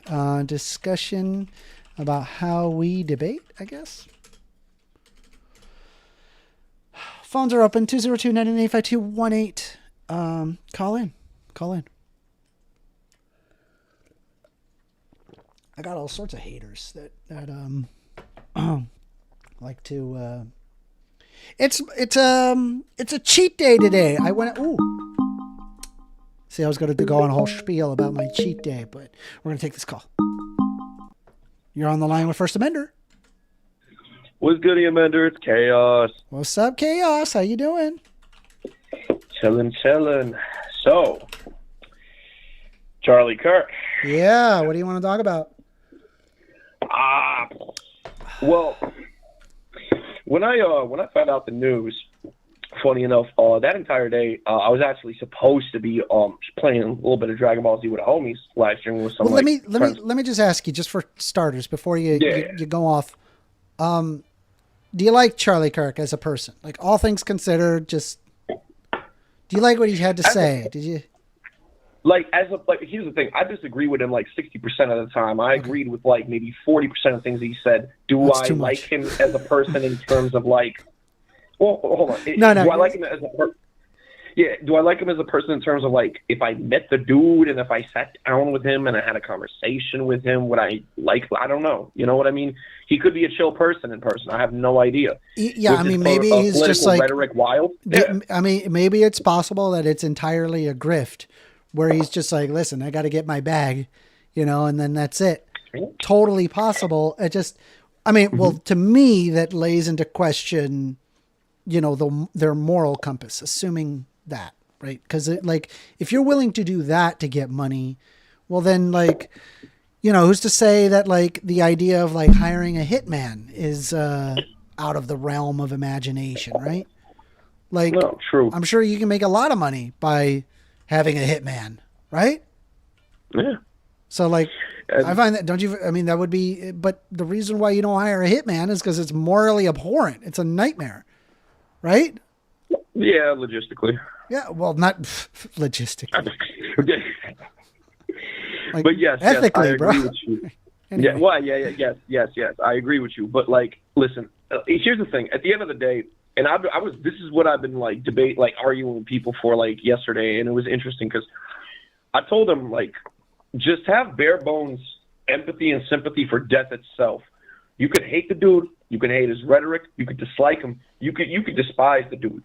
At least just have respect for death itself, right? And I was going through with a lot of liberals yesterday, and what they said is oh, well, what about George Floyd? And then they listed out a bunch of other people, and then I yelled, I respected their deaths too. I said rest in peace. I fucking. Well, let me ask you this, right? Do you respect the death of Jeffrey Epstein? We're not going to be comparing. We're not. One thing. No, I'm just curious. Do we respect the death of Jeffrey Epstein? We're not going to be doing that, dog. Right, well, what about that? What about the death? What about? Okay, fine. Not Jeffrey Epstein. What about the death of an Al Qaeda member by a suicide bombing? Okay, hold on. You cannot compare people that have actually done terrible actions as opposed to just speak bad rhetoric. No. Hold on. Speaking bad rhetoric is I don't know, you talk with a stutter. That's bad rhetoric, right? Specifically what he was arguing, he argued that the Civil Rights Act was a mistake. A huge mistake, which means that he would rather have his First Amendment right to discriminate against people, and screw those other people. He's fundamentally, if he had his way, and if he convinced enough people, the world would be a worse place. Wouldn't you agree? If we got rid of the Civil Rights Act, don't you agree that it would be a worse place? Sure. And don't get it twisted. Like I said, his rhetoric was bad. Not just his rhetoric. What he said. Not rhetoric. Yes, what he said. What he said was terrible. Rhetoric is not what he said. That's not rhetoric. Okay. Rhetoric is the way you say it. Understand? Okay. That's really important that you understand that distinction. Yes. I'm telling you, the things that he said, right? We're going to go like that. Things that he said, I disagree with. They are bad. A decent portion of them that I disagree with. I think that are bad. Like what he said, civil rights movement, I agree with that. With what you said specifically, right? All I'm saying is, well, let me ask you a question first. When that happened, you didn't laugh at his death, correct?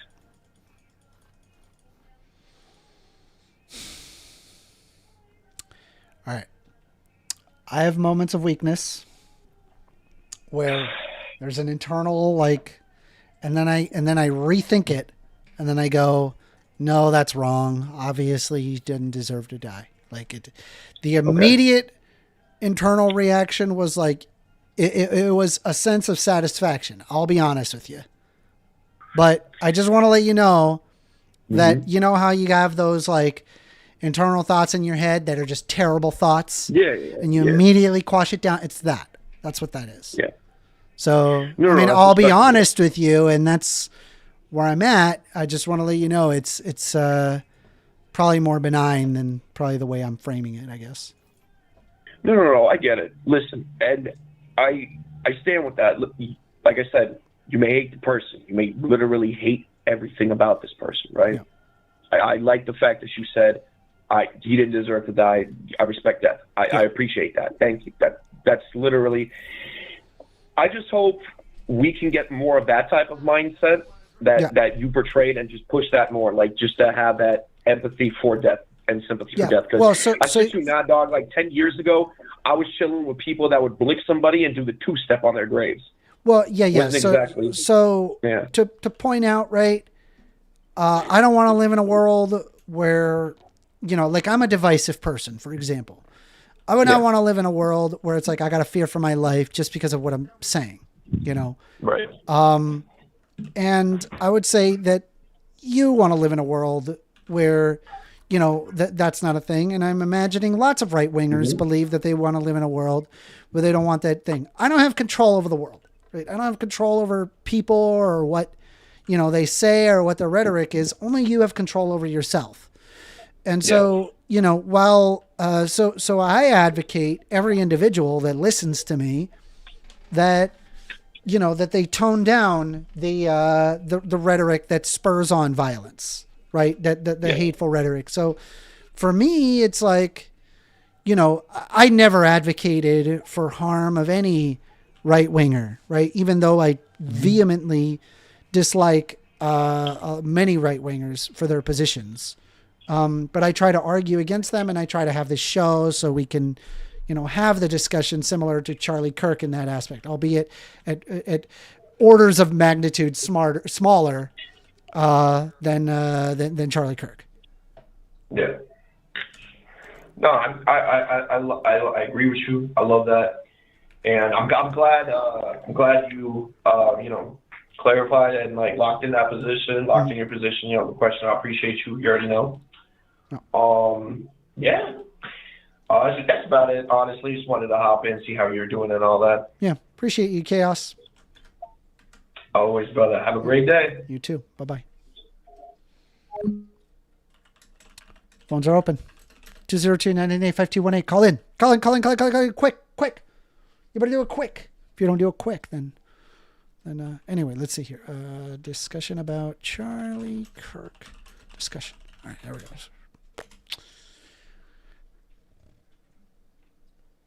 We had Penguin, we had Escape Key, we had Unuks, Chris, Jared, a racist,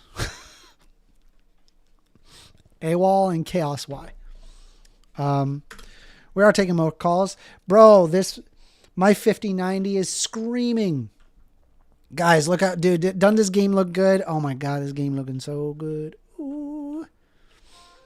I'm very happy that I bought this computer. My bank account is crying, but I'm happy.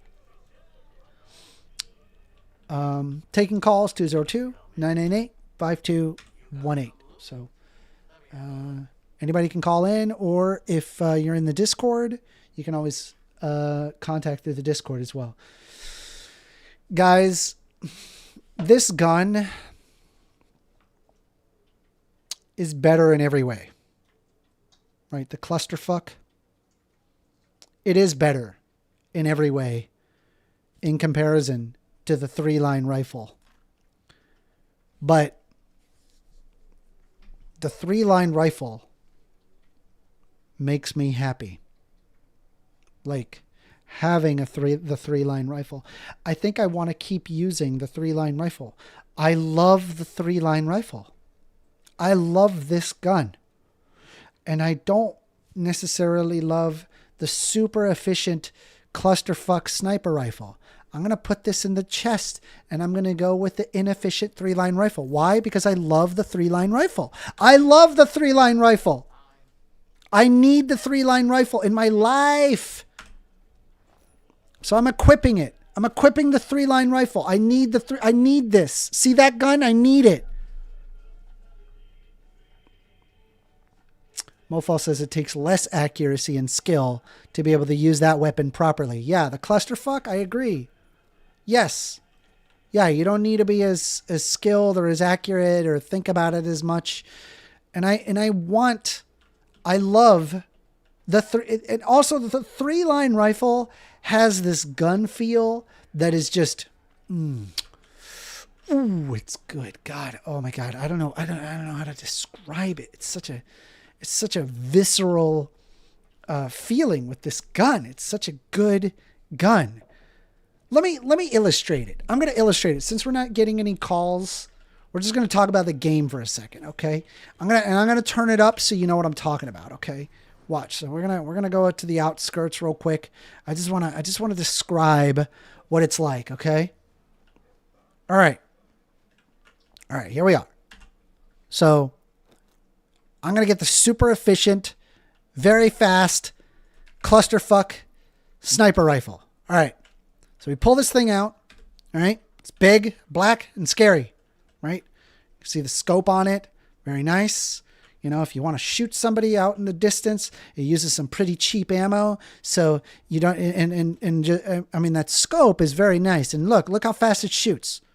Oh, hold on. You also got to hear the noise of it. Okay, so I'm going to turn it to 100 for a moment. We're going to turn it to 100 so you can hear the game, right? You can see.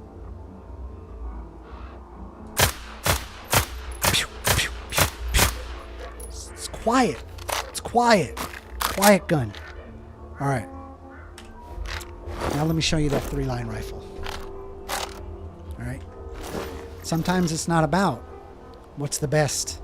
Sometimes it's about the feeling of it. So here you go. The scope isn't as good. You could see that the zoom isn't as good. You've got but just feel this gun. Oh. Oh. Listen. It's just a different feel. I love that gun. This gun is fire. This gun is fire. We are taking calls. 202-998-5218. I'm telling you, man, I need that 3-line rifle in my life. All right. which says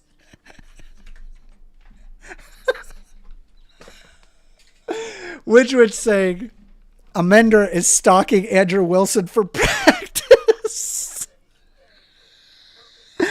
Bro, that's a wild thing. Listen, I just want to, just for the record,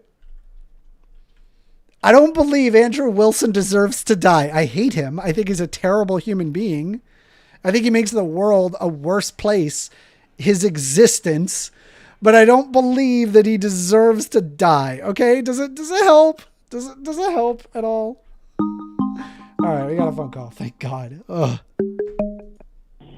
You're on the line with First Amender. Hey, Amender, it's Extremo. What's up, Extremo? What's up, bro? Dude, did you hear? Hey, yeah, bro. That's actually why I wanted to call you. I know you haven't spoke on the topic yet, so I just wanted to get your 2 cents on it. What? Hear what, bro? Wait, maybe we're talking about 2 different things. I made a new server. Oh, yeah. DP, yeah, but... basically, DP is back. We back, baby. No, I understand, but, you know, bro, look, honestly, bro. Bro, you'd like it there. You'd like it there. I'm sure I would, bro. I'm sure I would, bro, but the problem is that with recent occurrences, and plus what my experiences have been throughout the last 5 years with Discord, bro, I realized that Discord is actually cancer, bro. Is it? It's actually, yeah, it's actually not cancer. It's actually a venereal disease that spreads. Okay. You know what I mean? No, I don't know what you mean. Well, okay.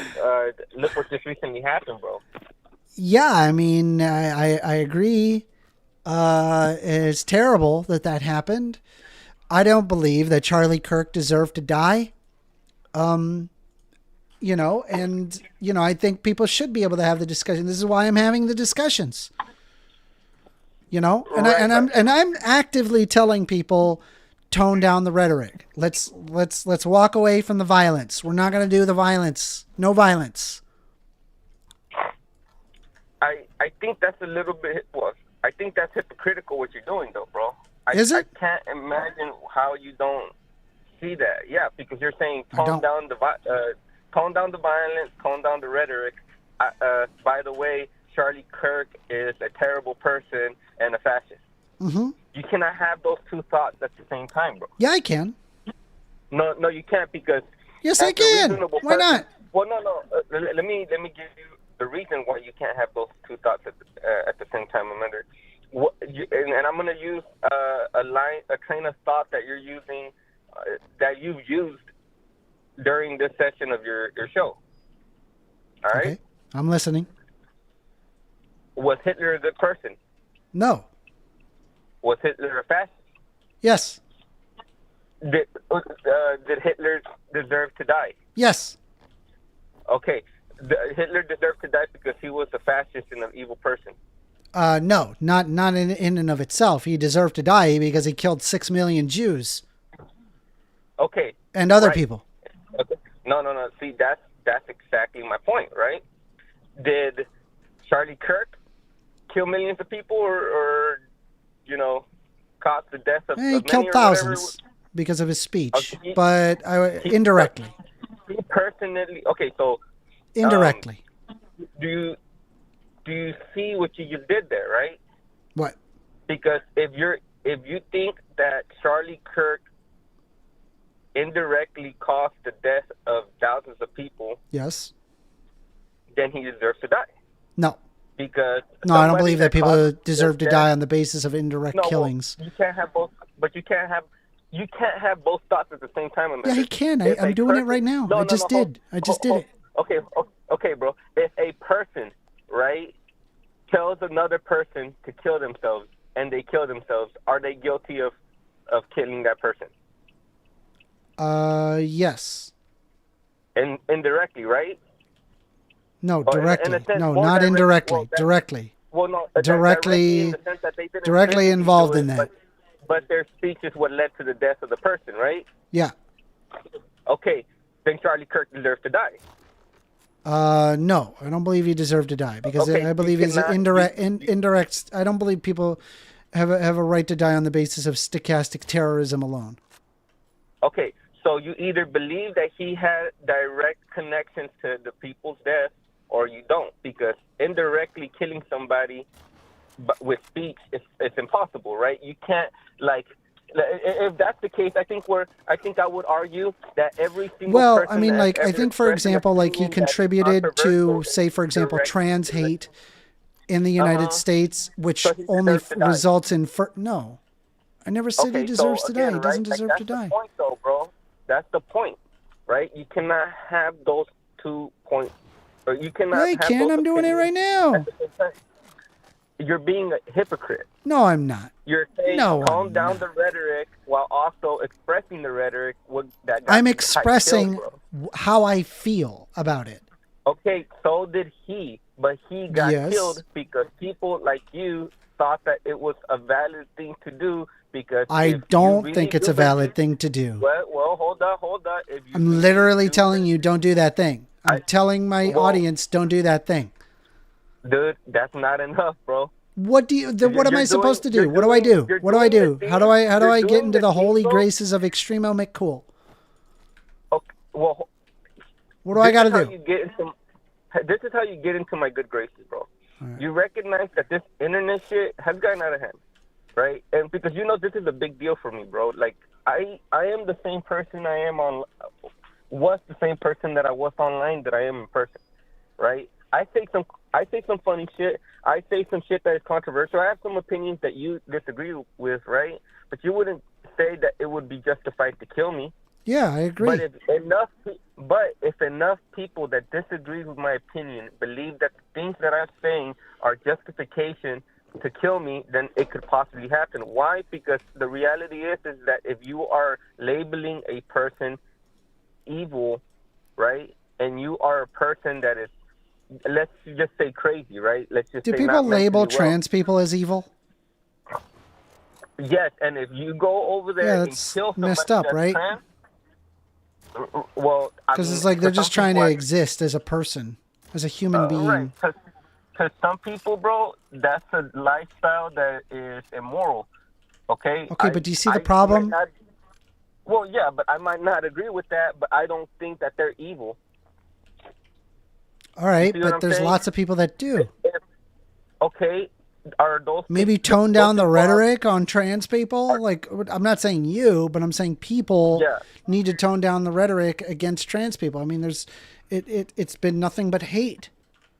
It's gotten worse. It's not gotten better. It's gotten worse. The problem here, bro, is that it seems to me that this rhetoric on both sides, okay, fair enough, right? On both sides, is causing people to believe that it's justified to murder their political opposition or their Well, yeah, I mean, the their extremism that Donald Trump has been talking about, his entire time, has only increased political turmoil. Right. It is not reduced divisive politics. It's only increased divisive politics. Okay, so this is my position, right? My position is that the rhetoric should just go down on both sides. Is that a valid opinion to have? Yeah, I mean, I literally argued that.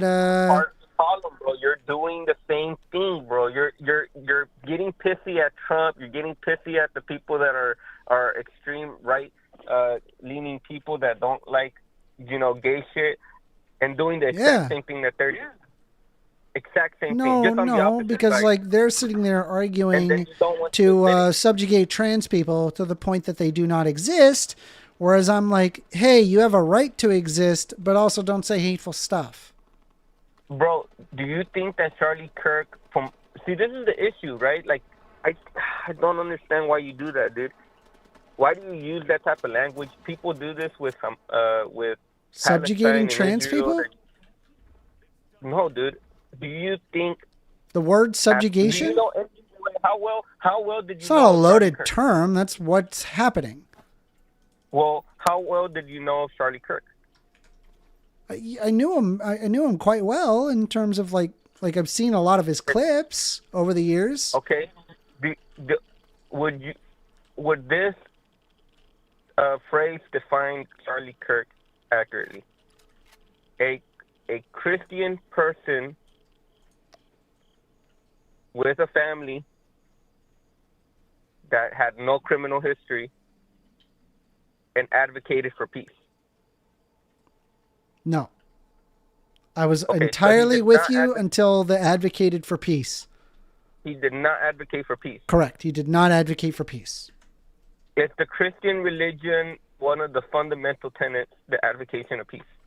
Yes. Was he a Christian person? Yes. Did he advocate for peace? No. So he was not a Christian person? No, he was a Christian person. There are Christian people that don't advocate peace. Okay. Was he lying when he said he was a Christian person? I'm sorry, repeat that again? Was he lying when he said that he was a Christian person? No. Did he commit crimes? No. Can you directly point at any action, not thing that he said, not a joke that he said, not a video that he made, that directly led to the killing of people?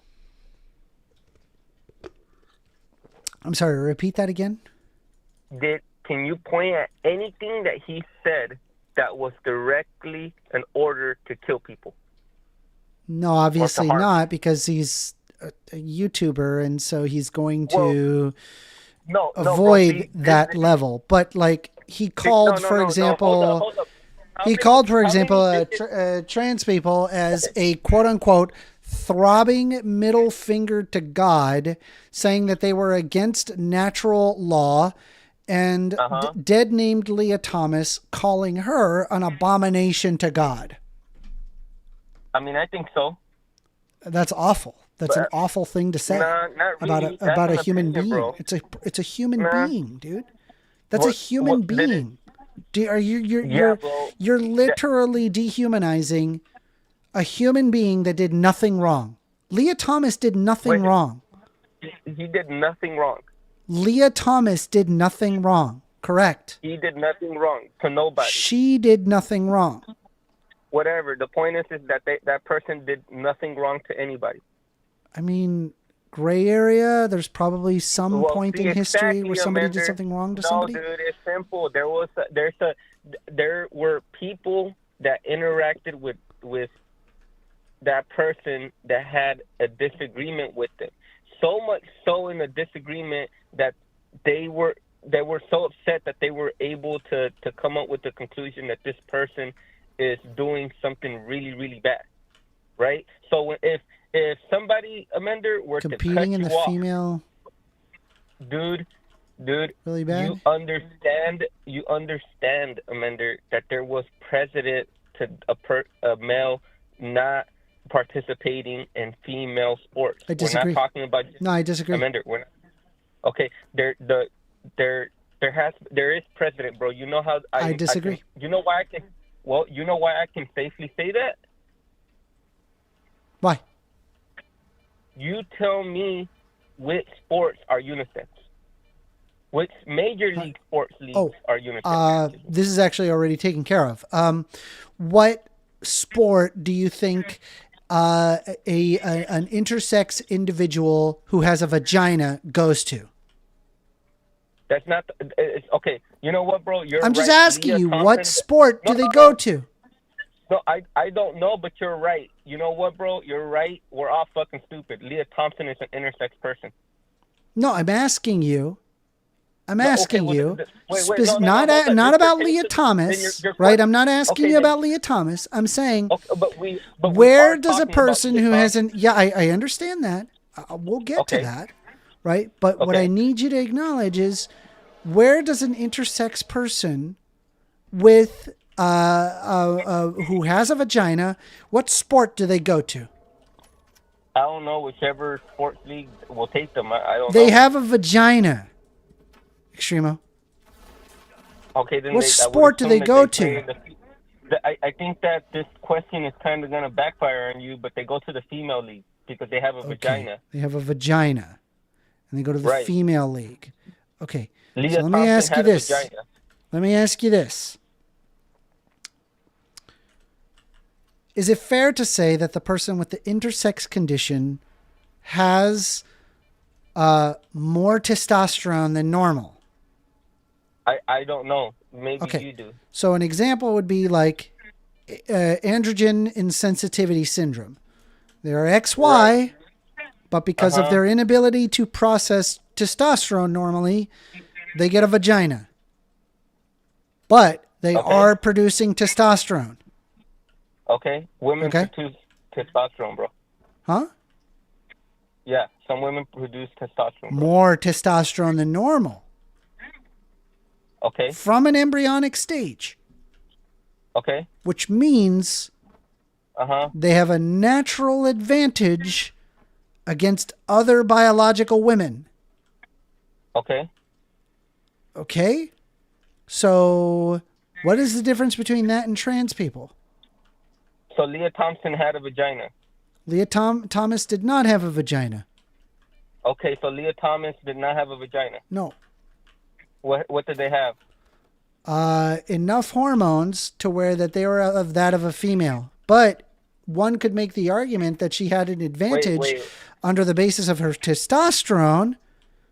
However, the problem is that there are already people who have excess testosterone, but they can compete. That's my problem. Amanda, you are like so seriously on this field, bro. You don't even understand what you're saying, dude. I do understand what I'm saying.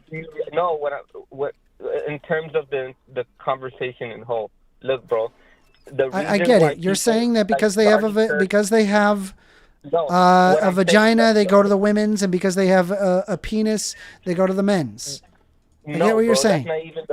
That's not the point that I'm making. The point that I'm making is that people had valid reasons to be upset at this person, and Charlie Kirk was just a political commentator that was commenting on the position of millions of people, bro. So the reality is that millions of people had a valid reason to be upset at that situation. I didn't say bro. people aren't valid in being upset about his death. I'm upset about his death. I don't want him to die. I don't want him to die. Well, dude, if you gave me a button, that reverses time and makes sure that Charlie Kirk lived that day, I'd press that button. I would. I'm sure you would, Amanda. I would. Me and you have known each other for many years, bro. And I know you to be a good person, bro. I think that, like, obviously you're trying to do a shtick. I think obviously it's not a shtick. Dude, this is what I believe.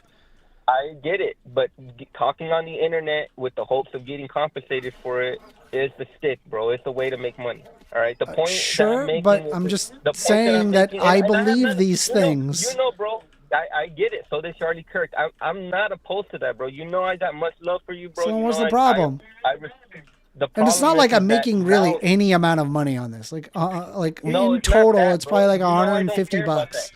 It's like non-existent. I hope, bro, that 5 years from now, maybe, hopefully sooner, that you don't have to work anymore and you could just Charlie Kirk it, bro, and not get killed, but like I'd love to do that. Yeah, that would be great, bro. That would be great. To me, especially because like I know that you're a good dude. I know you worked hard, and I know you're capable of working hard, bro. Ironically, values that Charlie Kirk would also appreciate about you, bro. But the problem is that you're not recognizing how you're contributing to the conditions that we have right now, which is that if a person like me or a conservative says enough things that upset,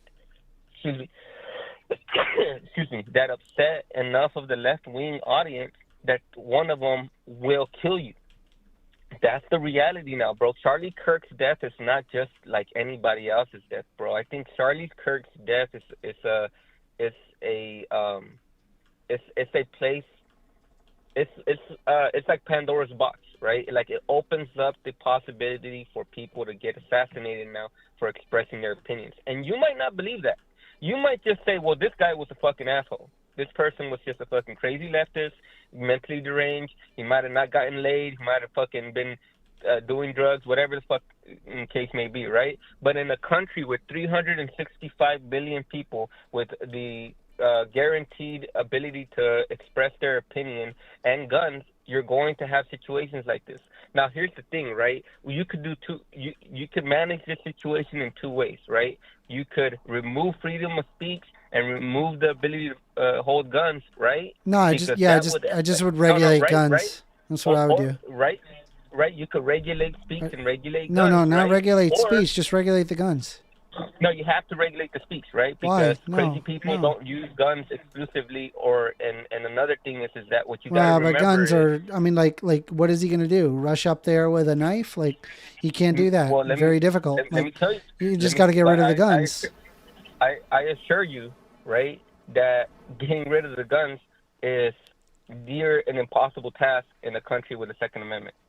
You just cannot. Well, you just have reasonable red flag laws. I think is really important. Right. You can have all the red flag laws in the world, bro. If a person in a country with 500 plus million guns, if a person wants to get access to a gun, bro, they're going to get access to a gun. And you gotta also remember, bro. No, California, also, just FYI, red flag laws do work. We know they work. Okay, I'm sure they do in a microcosm. No, right? not a microcosm, but like an entire state where they implement red flag laws and it lowers gun deaths. Does California have strict gun laws? Yes. Does California have areas of high crime? Yes. Okay, so we know for a fact that in a country... I didn't say it reduced crime, it reduces gun deaths. Then what's the point, and it does. Reducing gun deaths.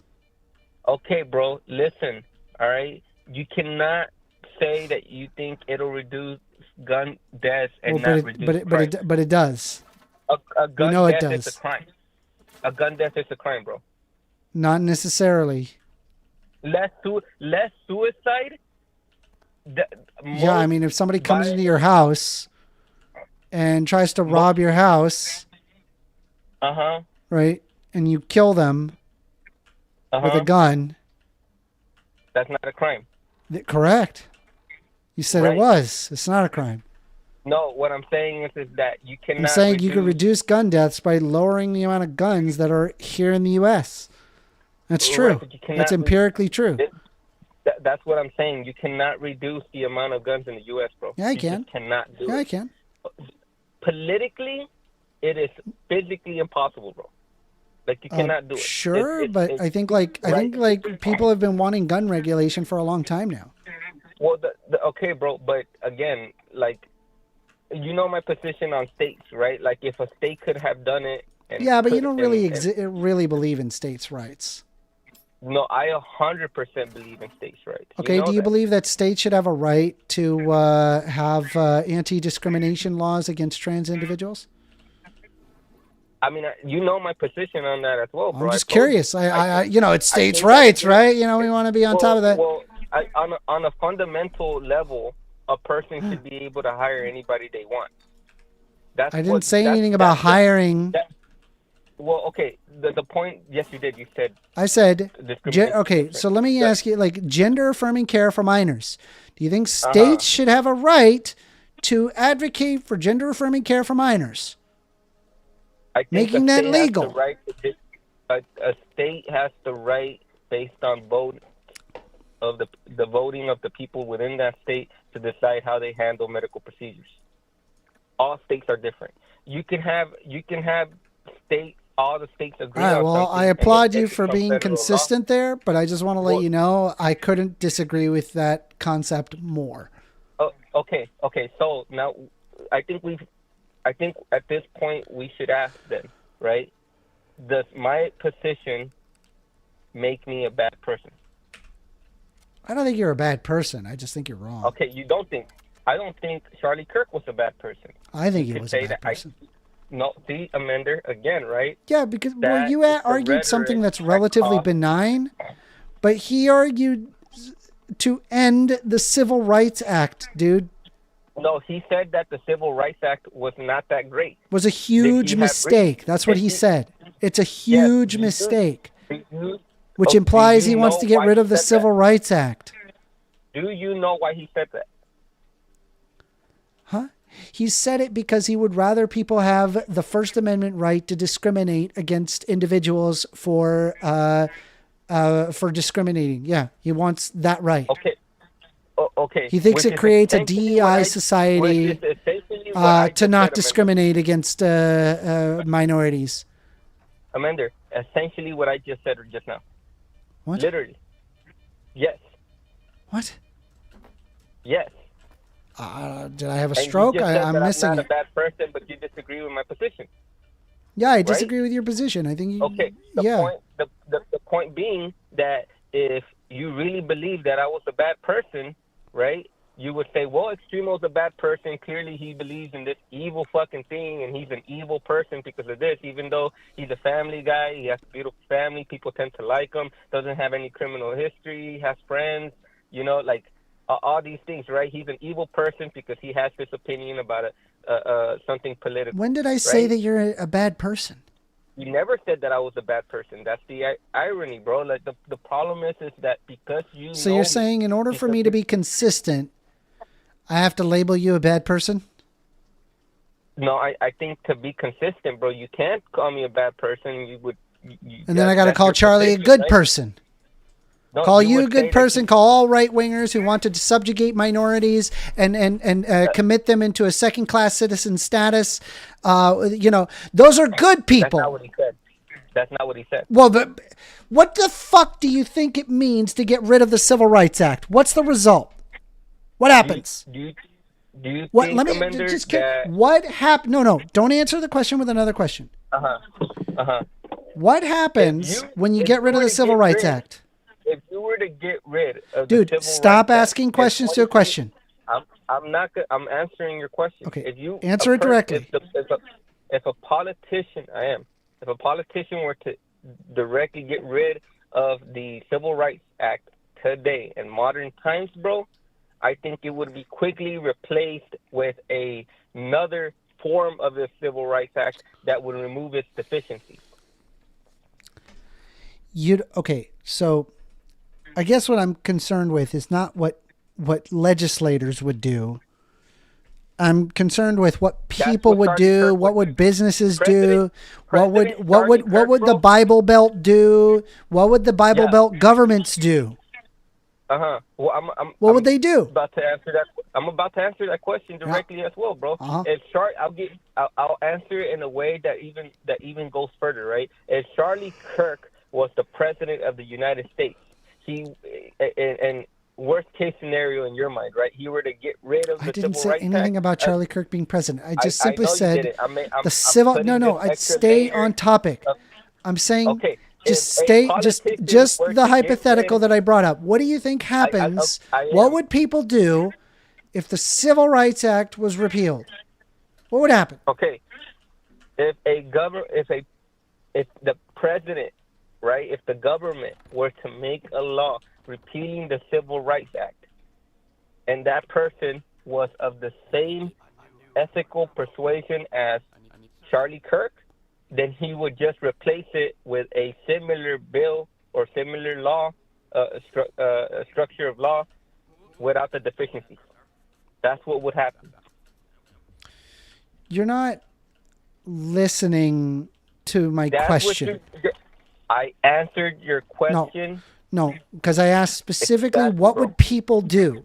Not what would Charlie Kirk do, not what would legislators do. What would happen if you got rid of the Civil Rights Act? What would people do?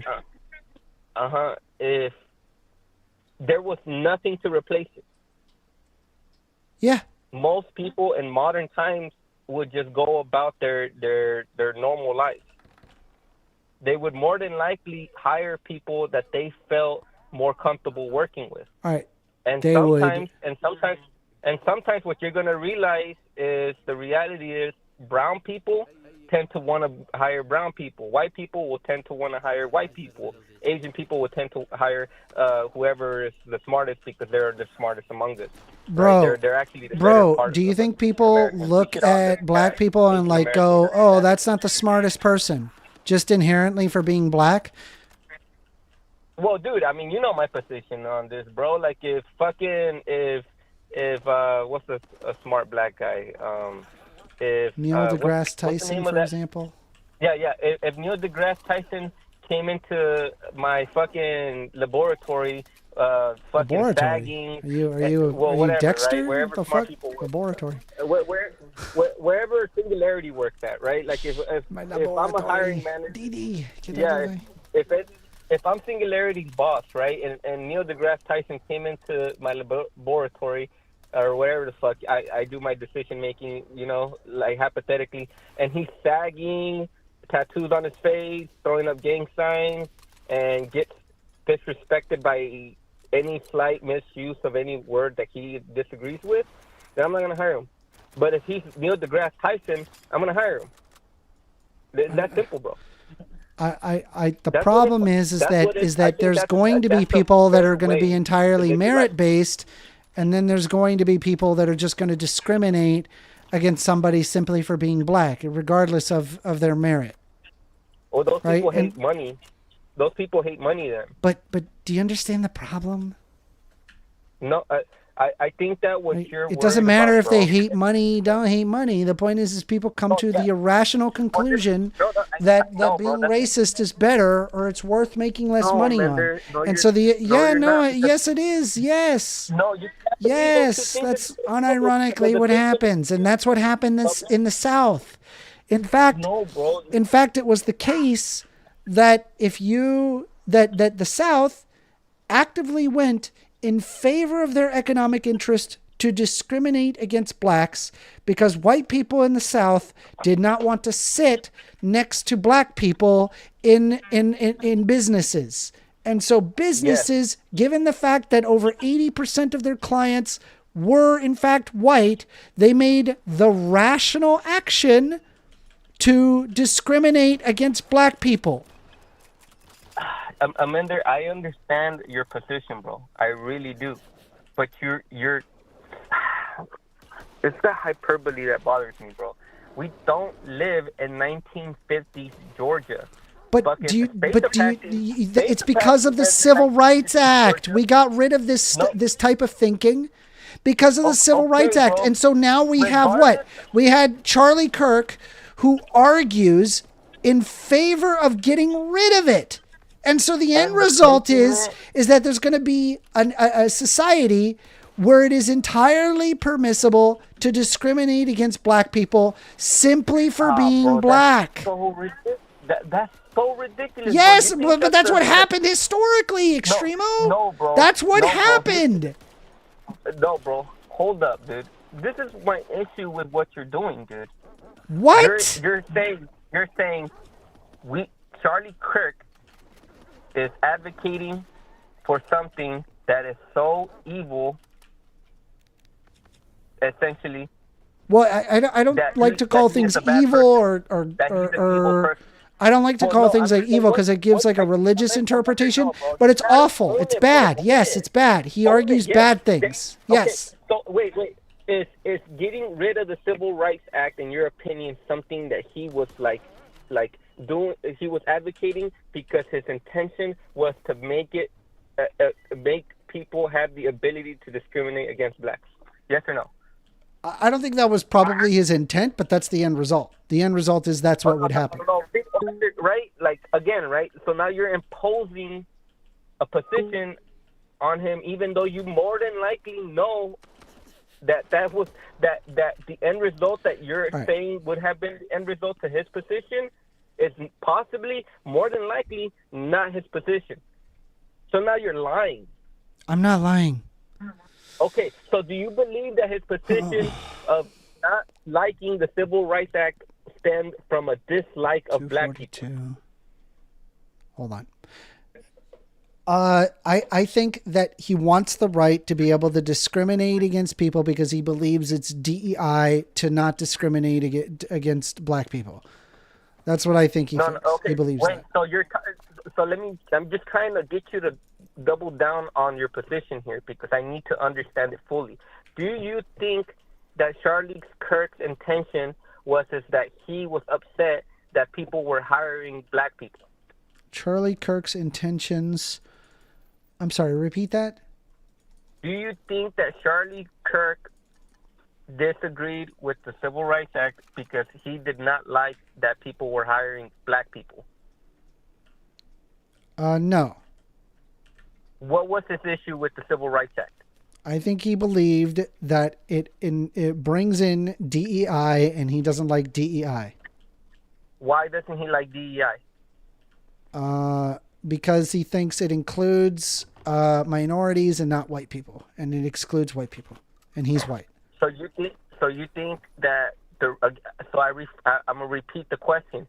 Do you think that the issue that he had with the Civil Rights Act was that they were hiring, that he didn't like people hiring black people?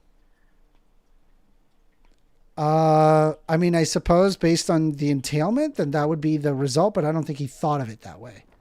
Okay, see, here's the thing. I'm not asking you that. I'm asking you what his intent was as a Christian, as a person. Yeah, I told you what I believe his intent was. What's your problem? Okay, so you're calling him a racist that didn't like black people, that wanted black people to not be able to get hired. Yeah, I mean, by saying MLK was a terrible person, and that the end result is that regardless of whatever his desires were or intents were, the end result is that he wanted that his arguments lead to black people effectively being second-class citizens and making life a worse place. Okay, so your position, I don't want to speak for you. Your position was that Charlie Kirk was a bigot who wanted to reverse the progress that we've done when it comes to racism. Yes. Okay, what actions did he do that advanced that cause? He led his platform, which garnered millions of followers, which resulted in an entire generation of people becoming more racist. You think we're more racist extreme. now than we were when the Civil Rights Act was enacted?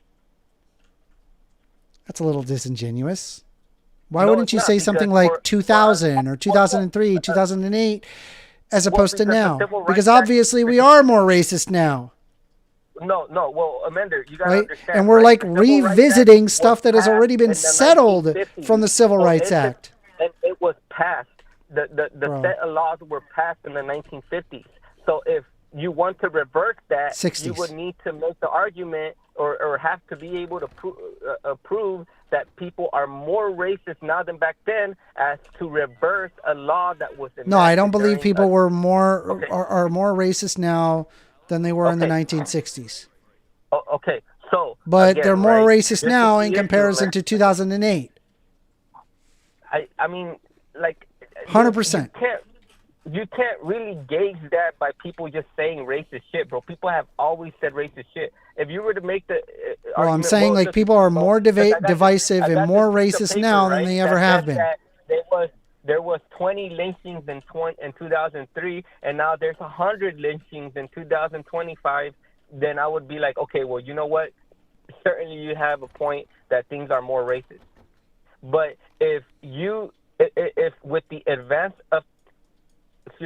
advancement of communication technology and the interconnected nature of the internet increasing, are hearing or seeing more racist shit that you consider racist, that does not equal to more racism.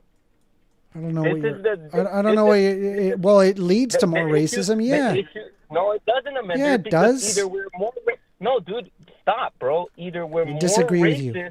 or you're just seeing more racism. I disagree with you. The reality is that I would argue now in 2025 we live in the least racist society that has ever historically existed in the No, because in if the you go entire back history 10, of 15 years, people were less racist than they are now. Yeah, 10, 15 years ago, bro. Yeah, the it was iPhone less had a racist. 3-inch Yeah, it was. Right? the So no, iPhone had a we're 3-inch sliding back, screen, bro. and we're observing people being more discriminatory, more hateful towards minorities, Amanda, towards trans people, towards all sorts of people. It's awful. I hate it. And I'm tired of pretending like these people aren't arguing this. They are arguing it. That's what they're doing. They say it openly, actively, and happily. And they get millions of viewers arguing it, and they make money doing it. I spit on them. I spit on these people. They're awful people, and I don't like them. They're terrible people. Do I have a right to like live or exist? Yeah, they do. But they're terrible people. They make life a worse place for everybody. For you, for me, for the minorities they subjugate, everybody. Hey, bro, look. See, this is my issue, man. That you live on the internet too much, bro. You need What to do you really mean go live out on the and touch fucking some grass, internet bro. too much, bro? I'm watching Bro, people doing this.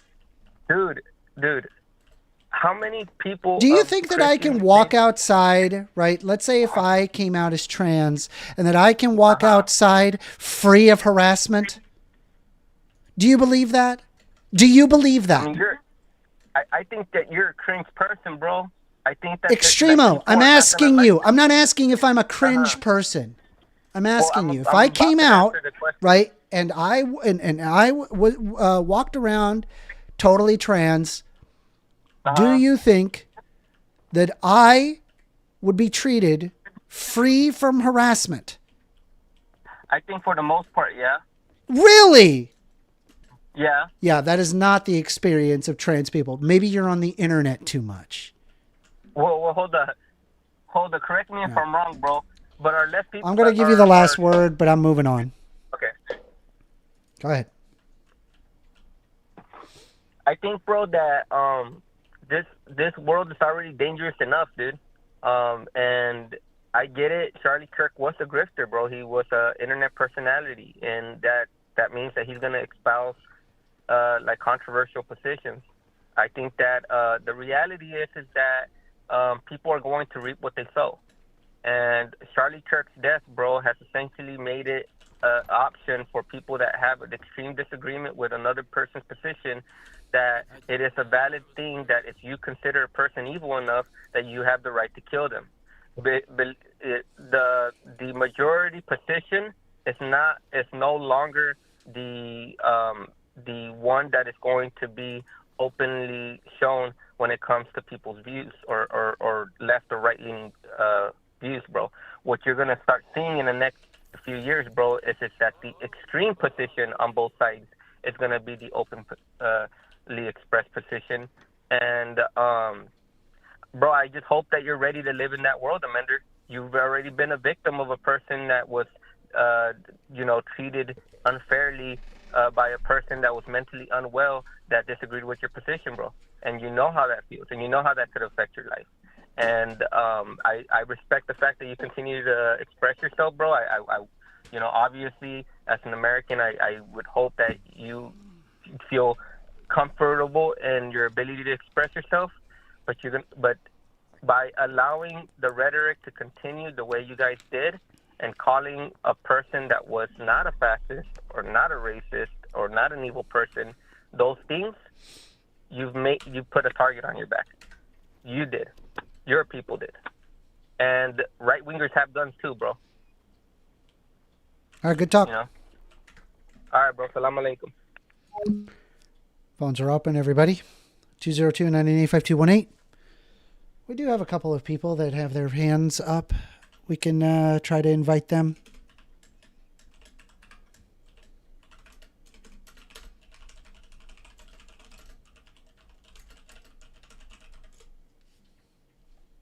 We're going to invite... Oh, another phone call. Holy crap. You're on the line, First Amender. Hey, First Amender, this is Brallion from the other day. How you doing, man? Brallion from the other day? Brallion from the other day, yeah. You sound very young, Brallion. Yeah, I am. I'm only 18. You sound much younger than 18. Yeah, my voice is kind of stuffed up right now, but... Are you going to college? No, I'm not.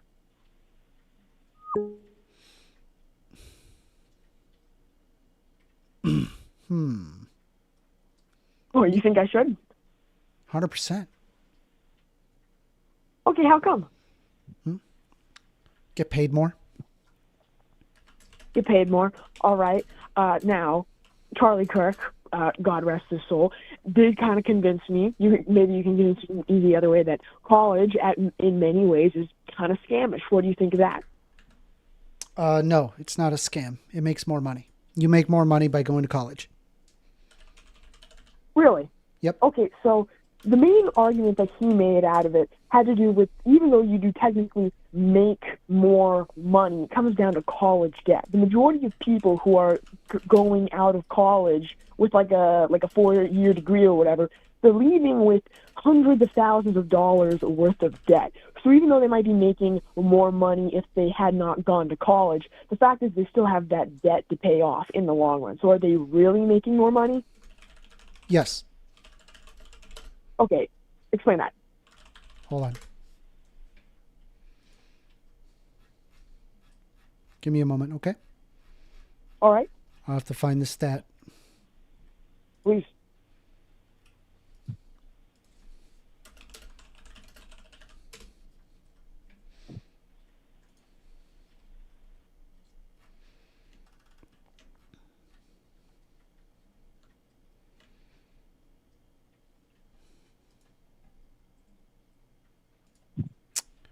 So this is now my stream is going to be roughly 12 seconds behind, but you will be able to see it provided that you have my stream up. I would recommend muting because you'll likely hear yourself and myself roughly 12 seconds behind. So this is the U.S. Bureau of Labor Statistics, the 2022 stat, and we're able to look at median usual weekly earnings based on educational attainment.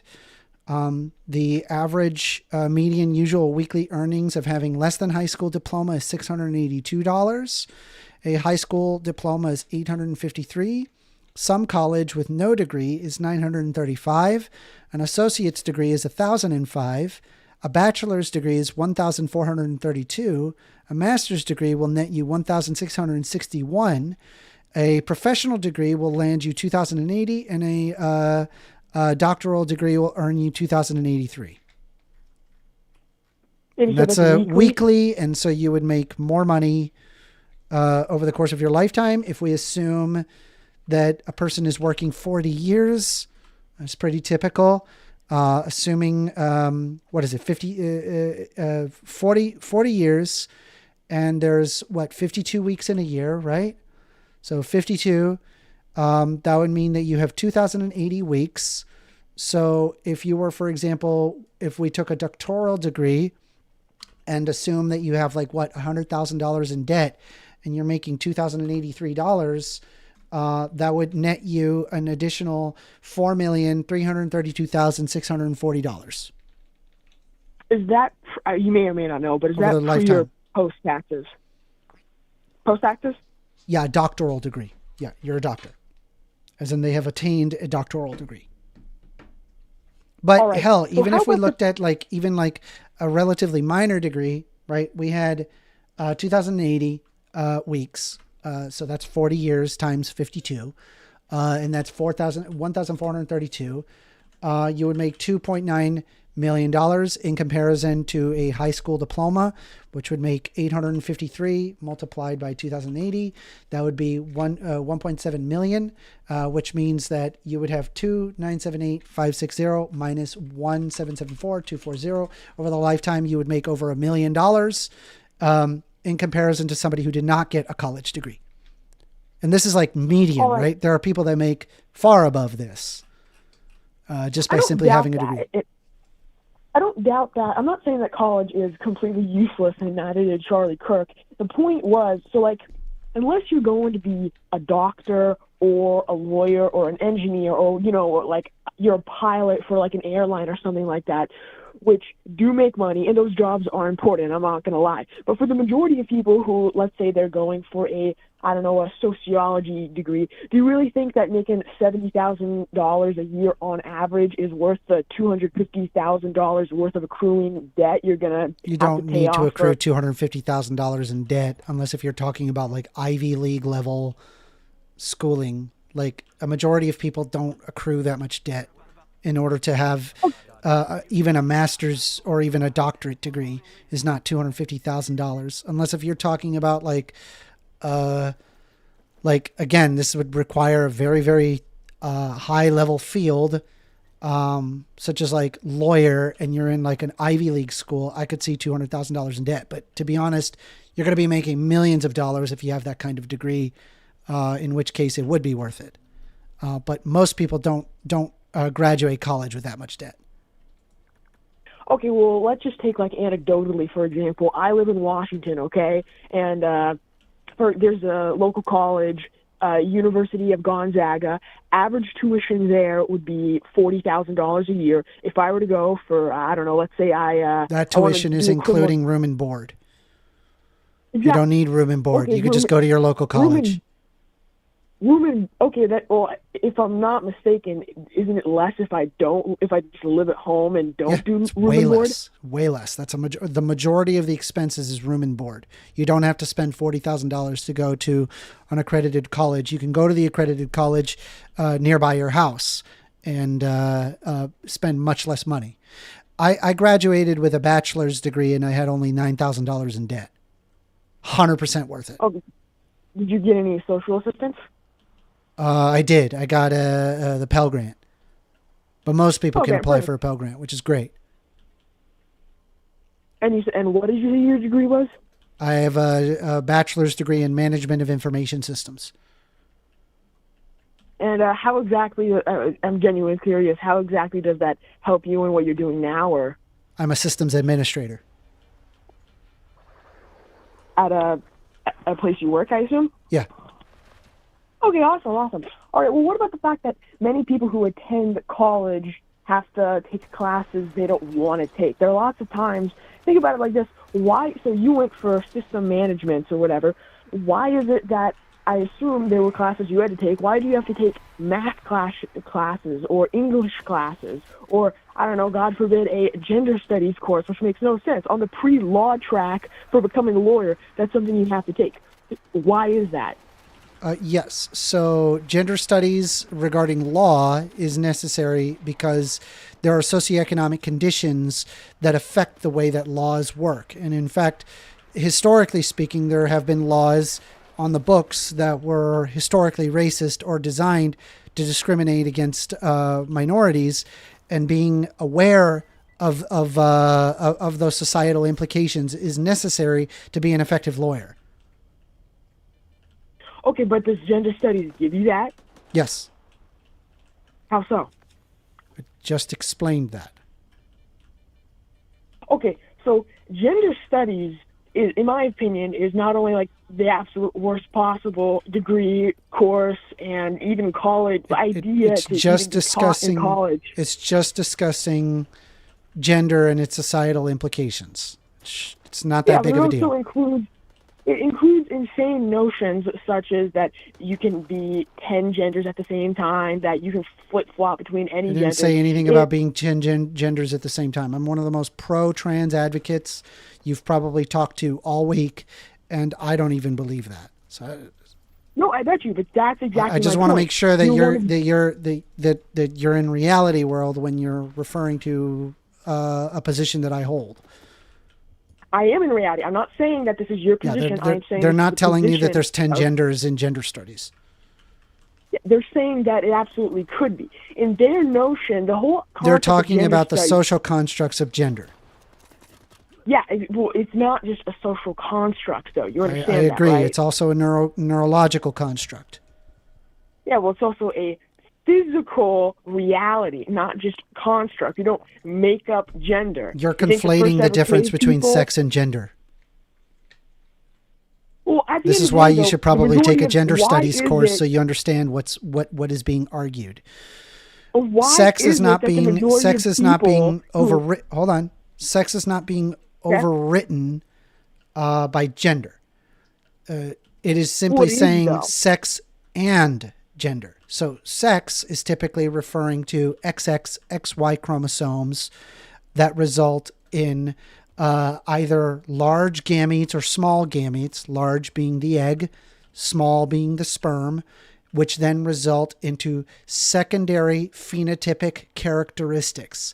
So things like fat placement. Is it on your chest or on your belly? Typically, hormonal responses of testosterone result in fat placement in the belly, whereas the lack thereof and in the presence of estrogen causes fat to be deposited in the chest area and the hips, and less so in the belly. Got that. You don't need to explain that. So those are sex. That's regarding sex. Regarding gender, and I believe this, that gender is it is all predicated on an internal sense of your sex. Now, what's interesting is that the internal sense of your sex can vary widely from what you are biologically. And this is because of hormonal placement that happens in the brain at an embryonic stage, as in you're developing as a fetus. No, I understand this. I know this. You don't need to explain it all to me. Okay, so it can be... I'm just pointing out that a person's internal, how they feel, can be different from the external genitalia, and this exists chemically. Okay? This is the difference between sex and gender. First Amendment, why is it that the majority of people then, like, so you claim that they're two different things and that gender conflates sex? I don't conflate it. I do not make that claim. This is the claim of multiple majors of study, right? From neurobiology, endocrinology, sociology, psychology, embryology, biology, all agree with my position. Yeah, I sincerely doubt that, but that's beside the point. Do you need me to provide you a neurobiological paper that proves that to be the case? Okay, so First Amendment, if I gave you a paper that said that 1,000 individuals think that Santa Claus is real, does that mean that Santa Claus is now all of a sudden real? No. Okay, so right there. Just because you have a study saying something, I could pull up a study right now that says that So Bigfoot if the studies is are not real, correct, but that what doesn't should mean I you're gonna think reference? it's real. You got to convince me logically. If the I'm not saying that studies, a if the study is bad. listen, you're saying that studies are incorrect, that you cannot trust the studies. Fair enough. That is Maybe they are literally incorrect. Not what I said. I'm pointing out that you need to use logical consistency. I am when using reading logical a study. consistency. I'm asking you if the studies are incorrect by your claim, what should I look at to determine what is correct? Well, so here's the thing. Because all I do, right, is I look at study after study after study. I read books. I read about the topic, and then I come to my conclusions on that basis. So you're calling into question. Hold on. You're calling into question the predicate of my knowledge. Okay, I acknowledge that. Maybe the predicate of my knowledge is 100% correct. What is your predicate of knowledge? So that way I can be more correct. What should I follow if it is not the studies? Well, so First Amendment, I'm not saying anything about. I need you to address what I said. I will. I'm answering your question right now. You're not addressing what I said. No, I literally am. Just give me a second. What I'm putting into question is if there is a study that is saying, it's trying to prove something that is physically impossible, that study is clearly incorrect. Again, if a study out there said that we've just discovered that magical unicorns that can turn people into candy are all of a sudden real, I would not believe that study whatsoever. Would you believe that study, First Amendment? No. Exactly. If something is it's a good thing there aren't studies that say that unicorns exist. Again, I could pull you up a study, gender. Why don't you read my studies? Gender is operating under a basis that there is a hormonal implication which changes morphologically how the brain works. This is a physically known phenomenon that causes you to feel that your internal sense of your sex is different than what your external genitalia is. This is empirically verifiable. I can show you the chemical pathways. I can show you that the subcortical volumes of the brain are physically different from cisgendered counterparts. We know this to be the case. First Amendment, that doesn't prove anything. Here's the thing, It does. Brains change all the freaking time into reaction to all Not the subcortical volume of a brain, dude. That's not something that easily changes. That's not a that is no longer a social construct at that point. It becomes a neurological construct. Someone who's been doing drugs their whole life is going to have a very different looking brain from someone who hasn't. That's correct. I can show you someone. Also, just so you're aware, these studies, might have an abnormally large subcortical thickness as you put it either. That doesn't mean that they're freaking trans. What if you looked at my brain and I had all the markers, I had the most trans brain in the world, and I said, First Amendment, I'm not trans. I'm a man. I was born a man. My brain doesn't tell me that I'm a woman, even though you tell me that my brain does. What if I told you that?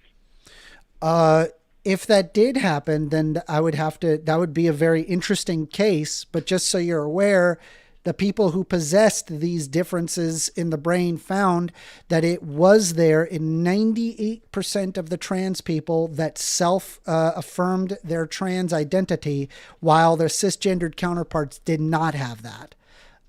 So what you're basically saying is like, what if I was a runner that had no legs? I'm like, I suppose under your hypothetical, strictly under your hypothetical, it would be possible, but in reality, that's probably not the case. So I'm going to go ahead and I'm going to show you the study so you could see for yourself that I'm not making this up when I'm telling you. I love studies, man. I eat them for breakfast, dude. Please. Yeah. Hang tight.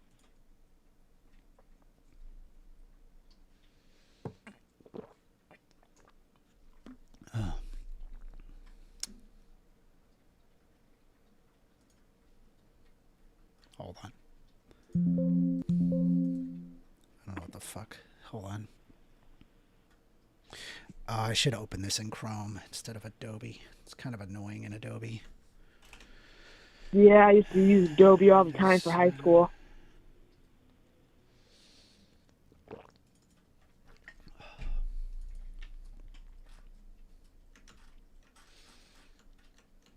Okay. So what we're looking at here is called, the study is called The Neuroanatomy of the Transgender Identity, Mega-Analytic Findings from the Enigma Transgender Persons Working Group. And if you can observe right here, tons and tons of different PhDs involved in this particular research. And I wanted to just read the abstract, if I could. In contrast to cisgendered persons, transgender persons identify with a different gender than the one assigned at birth.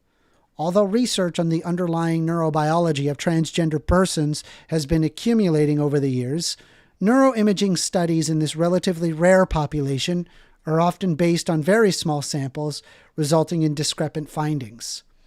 The aim: to examine the neurobiology of transgender persons in a large sample. The method: using a mega-analytic approach, structural MRI data of 803 non-hormonally treated transgender men, transgender women, cisgendered men, and cisgendered women were analyzed. The outcomes were the structural brain measures, including the gray matter volume, cortical surface area, and cortical thickness. The results: transgender persons differed significantly from cisgendered persons with respect to their subcortical brain volumes and surface area, but not cortical thickness. Contrasting the four groups, trans man, trans woman, cis man, and cis woman, we observed a variety of patterns that not only depended on the direction of the gender identity, as in towards male or towards female, but also on the brain measure as well as the brain region examined. The outcomes of the large-scale study provide a normative framework that many find useful in clinical studies. The conclusion was found that rather than being merely shifted towards either end of the male-female spectrum, transgender persons seem to present their own unique brain phenotype. And if you scroll down here, there's an actual chart that tells you exactly what's happening, where you could see that there are significant groups effects on the cortical volume, where if you look right here on the top left, it actually labels the first one and then does not label the rest, but it is in the same configuration, where it has cis man, cis woman, trans man, and trans woman regarding cortical volume sizes. And so you can observe that there are, in fact, very significant differences between trans men, trans women, cis men, and cis women in terms of their cortical thickness. This doesn't go away. This is not a social thing, right? This is something that exhibits itself. How many people took a part of this study? Are you asking how many doctors? So how many participants? Like 803. How many trans individuals? Who was a part of this? Oh, like specific. Well, there was cis people 1,000? as well as non-cis people, but specifically what they had gotten is 172 trans women, 214 trans men, 221 cis men, and 196 cis women.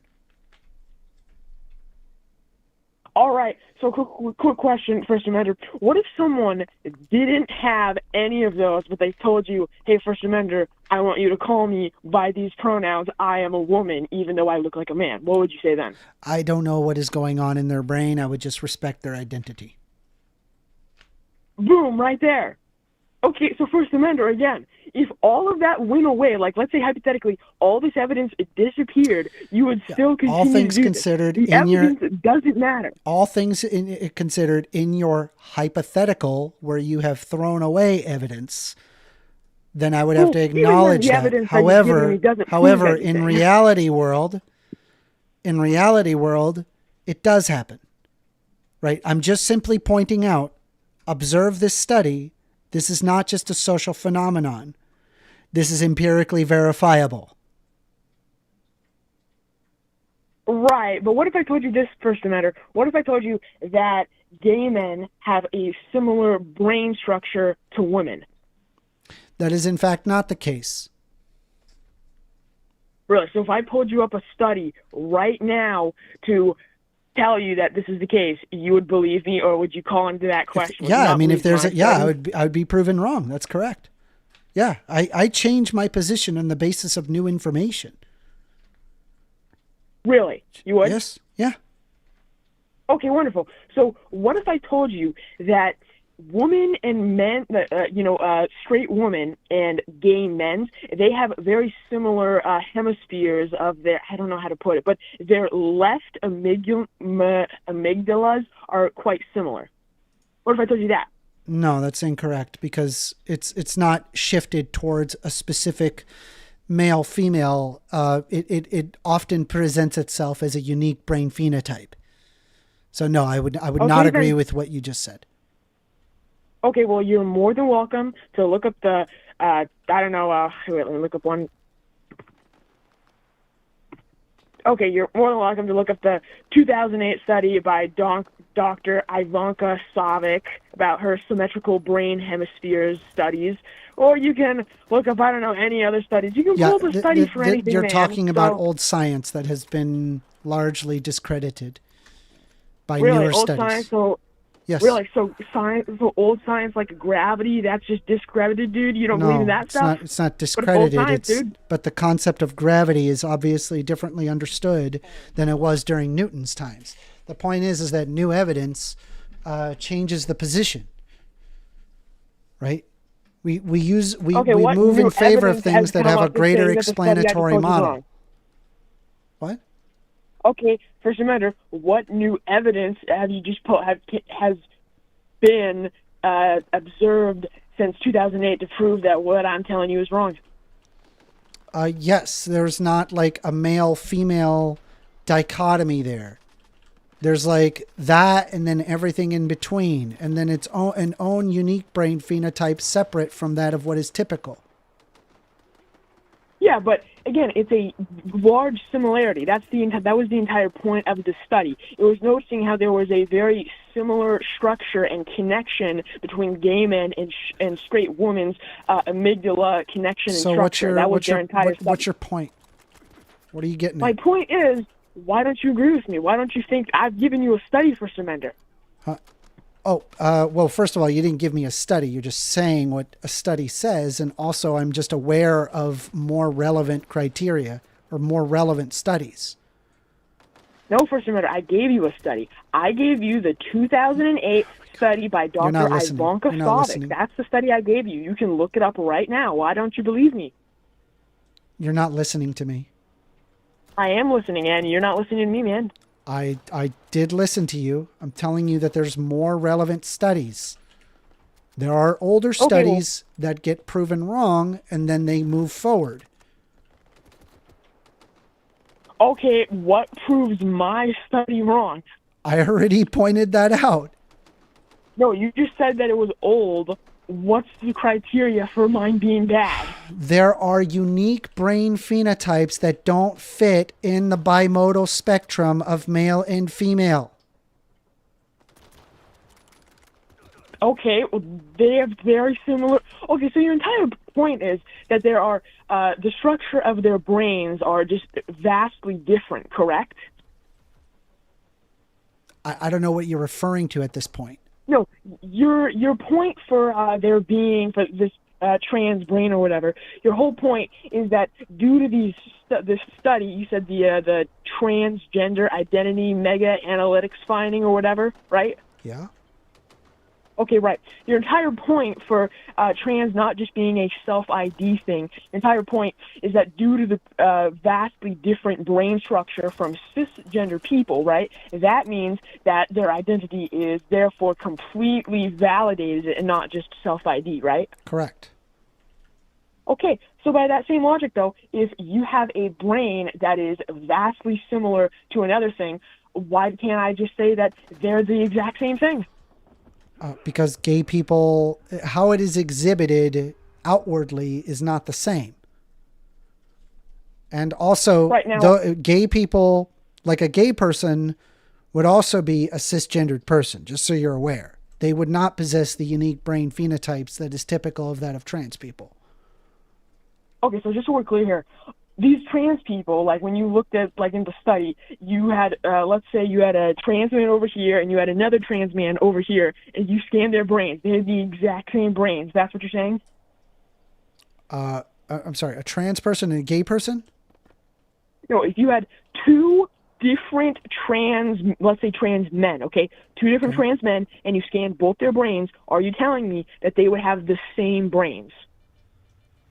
No, those are different people. They have different brains. No, I mean you're saying that that trans people, with their respect brain to their structures are very subcortical much volumes, they would likely have Yeah. differences in their subcortical volumes compared to their cisgendered counterparts. Yes, Okay, perfect. So you're saying that they would both have that, right? very likely. Yes. Okay, again, so here's what the problem all comes down to. You don't believe in objective truth, First Amendment. You just believe in this sort of subjective, I identify as whatever I want sort of truth. Is that right? No. Okay, well, do you believe in objective truth? Yes. Okay, do you believe in objective moral truth? No. Okay, so boom, right there, First Amendment. All you believe just comes down to my fee-fees or like my preference. That's all this is basically. Empirically validated with prediction. Okay, so just so we're clear here, this one study from PubMed in the National Library of Medicine now justifies for all existence trans people existing. That's what you're telling me? No, dozens of studies that I've read regarding trans individuals as well as books on the topic. Well, no, you think this is the best one because every debate I've seen you ever in about this topic, you always cite this one immediately. Yes, because it definitively debunks people thinking that being trans is simply a social construct. That's why I keep bringing it up. It's often ignored by people. But honestly, if you wanted a more like a better like understanding, I have a book right here. And I highly recommend you get it because it will tell you everything that you need to know. It is called Brain Gender by Melissa Hines. This is a neurobiologist as well as a psychologist, and they go over not only the neurobiology of gender, but as well as the psychology of gender. It gets into the discussion of the difference between male and female, inherent differences that exist regarding behavior. It goes into the differences of animals and the way that animals possess different hormonal or gonadal structures that result in differentiation of behaviors. It talks about differences of sex and play. It talks about congenital differences that exist on the basis of hormone structure. It refers to how intersex conditions interplay into this. All of that is discussed in this book. Highly recommend this book. Okay, glad you found a book that's about sex and animals or whatever you're talking about right there. Glad you have that. Very curious, First Amender. Again, just to go back to it. I need you to be better faith than that. I need you to be better faith than that. Subcortical. I am in very good faith right now. It's called a joke, First Amender. Lighten up, would you? Well, yeah. I didn't appreciate that. Like, I'm sitting here talking about sex and animals. I'm telling you the difference. If you wanted a piece of literature to be able to understand sex and gender, this is a very good book to empirically show you the existence of trans people. It's very good at that. Okay, what if I showed you a book written by, I don't know, whoever, mega racist, and he says that there's a huge difference between black people and white people? Would you believe that book? No. Okay, so again, right there.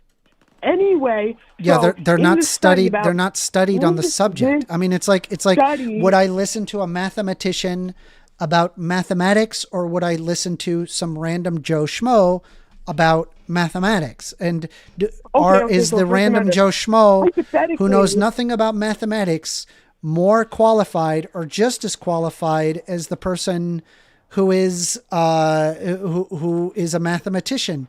Obviously not, right? Okay, so first matter, are you familiar with the Nazis? Yes. Okay, so like it or not, the Nazis did have some of the smartest people on the planet. They essentially got us to get to the moon. They made insane scientific leaps. We can't deny that whatsoever. So if I gave you a study by a Nazi doctor who was an absolute savant genius in his field, and he wrote a study about there being a huge difference between Jewish people, black people, and Aryan white people or whatever like that, would you believe that study? No. Okay, so why not? I wouldn't believe it because there are newer studies that would disprove that concept. Okay, so how does a study, even if it's old, immediately get disproven Because by there a are newer newer study? studies that disprove that concept. Well, okay, so It's even, unscientific. I mean, I'm not, that argument is to be clear, unscientific. I'm not making the argument that there are huge differences or that like we I mean, should I'm have just like pointing out that, racist like, societies. it's That's not what unscientific. I'm saying. But it is scientifically true that there are even certain like genetic differences between various races. Like, for example, certain Asian people have a gene that makes it so they can't get like sweaty pits. Or like, why is it that there are so many black? Like, the majority of the NBA is black. Is it because they're all just with respect to their haplogroup, you would have an argument. But you're not talking about haplogroup, you're talking about race. The concept of race in and of itself is unscientific. Right? Because the problem is that people in general are many, many races. They're not just one particular race. Like, you can look at a brown person and realize that they come from a long line of different haplogroups and genetic ancestry that come from many different countries. And this is wrong, pretty much but every individual. generally So the concept speaking, of race is right away, it's unscientific. generally speaking, though, that there are like the certain phenotypical traits will take center stage. If you have let's say a mom who she's basically like a hodgepodge of various European. She's Polish, she is German, she's various different traits. But then you have a predominantly African male, like from South Africa, and they have a child together. That child is basically is going to be a biracial male or whatever like that, but is going to According predominantly to culture, have, yes. Well, not just according to culture. Well, Culture, if you yes. look at that baby, Because we as a will culture like to predominantly have define those things in terms African of traits. color and external characteristics. But if I were to bring up, He'll have curly hair, say, he'll have darker the skin, genetic, if I were to bring up, say, the genetic differences of, like if I had to ask you who was more similar, genetically speaking, a white man from Northern Europe to a black man in sub-Saharan Africa and an Aborigine in Australia, a native in Australia. Okay, so Genetically, who's most similar, would you say? An African, an Aborigine, or And a Northern a European. male? Yeah. I would assume the European male and the African. Yeah, they are genetically most similar between those two. Because Aborigine is very far from both of those. But if you looked at it from a social lens, we would look at an Aborigine and a black to be most similar because of their brown skin, because it's socially constructed. Yeah. Get it? Your point being? Yeah, I get it. I'm but saying what's your that point? it's that race is a social construct. It is. Well, it is and it isn't. So here's the thing, though, for Commander. If you're talking about haplogroup, that would be something that actually has traced genetic lineage, right? On the basis of real genetics that can be empirically verified. But physical features can change drastically how somebody is going to look, right? So, I mean, I do and I don't agree. Like, so you are correct that race is unique in the sense that, unlike gender, which I know we disagree on, you can't really change your sex or anything like that. that it is what it is. But with race, it is a little bit different, because if you're born a male, you're not 10% female. But if you're born predominantly black, you can be 10% Japanese or whatever. I'm not disputing that. But do you see why it's like it's like, okay, well, you have this haplogroup, and this haplogroup is located typically in this region, and so we say, oh, you have Japanese ancestry. But again, that's socially constructed. Like all of those things, I just constructed that socially. Why do we care if it's like that particular region? However, again, if you're referring to haplogroup, that actually does have an empirical verification. It's not socially constructed. That's genetically constructed. Okay, so first amendment, do you believe in things like white privilege in America? I'm just curious. 100%. Really? 100%. You think white privilege is a thing? Oh, yeah. Okay, yeah, so big time. then by that, really? Yeah. You think white privilege is real? Yes. So you think, so for reference, I am white and you're white too, but you think that you and I were like somehow, we have a natural and inherent advantage over someone who's black, okay? That's what you think? Yes. How so? Well, I mean, if you say, for example, when we've observed studies showing people of color are more likely to be stopped, searched, arrested, and sentenced more harshly compared to white people. They commit more crimes. Let me finish. Compared to white people for the same offenses. Yeah, because black people commit more crimes. Okay, I need you to hear what I just said carefully. I heard what you just said. I responded to what you just said. Respond to what I just said. Well, that's also not true, because they what you're referring to crime? is what you're referring to is the difference of white collar crime and non-white collar crime. White collar crime is often ignored. People commit more violent crimes.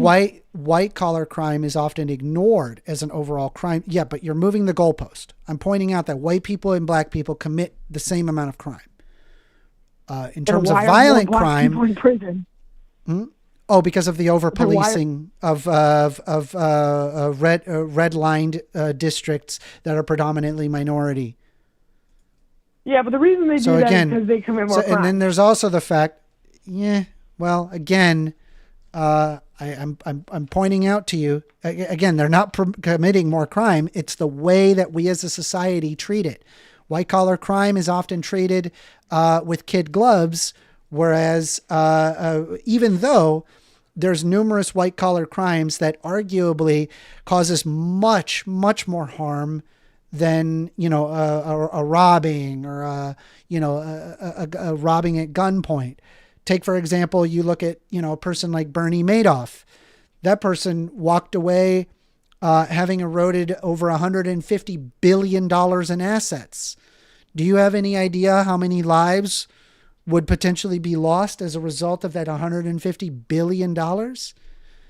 Does that quite person... a lot, and I don't doubt that man was severely punished for his crime. Are you just saying that? I mean, he was, white, but I'm just pointing out that pass? there's lots of white collar crime where it is not punished because we live in a two-tier justice system. But it is true that people of color are more likely to be stopped, searched, arrested, and sentenced more harshly when compared to white people for the same offense. So this is assuming the white person and the black person committed the same offense. It is in fact the case, and we can observe this legally speaking, that they are sentenced more harshly. There is also the fact that when people are stopped in terms of like traffic violations, it turns out that they were able to observe that in the daytime, black people got stopped more than white people. However, in the nighttime, it became roughly equal.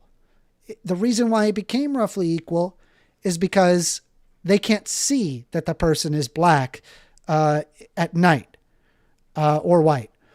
There is also the existence of generations of discriminatory policies such as redlining and unequal access to mortgages, which did create large racial wealth gaps, which still persist to this day.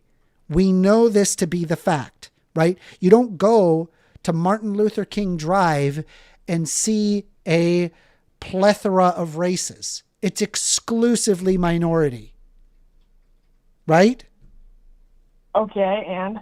Are you aware that schooling, the way that it is funded, is through local property taxes, and that local property tax is generated under the basis of the value of the property? Well, that's why people should be able to pick where they go to school and have a voucher system, but I don't think you agree with that system. But yeah, well, anyway, this is why, well, hold on, this is why I agree that we build up those schools instead of abandoning those schools. Just build up those schools. But your original point is that there is no white privilege, but I am bringing up instances of white privilege, and you saying this is why there should be school choice, you're acknowledging the problem.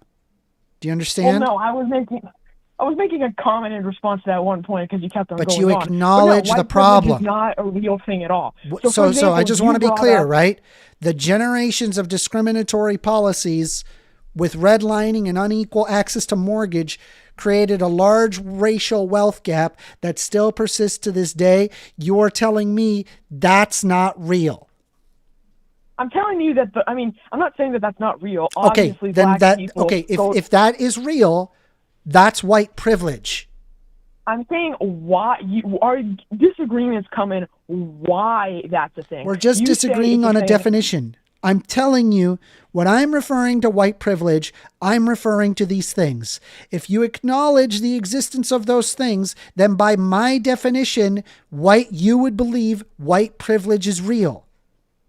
Well, I don't, because you're wrong. You just don't want to call it white privilege. You keep on saying, no, it has nothing to do with that. Yes, it does. You are saying that these are things because there is an ingrained system to support people who look like you and me, but that's wrong. The reason that these disparities exist is because of poor actions on the part of people who exist in these communities. That's why it exists. What? Repeat that. What?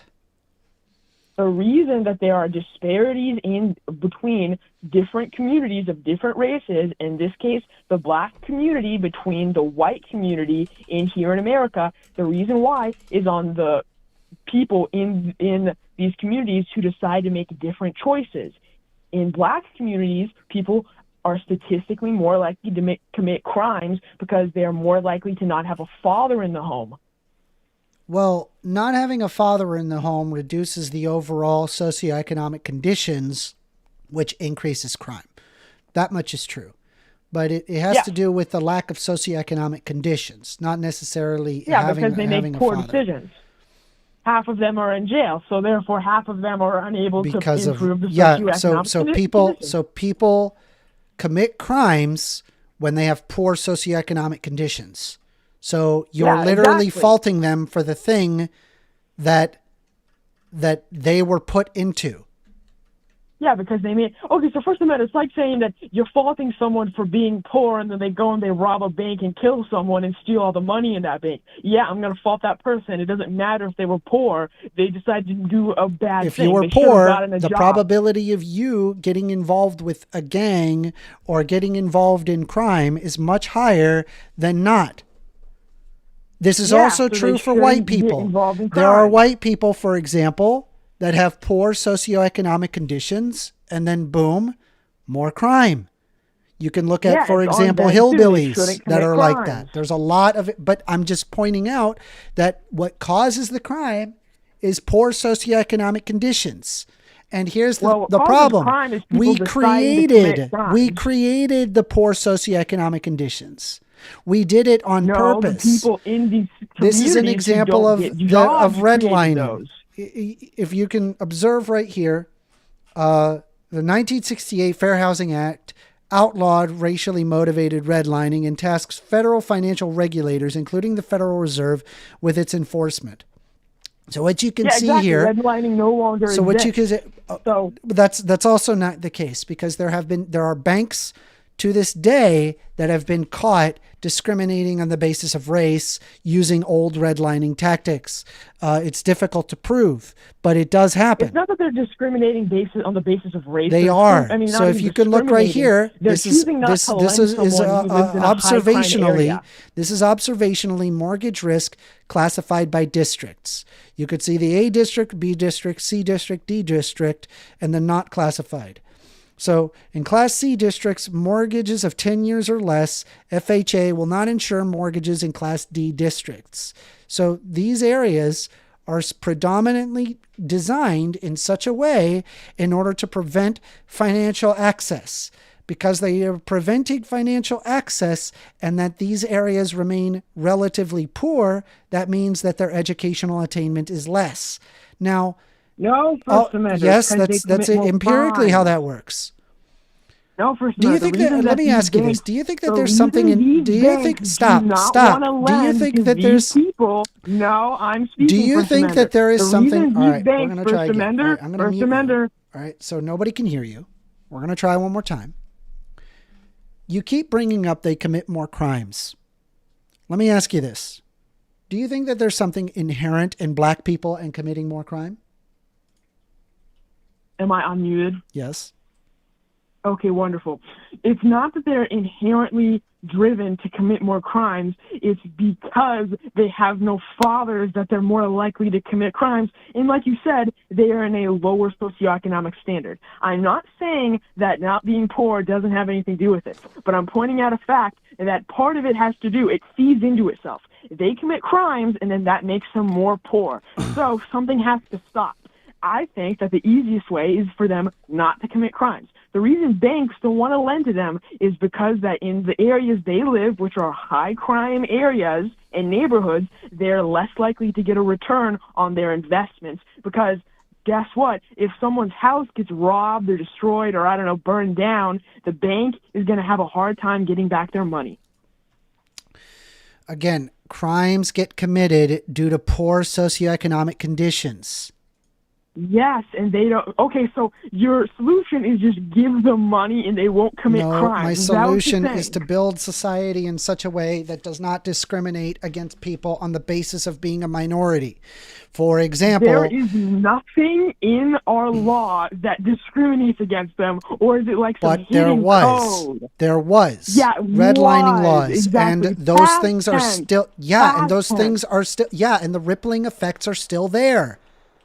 This was almost, You don't see in these areas of poor socioeconomic conditions just this perfect amalgamation of white and black people. It's literally exclusively minorities. The reason why it's exclusively minorities is because it was only in 1968 where this became outlawed. That means that the rippling effect is still there, aka white privilege. It's still there. It's observational, and this is across the entire United States. Are there any high crime, out of curiosity, Japanese or Asian areas, or like, because they're minorities too? Yes. Okay, so First Amendment, why is it that Asians, they are the highest, they make the highest amount of money, Asian families, per capita in America? Is it just because they have a number one, they have a very strong culture to educational attainment. Oh, there is also culture. Let me Maybe finish. if the Let me black finish. culture was Let me better. finish. Okay. Let me finish. Okay, let me finish. Okay. Fuck. Towards educational attainment. And number two is when you're talking about Asian Americans, you're talking about people that had the financial capability to leaving their home country to go to the United States. You're talking about people who already have high socioeconomic status. Okay, so back in the... So yes, that's a majority of Asians. Who built the railroads back in 1860? Asians. Chinese people. So if they were coming over here with all their China money or whatever like that, why did they have to build railroads for a living, dude? I'm saying today. Yeah, it is true that people who are coming into... Okay, yeah, and what's your point? Okay, my point is this. By that standard, I'm just pointing out that white privilege exists, and you're saying, no, it doesn't exist, even though you acknowledge the existence of these poor socioeconomic conditions. Black people who come from Africa, like Zimbabwe or, I don't know, South Africa or wherever, they're coming here in America, and why are they doing so well? Is it just because they have better socioeconomic status? No, because they have, yes, that too, but they also have a better The culture. reason why they were able to move out to go to the United States is because they had the money to do that. Yeah, so maybe So instead they of had committing good crimes, they should make socioeconomic money. status, and so then they do quite well because they start off with good socioeconomic status. But if you're born again, into a First Amendment. zip code that is particularly poverty-stricken, then the probability of your success is quite low. The reason why then is why because is it that educational Asians attainment did is so very well? poor. Why is it that the Chinese people who built the railroads are richer than ever? Why is it that they make so much Because money? they have Even though, several generations of being here in this country, and they have just a like higher black people who educational were here for several attainment. generations, just like the black people who have been here for several generations. There are black people that have been subjugated for several generations. That is not the case necessarily for Asian people. Black people Asian have been people free in weren't America historically for over discriminated 100 against years. as much as black people. It's not even close. Laws were put in place against Asian people for literally over 100 years. I'm already pointing out to you, I didn't say that they weren't. I'm saying that black people were subjugated against more. Okay, so even if it was more, how is it more? Like, is it just because of slavery, or are you saying that there were extra laws to be extra meaner to all the black people? Jim Crow. Yes, Jim Crow laws. Jim Crow applied to Asian people too. You think it that there were applied all to- the Asian people? It applied rubbing shoulders with mostly. all the It white applied people? mostly to brown people and other minorities. I agree with you, but I'm just An pointing out. Asian person can be brown. Have you ever seen a Mongolian before? Asians can fall under that category, dude. Yeah, but we don't have I got news for you. We don't have a whole lot of Mongolians here in the U.S. So I don't know what you're talking about. I need you to I need you to realize that you are aware that you go to Martin Luther King Drive and Rosa Parks Avenue, go anywhere in any of in any of the cities. What do you see there? You see a lot of white people there? I'm gonna assume we're gonna see a lot of crime-ridden, impoverished black people. Is that it? I'm asking you. What do you think you'll see there? I'm gonna assume black people because it's called fucking Martin Luther King, whatever. Okay, so if it's called that, do you believe that maybe it was designed? By a human being who designed it? Yeah. It's like, yeah. What do you mean it was designed? Yeah. First the Amendment, racist system was you live in a designed. house. Was that house designed by a person, you think? Yes. That house you live in right now? Yes. Okay, well, what's your point? Do I think that it was designed for black people to live there? Black people choose to live there. They can No, leave. they were You think that- physically moved. You need to look at redlining that laws to do you understand think that is right in now, fact First exactly Amendment, what happened. Right now, all these black people, they're just like forced to live in Martin Luther Alley or Martin Luther Town or whatever like that. They They're forced often there. They can't leave due to socioeconomic conditions. Yes. Then get a better job, dude. Like, it's as There simple as is that. no better job placement. Okay, They're here's in a what you do, poor First Amendment. socioeconomic condition. So you're telling me that no poor Opportunities are person quite has low, ever which is gotten why themselves people get out into of more poverty? crime, which is why people get no into poor gangs. person has which ever is gotten why out of poverty. Is that it, I First Amendment? You're never born poor? argued that. I said the probability is much lower. In fact, the number one determinant of success in the United States, unironically, is dedicated by zip code. As in, the zip code you're born in is largely the determinant of your socioeconomic status. Did you know That's that? what the stat says. The reality of That what is it the reality. What I just said to you it's is the your reality. Family. Now, it's your family. It's Yeah, your community. which has a You're born in specific zip code associated to it. They live somewhere, dingus. Well, yeah, no shit, they live somewhere. I'm Oh pointing my out God. to you how family I'm going to give you the values last and word, bro, culture but I matters more. am mentally exhausted from you. I hope you sound, I'm going to be honest with you. You sound like you're 15. And it sounds like, in my opinion, You sound like you're 12, allow me, dude. Like, let me what the finish. fuck? Let me finish. Okay. You sound like you're very young, and it sounds to me that you likely went down the Andrew Wilson, The alt-right pipeline. the alt-right pipeline. And What? all right, hold on. I got to mute you for a second. So it sounds like that you're going down the alt-right pipeline. And honestly, it's really sad to see because it's like you, as being as young as you are, I feel like that you shouldn't have this much prejudice. And I remember, like me as a kid, we didn't have that level of prejudice when I was growing up in the 90s. In fact, you know, it was quite common, even as early in my elementary school days, you know, they're sitting there and they're showing you different people, brown people and white people. And they're like, you know, it's just color. It's just color. We don't, you know, treat them any worse. I don't know why you're treating them worse. You shouldn't treat them better or worse. And it's sad to see a kid like you, because I don't think that, you know, you have like an inherent like bad person in you, but I'm telling you right now that the pipeline you're going down, it's an incredibly dark hole. And it's a lonesome hole, and it's a hole that will result in the subjugation of entire minorities of people. And I hope you pull yourself out of it. I really do. But I'll let you have the last word. Go ahead. Right. Thank you. So this all-right pipeline or whatever like that doesn't really exist. I'm just aware of the realities of the world. I haven't said anything bigoted or prejudiced. I'm not prejudiced. You're putting words in my mouth. I don't hate black people. I grew up in California. Literally every person I went to school with was freaking Hispanic. I'm not racist in any capacity. You're just assuming that of me. Anyway, if I was a black person, would you think I'm discriminating against myself, or I have like internalized racism or whatever like that? No, you wouldn't. It's yes, just I a would. tactic.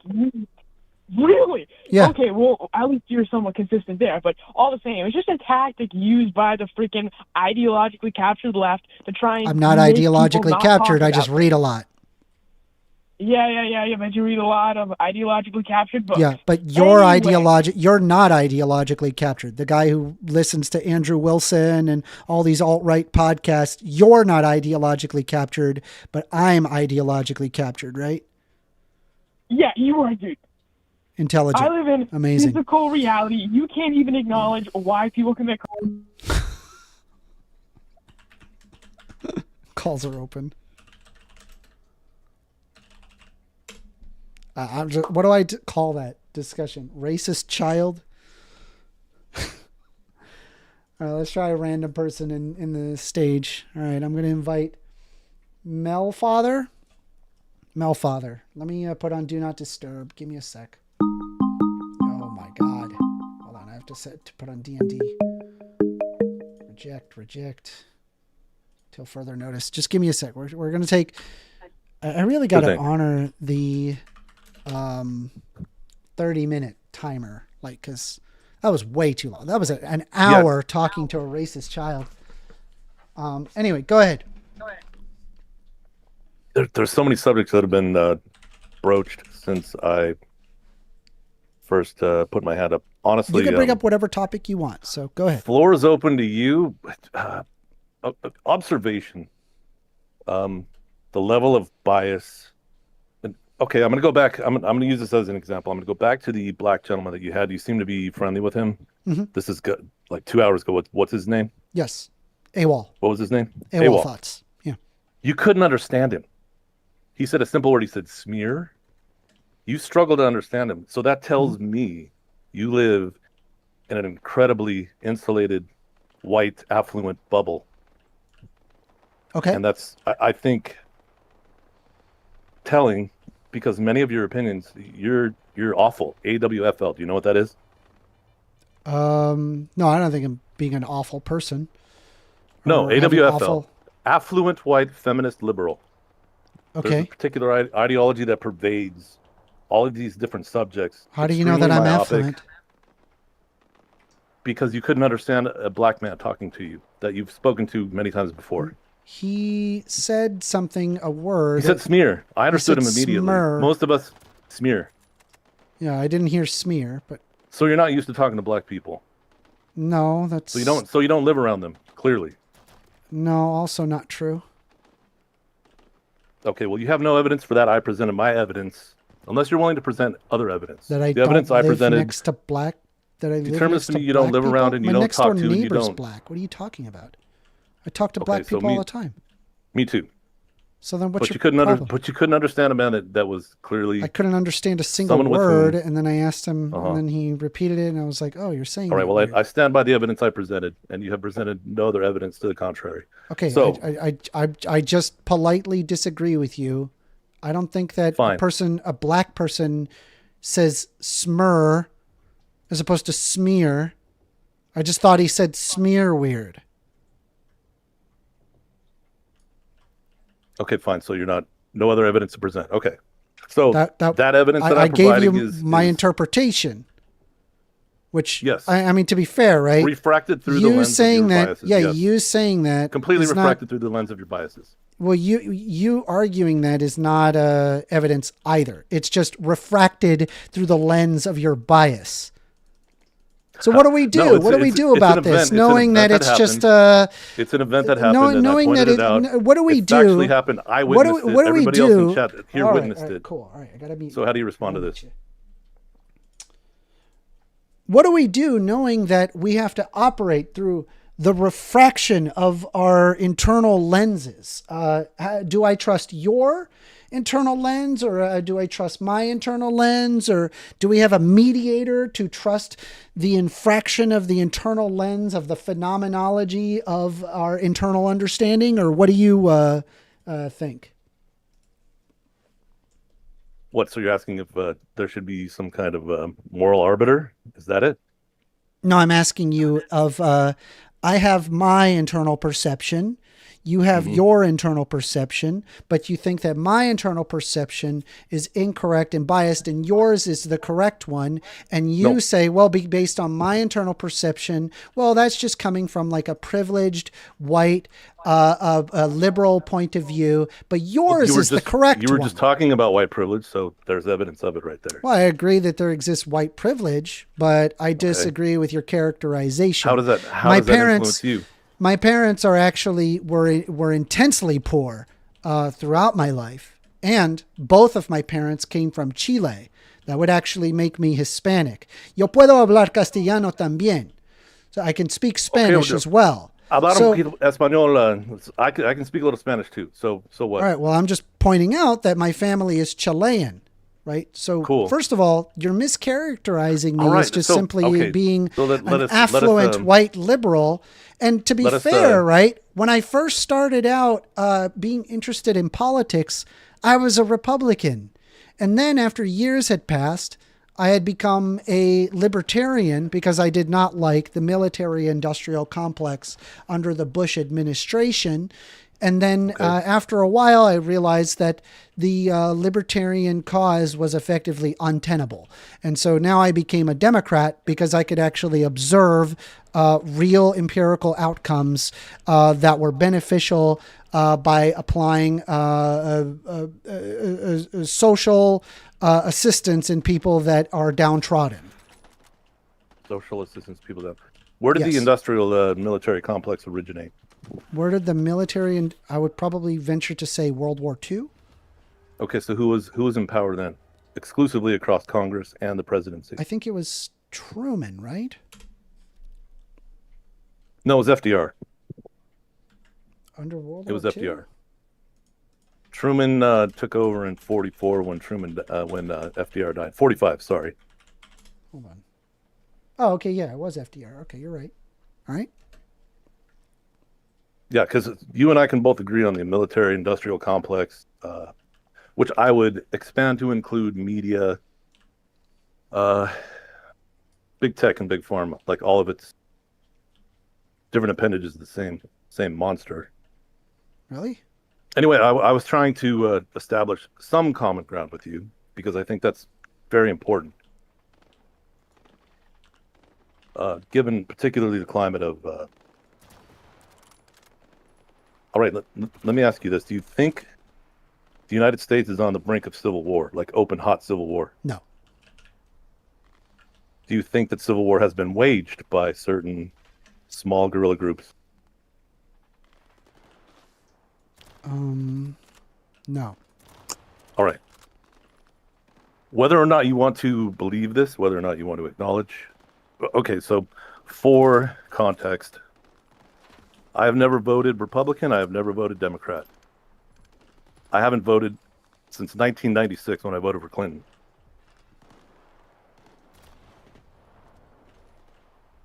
Okay. This being said, I consider myself as objective an observer of reality as you could probably find. I despise the Republicans. I loathe Democrats. Okay. They both have their issues without going into detail. Okay. This being said, civil war has been upon the United States for some time. It's just not being acknowledged.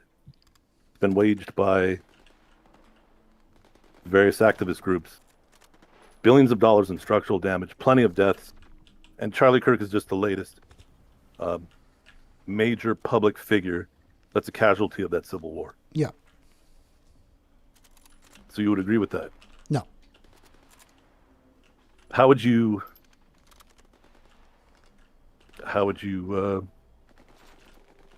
define that? How would you, and what framework? I don't would you place believe his I don't death? believe civil unrest is a civil war for starters. When I'm referring to a civil war, I would probably refer to where we had an actual civil war.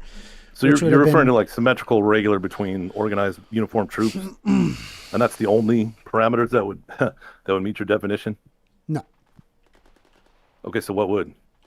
Yeah. So if you let me finish and not interrupt when I'm trying to explain myself, that would be helpful. Okay, let's not get meta here. Go ahead. So, I would refer to what would be an actual civil war, and the last time that we had a civil war was the right of states to have slaves, and how it was federally made illegal to own slaves. That's what I'm referring to when I hear civil war. Civil war, it just, I mean, there's lots of instances of civil unrest. Probably the heaviest and highest levels of civil unrest would have been under post the Civil Rights Act and prior, which you probably would have even much more vitriolic in the politics of the time than I would say today. Now, does that mean like today is particularly peaceful? All things considered, like if you look at the entirety of U.S. history, yes, it is relatively peaceful. With that being said, were things more peaceful in the past? Yes. I think things are getting more vitriolic today than, say, if I were to go back in 2008. I think it's really important that, I mean, I don't have any control over other people or what they do, but I try to tell people to tone down the rhetoric, both on the right and the left, to hopefully avoid more bloodshed in the future. I've been watching you for several hours today. I cannot agree with you that you're trying to tone down rhetoric. Okay. Like what should I tone down? What should you tone down? Yeah. God, it was. You don't agree? The precise verbatim thing that you said, but you were laughing. Like you're yet another one of these people laughing at Charlie Kirk. You were laughing today about it. I don't remember exactly Charlie Kirk's death? Yeah. No, I'm not. Something I don't find it funny that Charlie Kirk died. I know you keep. I don't you believe keep he saying that, deserved but to die. You still call him like an evil, hateful person. Do you Yes, think he that is has... an evil. He's a terrible person. Yes. Honestly, I don't know a whole lot about him. Yeah. And have you met him? Did you ever meet him? No. Did you ever have a conversation with him? No. Don't you think it's a bit extreme to formulate such an opinion of someone whom you've never met? Yes. It's no, Okay, no. so I'm sorry. I'm so sorry. you're Let me admittedly repeat extremist. that. Hold on. Let me repeat that. No, that's, Dude, I misheard what you said. I think you spoke honestly. I misspoke. I think you did. No, I misspoke. No, I don't think it's extreme to attribute things based on things people did. Have you? Let me. I mean, we could already confirm that very easily. Have you ever met Jeffrey Epstein? Oh, no. Do you find Jeffrey Epstein to be a good person? I find him to be... I don't think we know anything about him, to be honest with you. I'm asking you, can you attribute any characteristics to Jeffrey Epstein, I'll positive or say negative, this. knowing I'll that say you've this. never met him? Nothing that I know about him I think is real. Everything put out in the media is what? He's a construct. Hold on. Okay, I'm not asking you to go into. I'm not asking you to go into conspiracy mode. I'm asking you.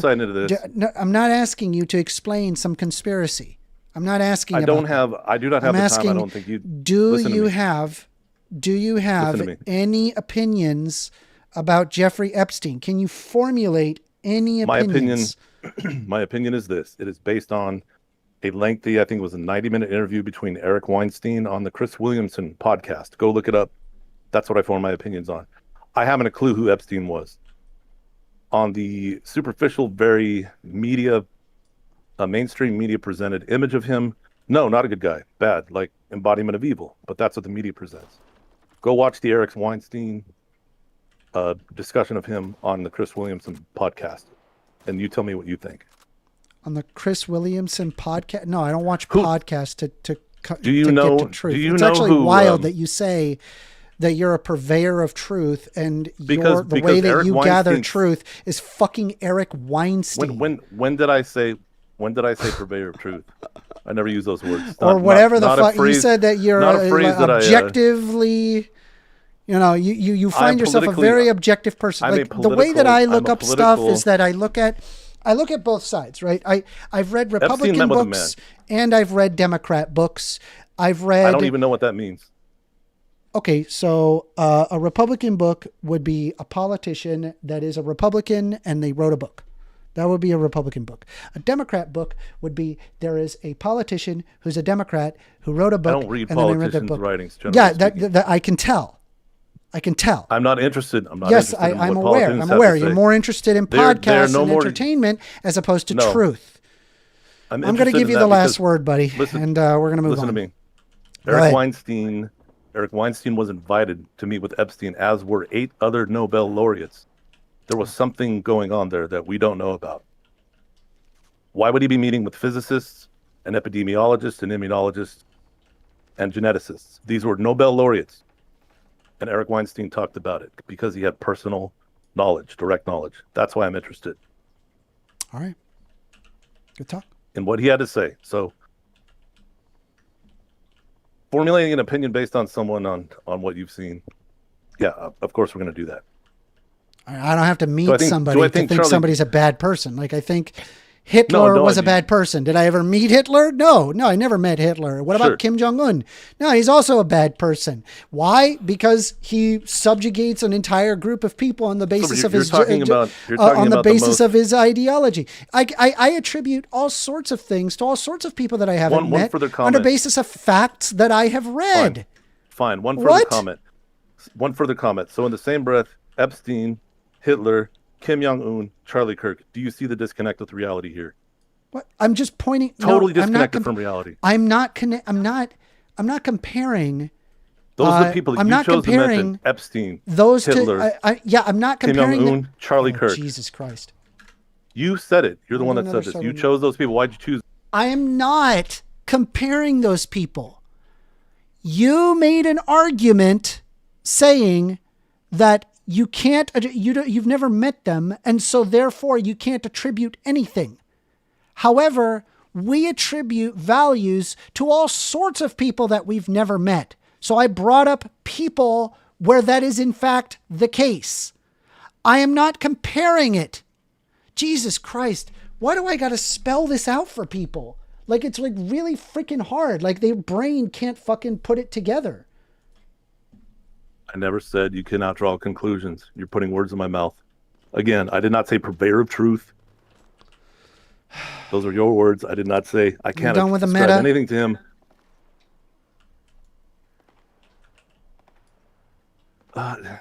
This is look, okay. There's a storm coming. I'm the weatherman. Okay, weatherman. I'm with you. I'll get my tinfoil hat. I did not create the storm. Just for you, buddy. Did not create it. Yeah. You can mock me if you wish. I'll get my tinfoil hat. I'm ready. I'm with you. You're the one seeding the clouds. Yeah.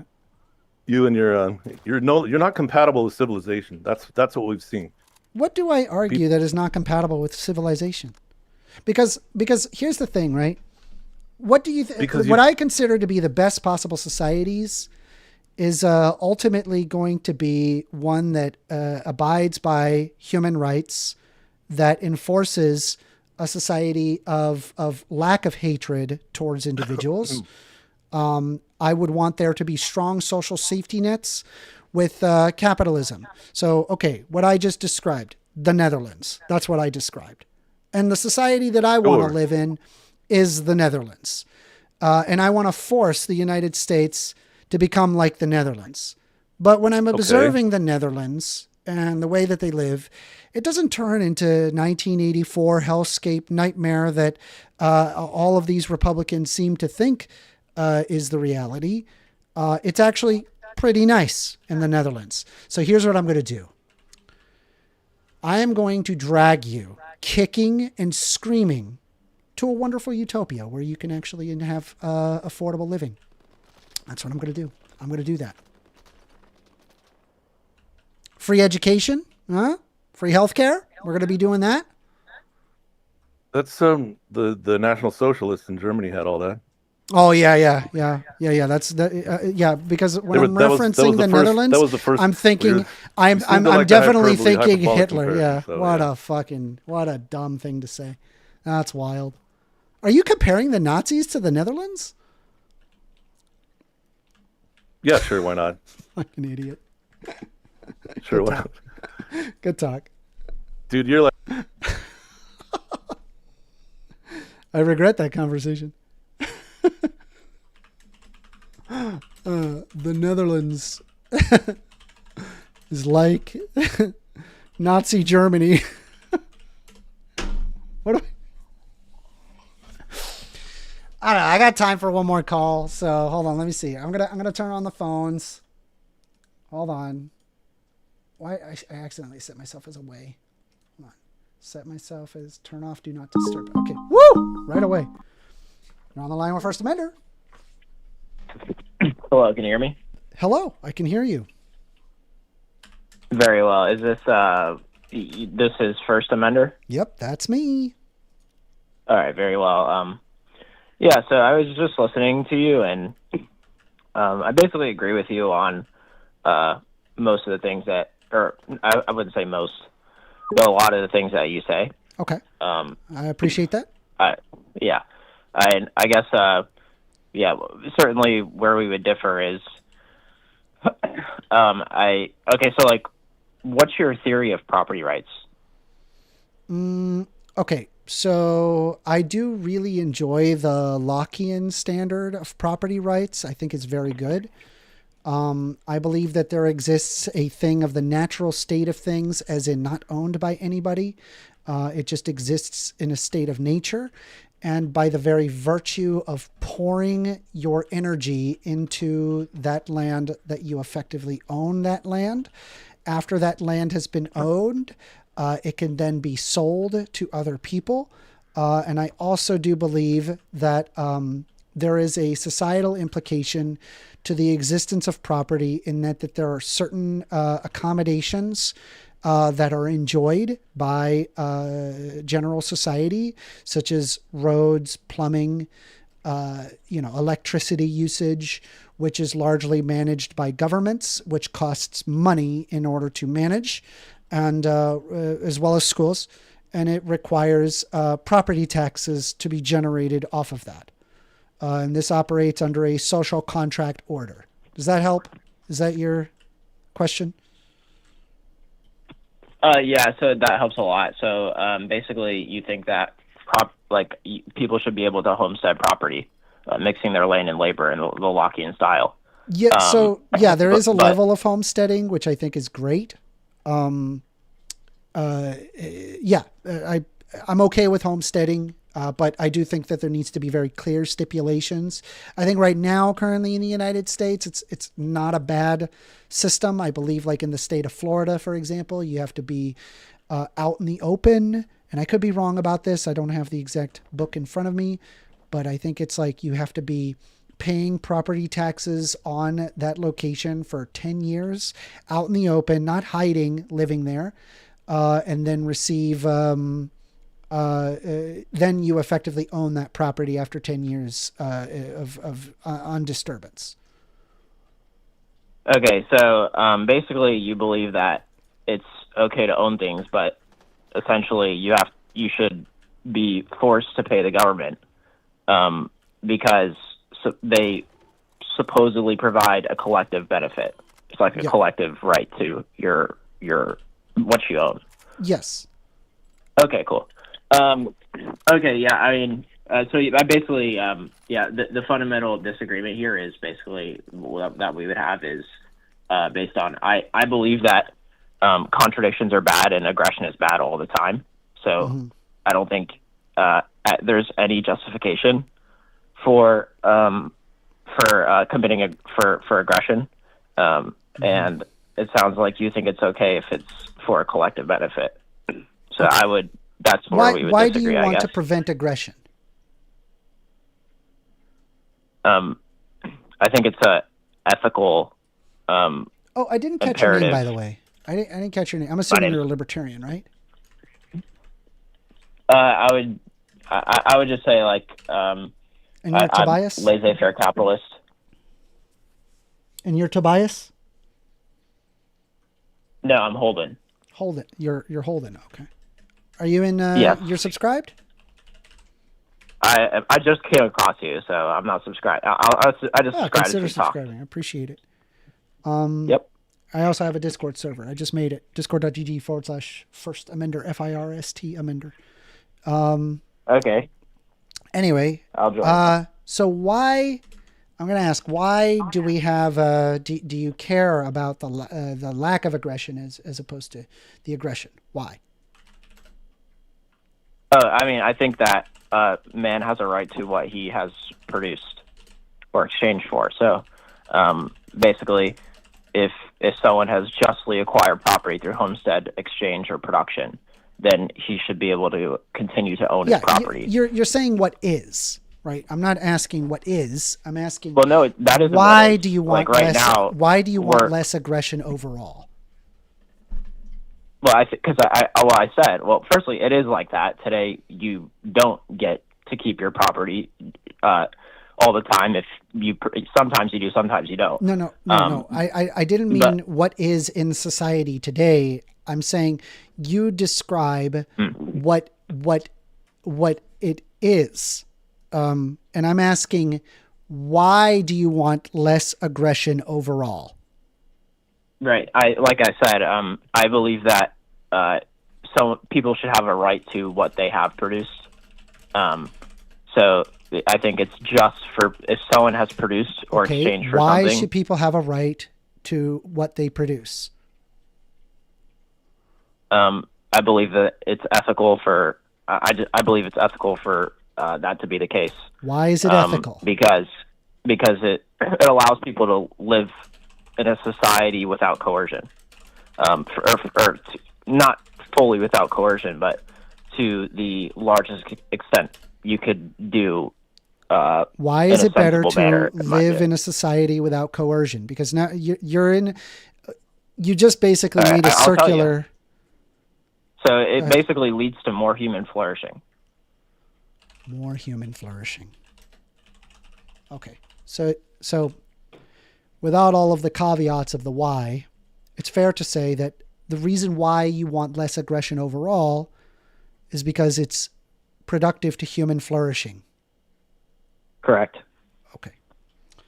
So would you say people not having enough to eat, is that conducive to human flourishing, or is it reduces human flourishing, not having enough to eat? Okay, so I guess if factors of production are aligned most productively, then you'll have a tendency for the correct amount of food to be produced, which doesn't guarantee that everybody will eat, because there's no guarantee that everybody. That wasn't my question whatsoever. I'm asking you, does not having enough to eat reduce or produce human flourishing?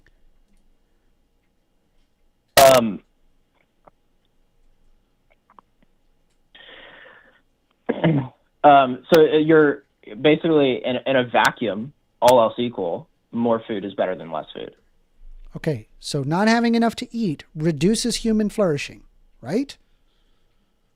All else equal, more of a commodity is preferred to less. So yes. Okay. So what if I told you that we have a program called SNAP benefits where people are able to get the funding that they need in order to feed themselves as well as their kids. And the way that we do that is that we coerce people out of their taxes to then feed these people who don't have enough. Right? And I just want to try a quick thought experiment with you. Let me take a look here. Let me see if I can pull it up. I'm going to pull up my paint. Hold on. Give me a moment. So say we got, society A and society B, right? And in society A, we got this thing called SNAP benefits.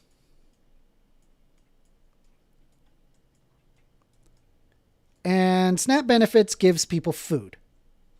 Lots of people food. So more food. Okay. But in society B, without SNAP benefits, it makes less food. Mm-hmm.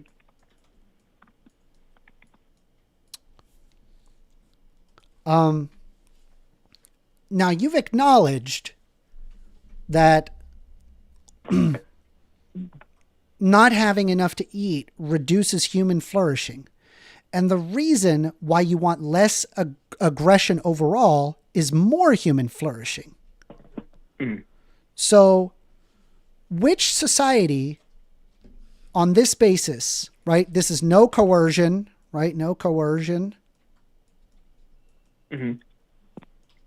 And then this one has coercion. Which one would you say is a better society? Which one lives a better society, would you say? Society B. Really? How do you figure? Yes. Less people are eating. Well, you gave me one criteria for, you said basically is more food better than less for human flourishing? And the answer is in the positive. So that's one thing, right? About one thing that could be produced. Or I guess it's a number of things that relate to that umbrella of food. But there are plenty of other things that could be produced. So perhaps. Yeah, take for example, instead of there being food, right? What do you think? Do you think having less food increases crime? Probably. I haven't looked into the empirical data. 100%. It causes more crime. Does it increase baby deaths? Probably so. All right. So it increases death. Does it result in more dangerous actions such as drug use and prostitution? Could be. All right. So again, I'm looking at society A that has coercion that doesn't have these problems. But in society B, it has these problems. But you're saying that this society with no coercion is better. So no matter what system that you have, you're going to have people that don't have what you would say is a sufficient amount of food. Well, we actually do. We produce more than enough food for people, but the problem is that people have poor socioeconomic conditions which prevent them access to food. My mom was one of them. My mom had to separate from my dad because my dad wouldn't do anything. He didn't get a job. And my mom had to separate. And during the time that she was single and taking care of 2 children, she needed to get food stamps. And so I was fed with food stamps. She would not have had the ability to feed me if it weren't for food stamps. So I could have likely have been one of these children that could starve to death as a result of there not being the SNAP benefits program. Also, just FYI, the amount of money that is actually poured into SNAP benefits pays off, because it turns out that when you actually pay for SNAP benefits, educational attainment goes up. And because educational attainment goes up, that also means that these people end up paying higher in taxes later on in their life, which means that it actually makes money for the United States government to invest in SNAP benefits than it is to not. Okay, yeah. So you're jumping to a lot of stuff here that it would be very hard to argue against this. It'd be very hard. It'd be very difficult to theorize like that, to put this all together. So let's just because I got news for you, man. I read my Rothbard. I read Mises. I read Ayn Rand. Okay. I read the libertarian philosophies. Can you tell me what Rothbard would say about this then? He would Can you tell me what Rothbard would say? He would likely say that under no coercion, people would basically have the money, and that people just wouldn't go hungry because people would have the money from the lack of taxation. Okay, well, that wouldn't be his primary argument, but that would be something that he would argue, yes, that people would have more money because of taxation. That's true, but his primary argument would be that, okay, so imagine that 100% of factors of production were used for food production. Yeah. If you did that, then everybody would die of thirst. Yes. Nobody would have any shelter. Nobody would have. Yes. So basically, you would have an economic calculation problem. Well, I have no problem with arguing against centralizing economics. I don't argue for in favor of a central authority to deal with the invisible hand. I am a capitalist at the end of the day. I just think that the government can be a useful tool in improving people's lives. Are you familiar with the economic calculation problem? I remember hearing about this. Can you refresh me? I may remember it. So yeah, the economic calculation problem is basically this problem raised by Ludwig von Mises, who wrote an article in around 1920, basically saying that if factors of production aren't exchanged, so if economy doesn't have a capital market, so like factors of production, capital goods aren't being exchanged, then you can't have profit and losses for projects. So you can't tell how urgent the factors of production or how value productive factors of production are for whatever employment they're in.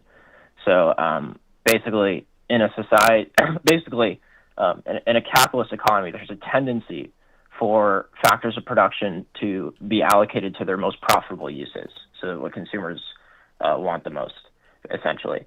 So whenever you have a system where you have a mixed economy, or the government let's say we have SNAP benefits, all else equal, more factors of production will enter lines that are different from the unhampered level, where factors are tending towards what consumer wants are, and now they're tending towards the new equilibrium, because taxes are compatible with equilibrium.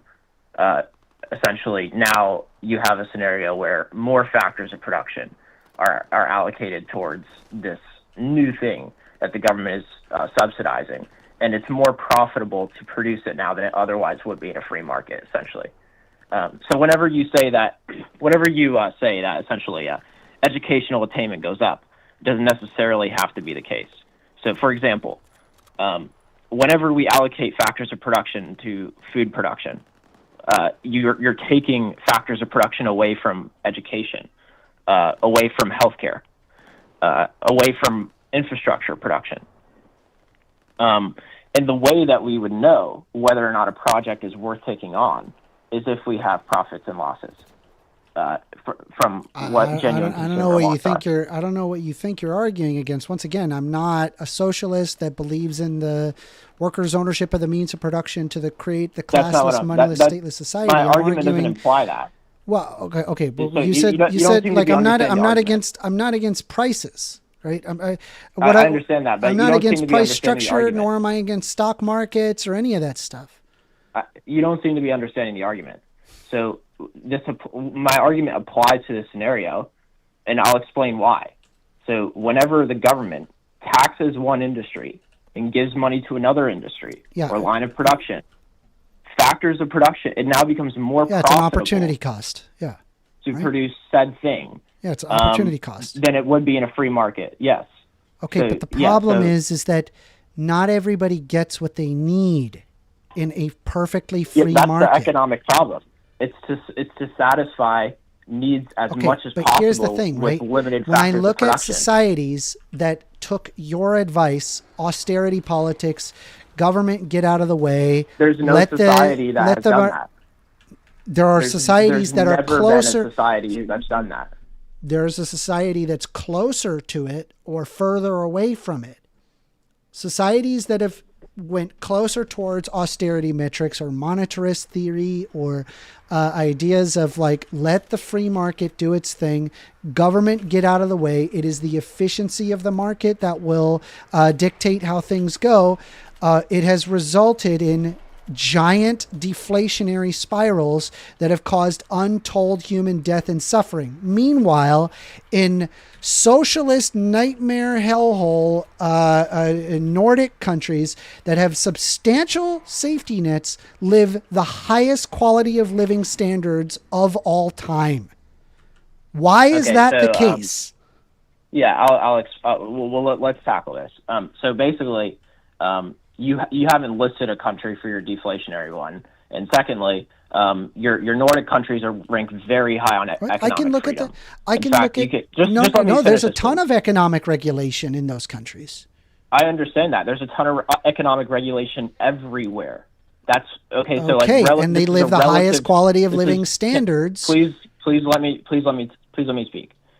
You can, if this is a relative question, it's not an absolute question. Nobody has laissez-faire capitalism, right? It's a relative question. Well, we did in Guatemala with the Chiquita Banana Corporation. Didn't turn out too well. The relative freedom. We did have anarcho-capitalism in Guatemala with the Chiquita Banana Corporation. Can I please finish this point?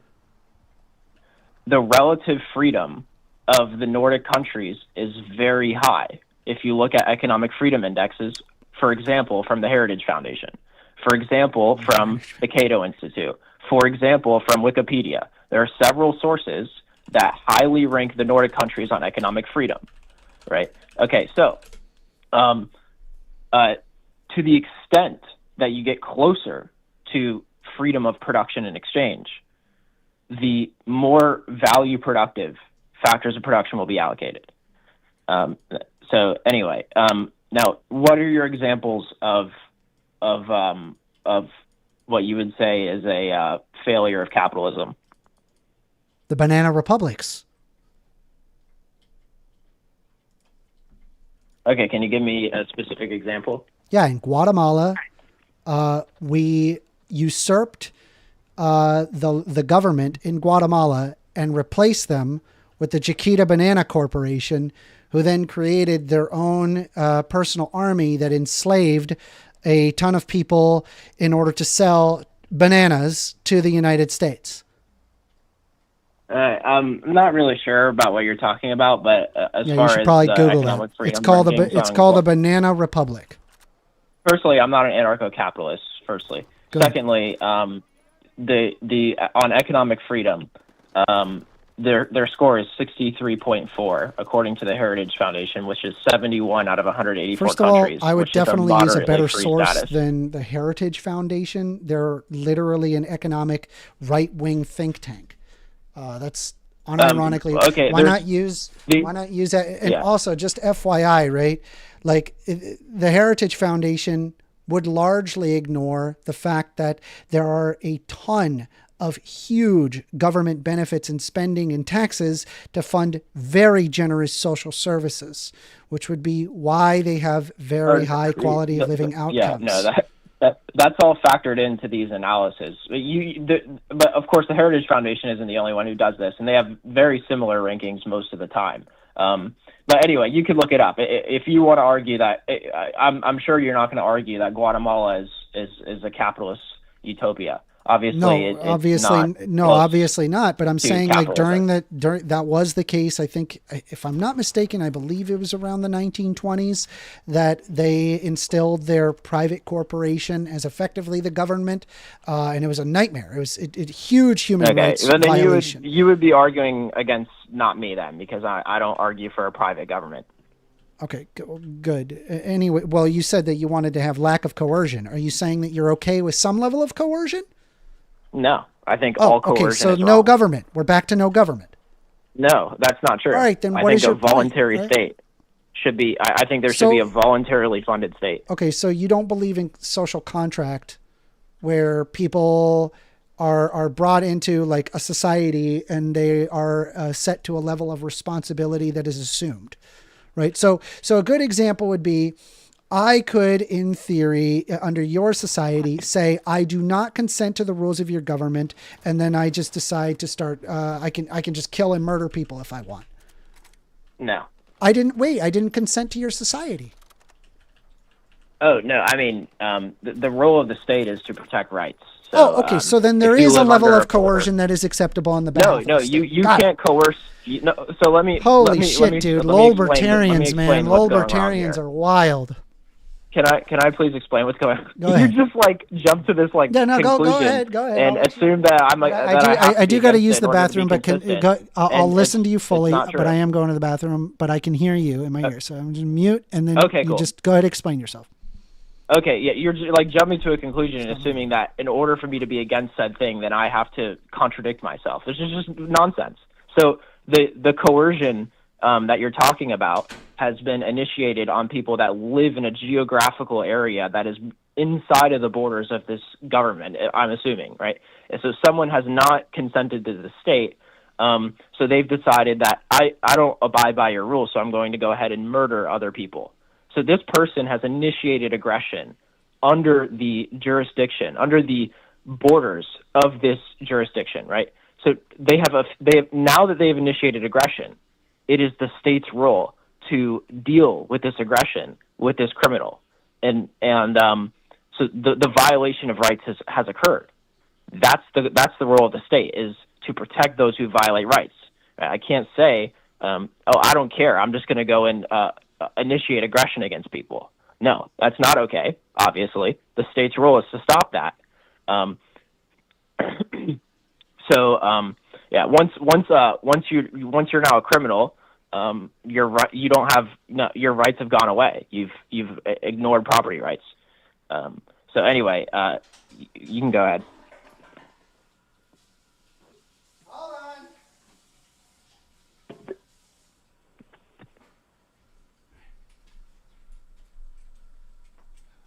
Sorry about that. You're good. With what money? How are they going to do that? Whatever the market decides on. What do you mean, whatever the market decides on? For example, the government. What are they doing? How do they defend your rights? Well, they would have a police force. How are they paying those police? With voluntary funds. Voluntarily so hold on. funds. What if everybody doesn't volunteer to their money? Then the government is illegitimate, and then the society is. So then we have no police. Yeah, it's required for voluntary donations. Okay, so it's just Mad Max. You just argued Mad Max. No, I didn't. All right, now here's what I argue, right? No. I know you don't argue Mad Yeah. Max. I'm saying that the implication of your society is Mad Max. No one has a desire to pay more in taxes than what they owe. They're just going to do the least amount of taxes possible. So if it becomes voluntary to how much taxes they pay, largely speaking, people will pay nothing. And because people would pay nothing, you have no police. And because you have no police, you just created a society where you just effectively have anarchy, where you just have whoever has the material conditions necessary to violently overthrow whatever region they want. You just created, I don't know, like the Congo or like you just made Mad Max. That's all you did. Yeah. Yeah, I mean, yeah, you're right. If okay, they don't so pay, there's a level of coercion, it would be a terrible problem. Yeah, there's a level of coercion, which is necessary in order to uphold society, which I call social contracts. And taxation is just to be able to ensure that you live a consistent society. I swear it's so often that you have libertarians argue contract law, but have no means of defending it. A contract is just a piece of fucking paper. The way that it's defended is force, coercion. And the way that you do that is through taxes, through money. You pay money for that. Understand? Okay. Yeah. So, you're obviously, I'm not disagreeing with you that if you can't pay if the state's not paid, then you dissolve into this disaster. Yeah, I mean, I agree. Obviously, when I first got on the call, as you were listening, my goal was for human flourishing. So if I thought that this government was not going to be paid, then I wouldn't advocate for the system, obviously, because it would not be conducive to human flourishing, obviously. So it would obviously be an implication, and you could easily infer that I would think that it would be the case this government would be paid. The societies the societies that have the highest human flourishing are societies that have significant social safety nets. And when I bring up SNAP benefits, we know SNAP benefits work. In fact, it actually makes the government money to provide SNAP benefits. And the people who desperately need it the most, those are the people that are receiving it. And that is conducive to human flourishing, as can be observed by not just the various programs from Medicare, Medicaid, SNAP benefits, Pell Grants, as well as various Nordic countries that have significant social safety nets. We can empirically show this to be the case.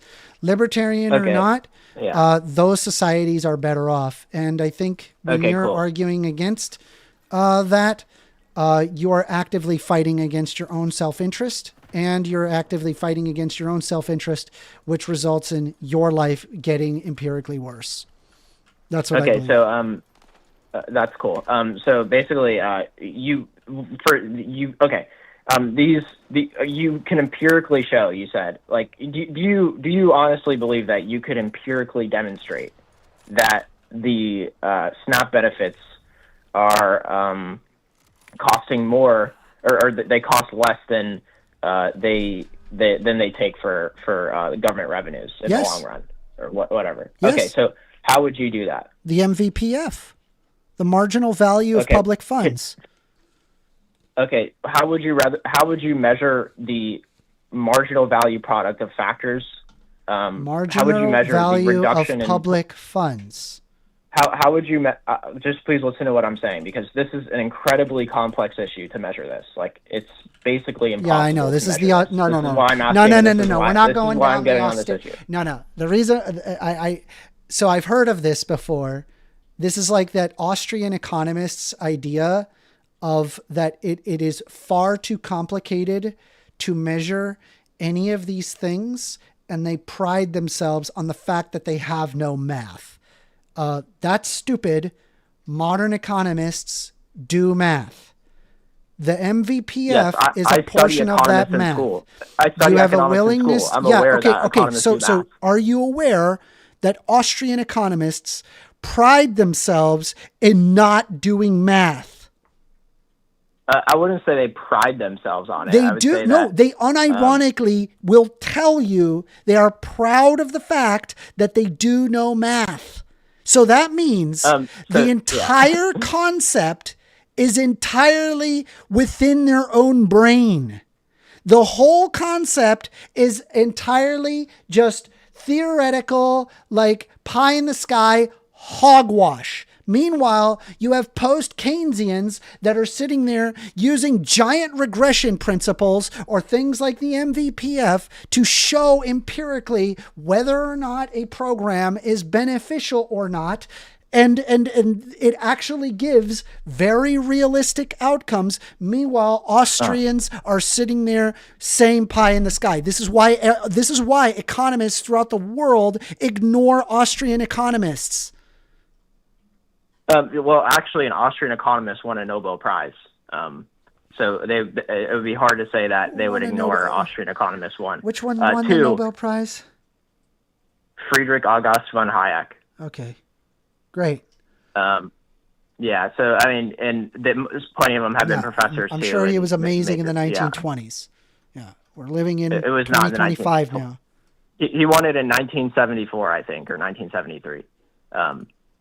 But anyway, Milton Friedman print. Anyway, yeah. Listen. The end result is that